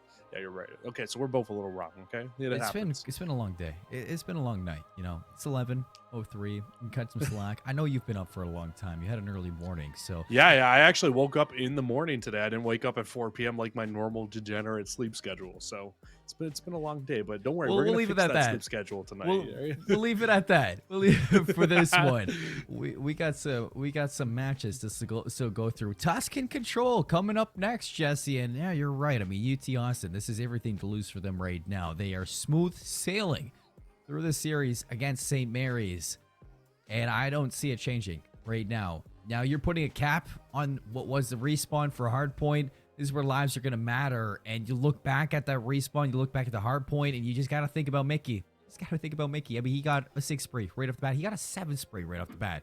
You can't let that happen again. And Mickey terrifies me. Mickey is my sleep paralysis demon. I don't know what that means, but I mean, if he's haunting your dreams, I'm right there with you, Colin, because I think he's haunting the dreams of the St. Mary's players right now, to be honest, too. They're going to go to sleep tonight and wake up shivering, thinking about what Mickey was doing to them on the map, because this man is a menace. Speaking of menace, that's his team partner in M&M. They are both running the map here for UT Austin. I know you like that wordplay right there. Yeah. And I mean, I don't really know what else to say about this. It's going to be a tough match here for St. Mary's. I hope they can come out. I hope they can come and take a couple rounds of control here. I think if there's any game mode where they might be able to take a couple maps or a couple rounds, it would be control on Tuscan on defense if they could shut this Austin team down. The problem is, though, they need to match the slaying power on Austin, and I just don't know if they have that in them. Indeed. And like Jesse said, I mean, there is not much to talk about into this control. It's new into Vanguard. It is still getting worked out for a lot of these teams. Like you said, that might be the one kind of straw that we're grasping at here for St. Mary's to kind of pick up. But I mean, throughout the night, I mean, these offensive rounds on Tuscan, they haven't even looked that bad for teams. So I don't know right here. Oh, that is UT true, Austin, too. We have been seeing quite a bit of offensive wins. UT Austin, they just look like they are another beast to go up against inside NACE, or inside the Call of Duty Vanguard Varsity League. And off onto the attack right away. They get to showcase all their skills and see if they can keep this ball rolling, which they do. 2 quick kills is going to open up the A site. This one's going fast.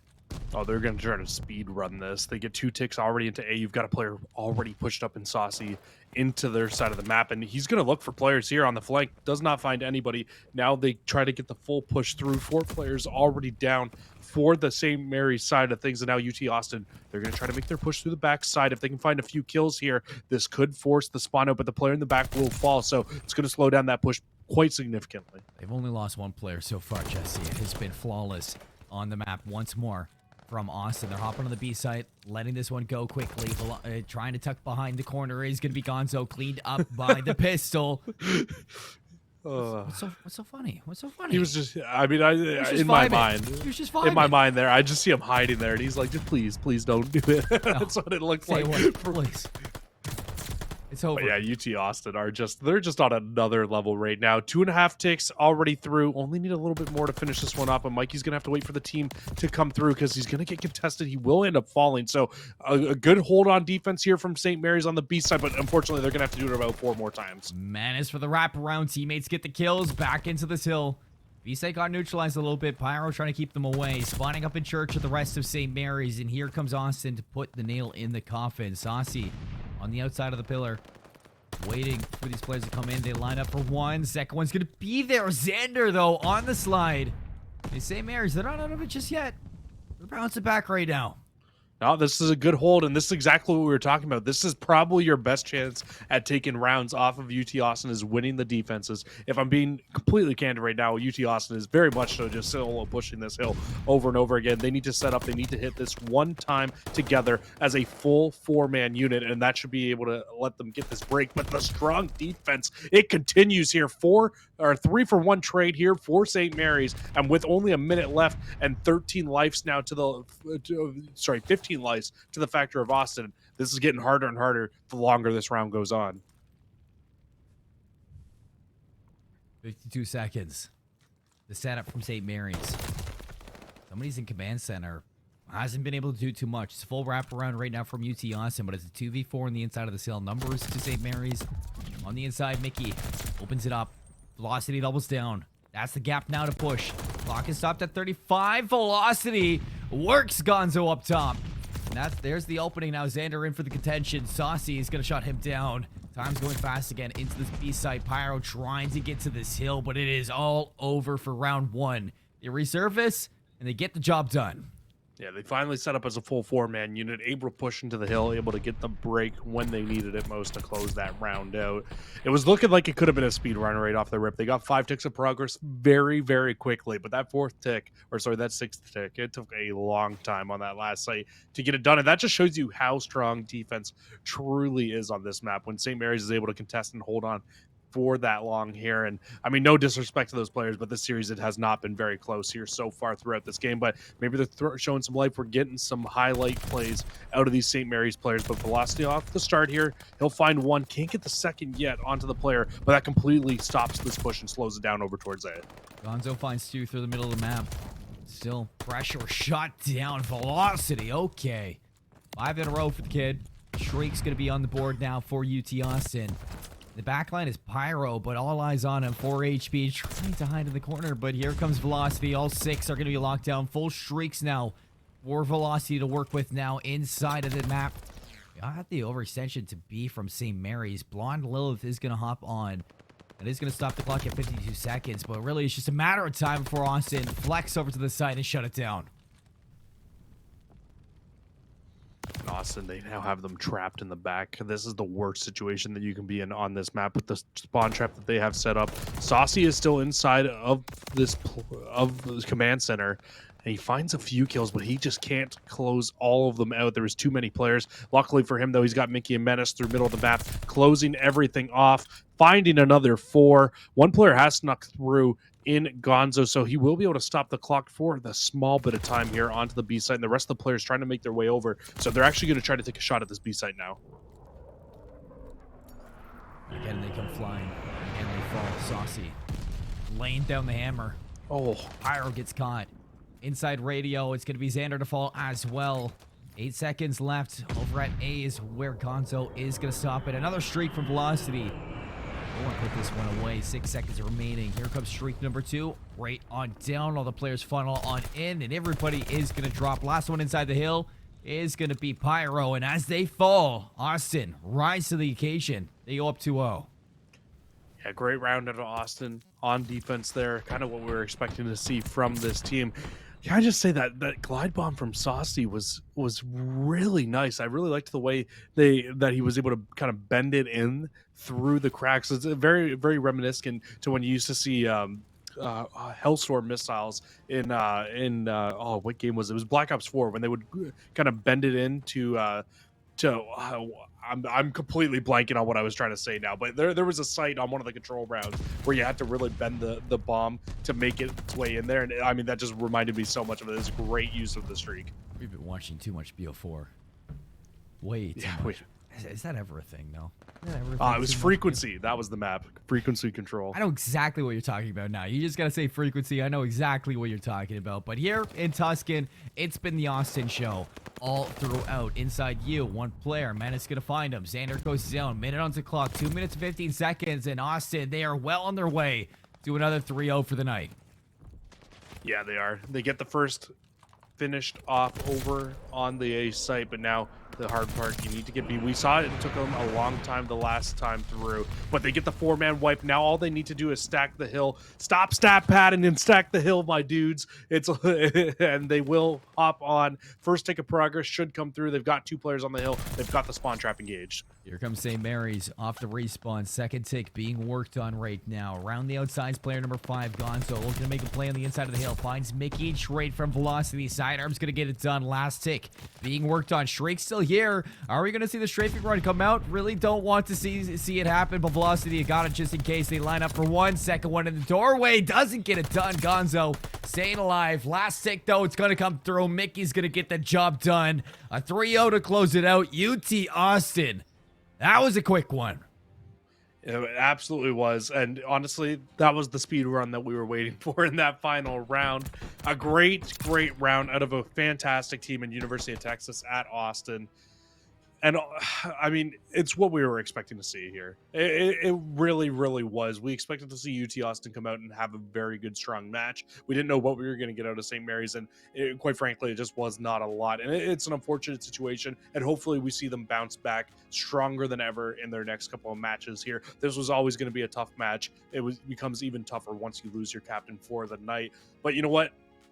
It's all about how you bounce back from hard losses. That's what really defines a great team in my mind. So we'll see what we'll see what St. Mary's can do in their next matchup, and hopefully they are able to come back stronger than ever. A good team is not always a guy who can get hit and stay standing, or a person who can get hit and stay standing. It's somebody who can get hit, fall down, and get back up over and over again. So right now, it's St. Mary's to get that done in the coming weeks. Definitely an unfortunate hiccup along the road, but I mean, UT Austin, they get the job done, and they're going to be pushing their lead even farther for this series. Now, this is a team I want to see go head-to-head with ICC.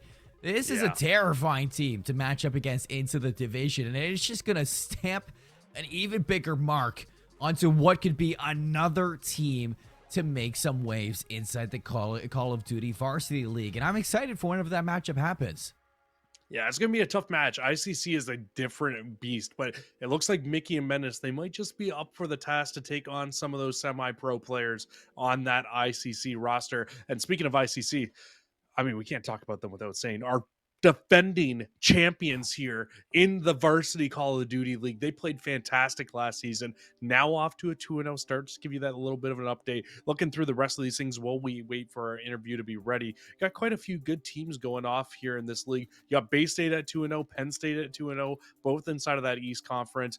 St. Clair improves earlier on the day to 3-0, with Western as well at 3-0 in that conference, and that's in our Northeast Conference. Looking at some other things, you got UT Chattanooga still at 3-0, UNCW at 3-0 as well. That's kind of a shocker to see. University of North Carolina, Wilmington coming in at 3-0. So a lot of good schools really popping off the start of this season, and a lot of things to look to keep growing for these squads after this week as well, Jesse. I'm excited for when playoffs start to happen, when we can start seeing these top teams go head-to-head against each other, because there are some matchups that I am waiting to see happening.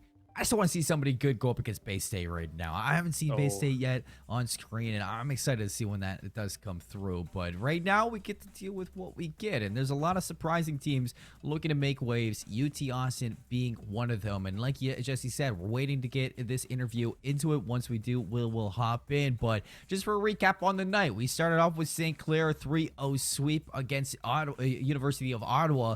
We go over into our second match, Minnesota State Mankato. They made it close in a lot of those hard points, but Illinois State Redbirds, they get the job done 3-1. They close it out, and they keep things going in their own end. Match number 3, University of Alabama Huntsville versus Northwestern State University. Alabama Huntsville, they didn't have a map win going into this match, but a 3-0 sweep, it's going to put them back on that board. Big bounce back for themselves in that third match, and we just saw one of the quickest matches I've ever seen in Vanguard history so far, with a heartbreak out of St. Mary's. University of Texas Austin, they just look electric right now, and that 3-0 definitely was terrifying, Jesse. Anything surprise you really on the night?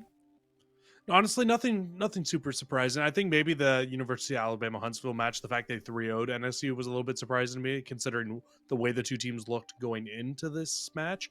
But it was nice to see University of Alabama Huntsville really come out and kind of pop off the way that we expected them to. Because last season they were good. They were 7-5 at the end of the year. They were a great mid-pack team, and a team that, if they won one more match, they would have been the team instead of St. Mary's inside of that Central Division, making the playoffs. So they were right there last season. They just weren't able to get the job done. It's nice to see them start getting back into their form. It's going to take a little bit, and honestly, with the way that they said like they weren't able to get like all of their the way that they weren't able to get all of their players on the same page and weren't able to get the best practice, that's a big thing going into a lot of games. And if they can really kind of get that kind of schedule on track, that's when you're going to start to see that team making strides and improvements. Well, Jesse, it doesn't look like we're going to be getting an interview 4th and 9. So we're going to hop over to the schedule for NACE Starleague, see what's up next on the menu, because as we see, Monday, Tuesday, Wednesday, it has come and it has gone. Coming up soon, Friday, CSGO for NACE Starleague. Same time, same place as today, just in a few coming up. It's going to be exciting when we see it. Hope to see you there. But for Call of Duty, that's going to be all she wrote on the night. It has been a crazy day. It has been a long day. And a lot of different things have been making sure that they shake up these standings. But Jesse, this is where we close the night, folks. I hope to see you next week on Wednesday, same time, same place for some more Call of Duty Varsity League. I'm excited for it, and I can't wait to see you there. Have a great night.